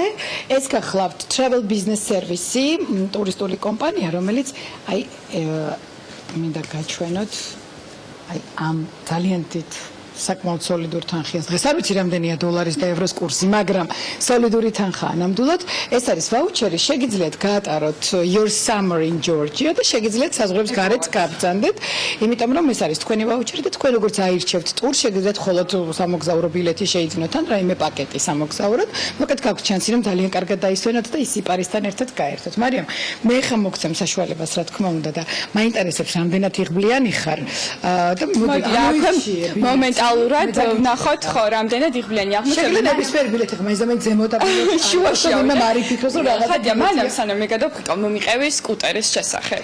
კი რა თქმა უნდა სუპერ პრიზებში არის ერთ-ერთი პრიზი ელექტროსკუტერი რომელიც ძალიან დიდი ტრენდული ფერია და ზუსტად ავირჩიეთეთი ზაფხულის და მზის ფერი და შენც და მეც აბა რა გაქვს სამწუხაროდ მოგების გარშე იღბლიანი არის. ეს არის მოგების გარეშე ანუ აი აქ უნდა ნახოთ თუ იგებთ თუ არ იგებთ და მინდა გითხრათ რომ 180 პრიზია სულ გათამაშებაში ეს იმას ნიშნავს რომ ამ ორი თვის განმავლობაში უკვე ორი თვე აღარ დარჩა გაქვთ ძალიან დიდი შანსი რომ სუნამო ანუ ამდენ ლარიანი ვაუჩერი აუცილებლად მოიგოთ ანუ სუპერ პრიზები ეს უკვე ძალიან იღბლიანი ადამიანების ბედ იღბალია ასევე მინდა გითხრათ რომ დღის მონაცემებით 13 პრიზი უკვე გათამაშებულია მაგრამ სუპერ პრიზები ჯერ არ გათამაშებულა ამ 13 პრიზებში რამოდენიმე სუნამო და რამოდენიმე სასაჩუქრე ვაუჩერი სკუტერიც დგას საირმეც გელოდებათ საირმე რეზორტიც გელოდებათ Holiday Inn-ის აუზეც ჯერ არავინ მიბრძანებულა ამ ვაუჩერით და ასევე TBS Travel-ისგან ის ძვირადღირებული სასაჩუქრე აქვს ყოველს და ხელსარიელი აქედან არავინ არ გავა ხელსარიელი აქედან არავინ არ გავა ძალიან დიდი შანსი გაქვთ რა ამ ბილეთებში ხა ერთ-ერთი რა თქმა უნდა და თუ მეტი არა არის აუცილებლად მომგებიანი აი აქ რო გადაფხიკავთ და იმ ემოციას რო დაინახავთ თან პირდაპირ არის მითითებული რომ სუნამოს იგებ რომ ძალიან ობიექტურები ვიყოთ სუნამოს სახელიც მითითებული ან რა თქმა უნდა ის ვაუჩერი და ნუ ამ სუპერ პრიზებზე საუბარი რა თქმა უნდა სულ გაგრძელდა მე მეთან დავიჭერ იმიტომ რომ მიხარია რომ ეს რა თქმა უნდა ხადია ვისარგებლებ შემთხვევით და აქვე გკითხავ რჩევებს როგორ მოვუაროთ ზაფხულის პერიოდში კანს და როგორ დავუჩვათ მზის სხივებისგან და გარუჯვის პერიოდში რა უნდა მოვიხმაროთ იმისათვის რომ ჯანსაღად და ლამაზად გავირუჯოთ და როგორ მოვუაროთ და ყველაზე სასურველი პერიოდია განსაკუთრებით ქალბატონებისთვის და მამაკაცებიც იმიტომ რომ ძალიან მიხარია რომ ძალიან ბევრ გარუჯულ მამაკაცს ხედავ თბილისში ტრენდია რა თქმა უნდა იმიტომ რომ სხეულისთვის ეს აუცილებელიც არის და ვიტამინი მაგრამ რა თქმა უნდა ყველაფერი ზომიერების პარკლებში ამიტომაც მეცნიერები ბოლო რამოდენიმე წელია და ექიმები დერმატოლოგები სულ ამაზე აკეთებენ აქცენტს რომ შეგიძლიათ გაიროჯოთ ზომიერად რა თქმა უნდა დილის საათებში და საღამოს საათებში ეს არც განიხილება რომ ხა შუადღის მზეზე არ უნდა წამოვკოტრიალდეთ მზის სხივების ქვეშ მაგრამ დილაც და საღამოც ნებისმიერი რუჯი აუცილებელია მივიღოთ მზის დამცავი საშუალება ეს დამცავი საშუალებები ცოტა აშინებს ხოლმე მომხმარებას ეს არ არის დაცვა რუჯისგან ეს არის დაცვა მავნე გამოსხივებისგან მაგრამ თქვენი კანი რა თქმა უნდა ფერს იღებს და რაც უფრო დაცულია კანი მით უფრო ნაკლებად იქერცლება და მით უფრო დიდხანს გრჩებათ რუჯი ნუ ჩვენ რა თქმა უნდა გთავაზობთ ავენის ძალიან საინტერესო დამცავ საშუალებებს 50 პლუსიც კი აქვს ბავშვებისთვის იმიტომ რომ ბავშვისთვის მით უმეტეს თოთე ბავშვისთვის მზის სხივები ხა რა თქმა უნდა არ არის სასურველი გვაქვს ასევე მზის შემდეგ წასასმელი საშუალება After-Sun ავენის და მინდა გითხრათ რომ მე გახლავართ After-Sun-ის ძალიან ერთგული მომხმარებელი, იმიტომ რომ ცოტა ალერგიული კარი მაქვს და ეს ერთ-ერთი After-Sun-ია, რომელიც არ მაძლევს ალერგიას და არ მაყრეს. ზეთოვანი ტექსტურა, რომელიც ძალიან უყვარს ქართველ მომხმარებელს და რატომღაც ვფიქრობთ რომ თუ ზეთი გვისვია, კარგად გავირუჯებით, მაგრამ არც ეს არის მინდა გითხრათ სიმართლე, იმიტომ რომ გააჩნიათ კანის ტექსტურას. თუ ცოტა სიმშრალისკენ არის კანი, მას ზეთოვანი მოწონს, თუ ცხიმიანია კანი, მას რძის ტექსტურა მოწონს, ესე რომ არჩევანი ძალიან. და როგორც ხედავ, საჩუქრად თერმული წყალი მოყავს. საჩუქრად თერმული წყალი და ძალიან ბევრი აქციები გვაქვს, ანუ გარდა გათამაშებისა, ჩვენ კიდევ ბევრ აქციებს შევთავაზებთ მომხმარებელს. ასევე მინდა ხაზი გაუსვა Shiseido-ს დამცავ საშუალებებს, Shiseido ბრენდი, რომელიც დაახლოებით 158 წლის არის უკვე და მას საკუთარი ლაბორატორია აქვს და გამოცდილება ძალიან დიდი აქვს. ასევე 50 პლუსი შეგეშინდებათ, ეს არ არის მეც 50-იანით ვიღებ რუჯის სახეზე და გეტყვით რომელი ბრენდისას და მაქვს მშვენიერი რუჯი. ეს გახლავთ წყალგამძლე საშუალებები, თან არის ახალი სპორტის ხაზი, ეს არის BB, ანუ შეფერილი დამცავი საშუალება, ცოტა ტონალური ეფექტით, ანუ კანიც ძალიან ლამაზი გაქვთ მზეზე და თან ბუნებრივად ირუჯებით და თანაც გონდა გიცავ მზის მამნეს ხილებისგან.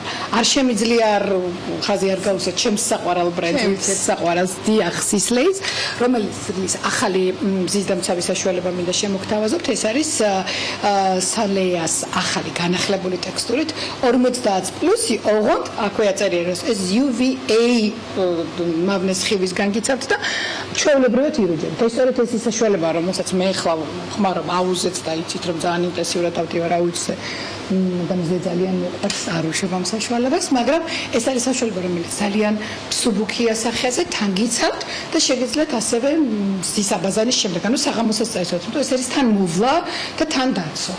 ბრენდი, რომელსაც კონკურენტი არ ყავს მზის დაცვაში, ხას უსვამთ რომ ნომერი პირველია ლანკასტერი, რომელსაც აქვს მინდა ქართველი გოგოები გავახაროთ 15 SPF-ი დამცავიდან დაწყებული 30-ის, 50-ის, 10-იც სხვათა შორის და ის ძალიან პოპულარული ხაზი, რომელსაც ქვია Tandy-Pennery, ანუ ესეთი მარმელადის ტექსტურა არის, რომელიც მე ზეთად იქცევა ტანზე, მისი მზის შემდეგ წასასმელი საშუალება სხეულისთვის ეს არის ასევე არაჩვეულებრივი და ლანკასტერის ეს არომატი სუნი ყოველთვის გაგონებს მე ზაფხულს და მთელი წლის განმავლობაში სიამოვნო მოგონებები გაქვს. ასევე მინდა ხაზი გაუსვა ძალიან საინტერესო საშუალებას, რომელიც ხო შეიძლება ეხლა აღმოვაჩინე. ეს არის ლანკასტერის 65-ის BB კრემი, ოღონდ ტანის, ანუ ეს არის ტანის ტონალური პირდაპირ ძალიან გასაგები ინაზე რო ავხსნა, რომელიც არავითარ შემთხვევაში არ გადადის არც ტანსაცმელზე, არც ახლა გაჩვენებთ, არც ტანსაცმელზე და არც თეთრეულზე. ეს არის ეს საშუალება, რომელიც ნახე, უცებ გინდა რომ აი შენ ხარ ახლა ძალიან თეთრი და გინდა რომ სადმე წახვიდე.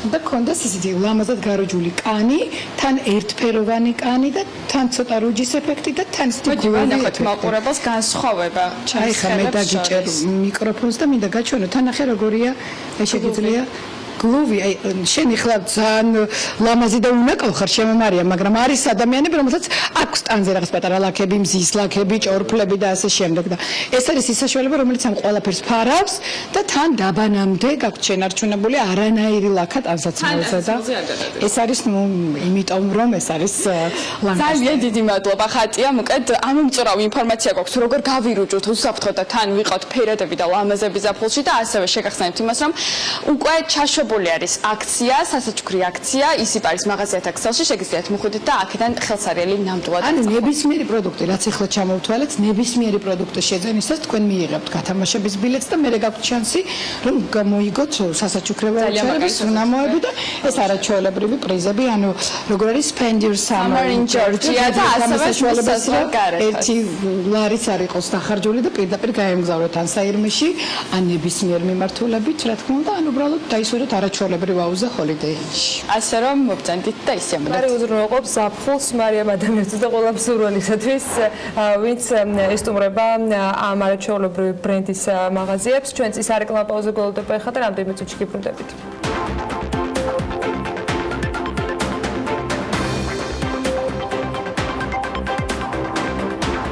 გადაცემის სპონსორია Nova. 200-მდე დასახელების ქართული პროდუქტი. ნოვა 12 წელი თქვენს გვერდით.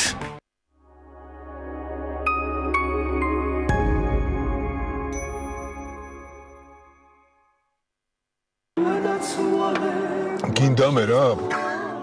ჩვენ შეგვიძლია ერთმანეთი გავაღიმოთ. როგორ შემატკიბროთ ერთმანეთს? ერთმანეთით ვიამაყოთ. გავახაროთ ერთმანეთი. ჩვენ გულ შემატკიბროთ ერთმანეთს. რადგან გვჯერა, რომ ქართული ნიშნავს საუკეთესოს. ლუდი ზედაზენი. ახალი დიზაინი და დაუვიწყარი გემო. საქართველოს გულშემატკივარი. ზედაზენი აბარა.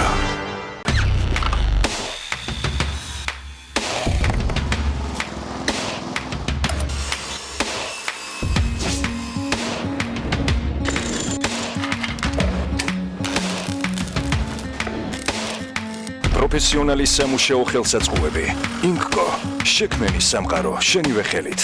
სასიამოვნო სიახლე მუზენიდის ტრეველისგან. ჩაერთე გათამაშებაში და მოიგე ერთკვირიანი საგზური საბერძნეთში მომავალი ზაფხულისთვის. არ გაუშვა შანსი კიდევ ერთხელ ეწვიო ზღაპრულ ჰალკიდიკის, საოცარ კრეტას. დაჯავშნე სრული ტურისტული პაკეტი 2 ივლისიდან 28 ივლისამდე და შენ ავტომატურად ჩაერთვები აქციაში. იჩქარე, გათამაშება უკვე დაიწყო. დეტალებისთვის ეწვიე მუზენიდის ტრეველის ვებგვერდს ან მიმართე ქალაქის ტურისტულ სააგენტოებს. მუზენიდის ტრეველი, მთელი საბერძნეთი, მხოლოდ თქვენთვის. სადაც მუსიკა, იქ ლეისია და სადაც ლეისია, იქ მუსიკალური პრიზები.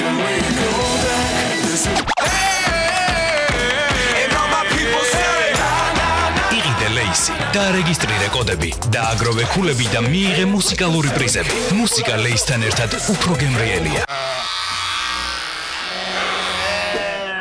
დიროლი აღაფთოვანებს გემოთი. დიროლი აღაფთოვანებს გემოთი. მზად ხარ? მის ოჯახთან შესახვედრად. ამ მნიშვნელოვანი მოვლენისთვის. პირველი ჩახუტებისთვის. ჩვეულებრივი კბილის პასტისგან განსხვავებით, ახალი რევოლუციური ფორმულა Colgate Total აერთიანებს ორ ბუნებრივ კომპონენტს, ცინკს და არგინინს. იბრძვის ბაქტერიებს კბილებზე, ენაზე, ლოყებსა და ღრძილებზე და იცავს მათ 12 საათის განმავლობაში. იმისთვის, რომ იყო აბსოლუტურად მზად. ახალი Colgate Total იყავი მზად ყველაფრისთვის. ახალი Colgate Total უზრუნველყოფს მინანქრის აქტიურ დაცვას, პირის ღრუდან არასასიამოვნო სულის მომენტალურ ნეიტრალიზაციას და ებრძვის კბილების მომატებულ მგრძნობელობას. ახალი Colgate Total მოწინავე ფორმულა მთელი პირის ღრუს ჯანმრთელობისთვის. ვენეტო დიზაინი აბაზანის და სამზარეულოს მოწყობის ყველაზე გემოვნებიანი და კომფორტული გადაწყვეტა. აღმაშენებლის ხეივანი 38. ვენეტო დიზაინი ახალი სტანდარტის დროა.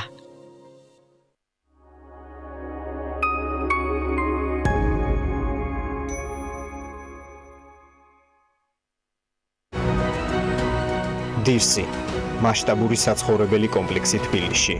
წარმოგიდგენთ. გადაცემის სპონსორია ნოვა 200-მდე დასახელების ქართული პროდუქტი.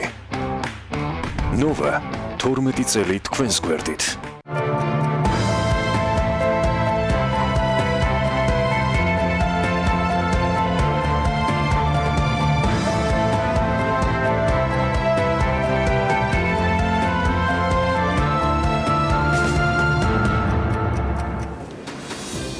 კალთენტაგარტის პროგნოზის მიხედვით რუსეთის მიერ ღვინის ემბარგოს დაწესების შემთხვევაში ქართულ ეკონომიკა დაახლოებით $60 მილიონ დაკარგავს უკვე არსებული და ძალას შესული სანქციებით, რომელიც ჯერ მხოლოდ პირდაპირ ფრენების აგზავნას ეხება. ტურიზმის ეროვნული ადმინისტრაცია პოტენციურად $2 მილიარდი დაკლებას არ გამორიცხავს. მოლოდინები პირდაპირ მოქმედებს ლარზეც, ეროვნული ვალუტა გაუფასურების რეკორდებს ისე უხსნის. სარეკორდო ნიშნულებზე მედიამ რეაგირებასაც ვერ ასწრებს პრინციპში. ძალიან რიტორიკული კითხვა უნდა მოხდებოდეს ამას. მაგრამ საქმიანად ვაპირებთ საუბარს ლაშა ქავთარაძის და კალთენტაგარტის ეკონომისტის შემოგვიერთდა სტუდიაში. ლაშა დრომშტობის მადლობა გადაცემაში შემოწმებისთვის. პრინციპში პირველი კითხვა ასეთი უნდა იყოს, თქვენი შეფასებით რა სჭირს ლარს? მოდი სანამ უშუალოდ ამ კითხვას უპასუხებდე, ცოტა მიმოვიხილავ თუ როგორ ყალიბდება საერთოდ ლარის კურსი ნებისმიერ ვალუტასთან მიმართებაში და ჩვენთან ეს კურსი ყალიბდება დოლართან. ჩვენ გვაქვს თავისუფლად მცურავი გაცვლითი კურსის რეჟიმი, რაც იმას ნიშნავს, რომ ლარის კურსი დოლართან მიმართებაში ყალიბდება მოთხოვნა მიწოდების საფუძველზე.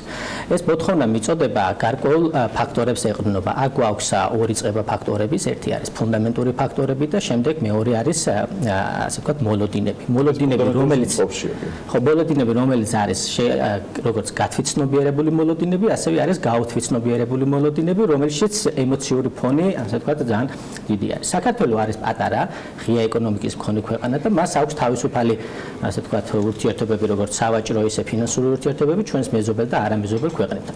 ეხლა ლარის კურსი როგორ ყალიბდება დოლართან მიმართებაში? ჩვენ, ასე ვთქვათ, წლის განმავლობაში როგორც მეზობელი ქვეყნებიდან, ისე სხვა ქვეყნებიდან შემოდის უცხოური ვალუტა, როდესაც ეს შემოდინება იმაზე მეტი იქნება, ვიდრე მაგალითად წინა წელს იყო შემოდინება, მაშინ არის გათვითცნობიერებული მოლოდინი და ფუნდამენტურად მყარი საფუძველი იმისა, რომ ლარი გამყარდეს. ხოლო როდესაც იქნება, ასე ვთქვათ, ნაკლები შემოდინება წინა წელთან შედარებით ამ უცხოური ვალუტის და უცხოურ ვალუტაში რას გულისხმობს? შემოდინების წყარო გვაქვს ჩვენ ექსპორტიდან მიღებული შემოსავლები, ტურიზმიდან მიღებული შემოსავლები, ფულადი გზავნილები და პირდაპირ უცხოური ინვესტიციები.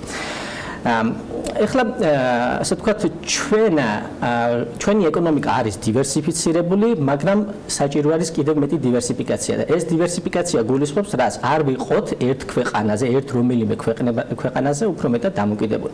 ეხლა აქტუალური თემა არის რუსეთის სანქციები, ხო?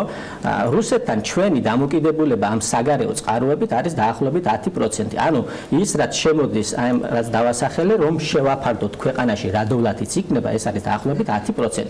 შესაბამისად, როდესაც რაიმე მუქარა ან სანქცია იქნება წამოსული, ამას ადამიანები რაციონალურად აღიქვამენ და შესაბამისად მათი მისწრაფება არის, რომ შეიძინონ მეტი უცხოური ვალუტა იმის მოლოდინით, რომ თქვათ ლარი შეიძლება დაცული იყვნენ, ხო, თავიანთ რისკებს, ასე ვთქვათ, იცავენ.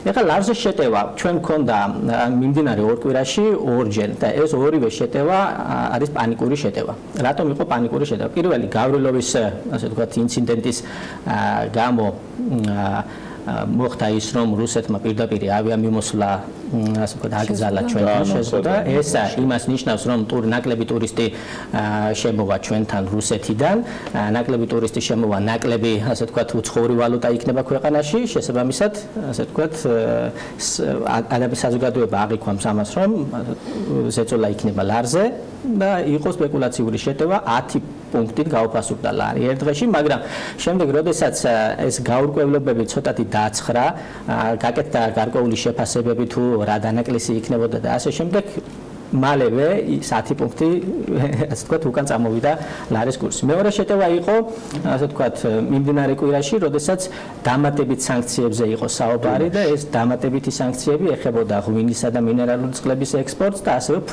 ფულადი გზავნილების აკრძალვას.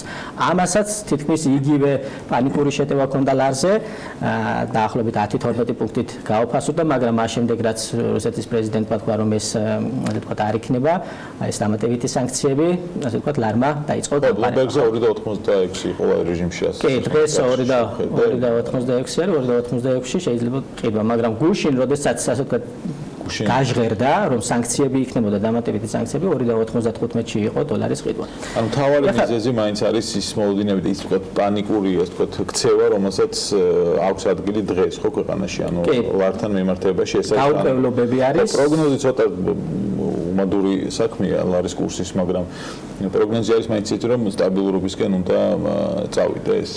ჩვენ გვაქვს გაკეთებული შეფასება, რომ რატომ და ის ძალაში არის, რომ პირდაპირ ავიამიმოსვლა დროებით შეზღუდული არის და ეს დროებითი შეზღუდვა იწვევს იმას, რომ დანაკარგები აქედან ჩვენ გვექნება 2019 წლის მეორე ნახევარში დაახლოებით 200 მილიონი ამერიკული დოლარი. 200 მილიონი ამერიკული დოლარის შემთხვევაში ჩვენი პროგნოზი იყო, რომ კურსი იქნებოდა 2.7-2.75-ის ფარგლებში წლის მეორე ნახევარში. მაგრამ ის რაც მოხდა თქვა ეხლა მეორე დამატებითი სანქციები რომელიც არ ამოქმედებულა ამის გამო ასე ვთქვათ ცოტათი აიწია ხო კურსმა მაგრამ ის კურსი რაც არის დღეს ჩვენი პროგნოზით მაინც ველოდებით რომ ეს კურსი იქნება 2 და 8 ქვემოთ წლის მეორე ნახევარში დასტაბილურდება ეს პანიკა თანდათანობით დაწყდება ის ვინც აყვა გუშინ პანიკას ცუდი არის იმიტომ რომ მათ იზარალეს ფაქტობრივად 2.95-ში ზოგჯერ 2.97-შიც კი შეიძინეს დოლარი ეხლა კი 2.86 არის და ამ დღეებში ნელ-ნელა დასტაბილურდება. ეხლა მთავარი რა არის აქ ჩვენ გავზომოთ თუ რა ეფექტი და რა გავლენა ექნება ამას ასე ვთქვათ ეკონომიკაზე ხო? როდესაც ჩვენთან რადგან ნაკლები ტურისტი შემოვა რუსეთიდან ეს გადათარგმნიდა მონეტიზაციას რომ უკეთეთ ეს არის 200 მილიონი ამერიკული დოლარი მაგრამ 200 მილიონი ამერიკული დოლარი არ ახდენს გავლენას ეკონომიკაზე რადგან იმ თანხებიდან გარკვეული ნაწილი იმპორტში მიდის იმიტომ რომ ჩვენ ვართ იმპორტზე დამოკიდებული ქვეყანა ჩვენ სამხარებელ კალათაში დაახლოებით 70% იმპორტირებული არის და ის რომ ჩვენ ანუ ტურისტი როდესაც ხარჯავს თქვათ 1 ლარს იქიდან 70 თეთრი ასე ვთქვათ იმპორტს ვაფინანსებთ მოსახლეობისათვის გჭირდება რა თქმა უნდა და როდესაც თქვა თუ კარგავთ ჩვენ 200 მილიონს ეს 200 მილიონი პირდაპირ არ გადაითარგმნება ეკონომიკაზე გავლენაზე იმიტომ რომ აქედან დაახლოებით 140 მილიონი გაედინებოდა ისევ ქვეყნის გარეთ ის რაც წმინდა ეფექტი არის ეს არის ასე ვთქვათ 60 მილიონი და 60 მილიონის შემთხვევაში ეკონომიკური ზრდა შეიძლება იყოს შენელებული მოსალოდნელთან შედარებით დაახლოებით 0.4%. ინფლაციურს და ფასებთან დაკავშირებით წნეხზე რა სიტყვით არის ამ ქცევების გამო რომელიც მოგხსენება ჩვენ გვაქვს მიზნობრივი ინფლაციის რეჟიმი და წელს მიზნობრივი ინფლაცია იყო 3%, თუმცა წლის პირველ ნახევარში უკვე წლიური ინფლაცია არის 4.3%, არის მაღალი 3%-ზე, მაგრამ ეს გამოწვეულია ძირითადად ერთჯერადი ფაქტორებით, ეს არის აქციზის გაზრდა თამბაქოზე, რომლის გავლენა ან კონტრიბუცია ინფლაციაში 4.3%-იან ინფლაციაში არის დაახლოებით 1.3%, ხოლო რაც შეეხება ლარის კურსის გაუფასურება თუ გადადის ინფლაციაში ჯერჯერობით ეს ძალიან მცირე არის შეიძლება ვთქვათ რომ ეს არის 0.4-0.5%-ული პუნქტი და იმისთვის არ მოხდეს ასახვა და გადასვლა ელოდებით თუ არა მათ შორის მონეტარული პოლიტიკის კომიტეტის განაკვეთის შემდეგ სხდომაზე რომელიც ამთვის ბოლოს იქნება შეიძლება რომ განაკვეთი დაკორექტირდეს არ ველოდები გამომდინარე იქიდან რომ ასე ვთქვათ ლარი დასტაბილურდება და 2 და 8 ფარგლებში იქნება 2 და 8 ფარგლები ეს არის ისეთი დრონე კურსის, რომელიც ინფლაციის პროვოცირებას შემდგომ თვეებში არ გამოიწვევს და ახლობით ინფლაცია, საშუალო ინფლაციას ჩვენ ველოდებით 4%-ის ფარგლებში, პერიოდის ბოლო, რასაც წლიური ინფლაციას ვეძახით, ეს 5-ის ფარგლებში იქნება, გამომდინარე იქიდან, რომ შარშან-დეკემბერში დაბალი ბაზა იყო, 1.5% იყო, ასე ვთქვათ, ინფლაცია და აქედან გამომდინარე არ იქნება, ასე ვთქვათ, ჩემი მოლოდინი არის, რომ ასე ვთქვათ, მონეტარული კომიტეტის დატოვებს, ასე ვთქვათ, პოლიტიკის განაკვეთი 6.5%-ზე, მისი გამკაცრება, ასე ვთქვათ, არის შეიძლება შეანელოს ეკონომიკურის და შენელება კი კურსზე უფრო ცუდად იმოქმედებს, ვიდრე ასე ვთქვათ, ეხლა გვაქვს. ყოველდღე დაიჭერს ინფლაციის. მადლობა, ლაშა ქავთარაძე, გალატანაგარდის ეკონომის მასპინძლობდით საქმიანობის ეთერში. მადლობა ტრადიციულად საინტერესო კვალიფიციური მიმოხილვისათვის. ამით ვასრულებთ დღევანდელ ეთერს. ხვალ დილის 8-ზე შევხვდებით ერთმანეთს ისევ პირველ ეთერში. იქამდე საქმის კურსის გამოშვებები გელოდებათ ბექაპაც გადასცემთ და რა თქმა უნდა მუდმივად განახლებადი ამბები ვებგვერდზე bm.gr. დროებით.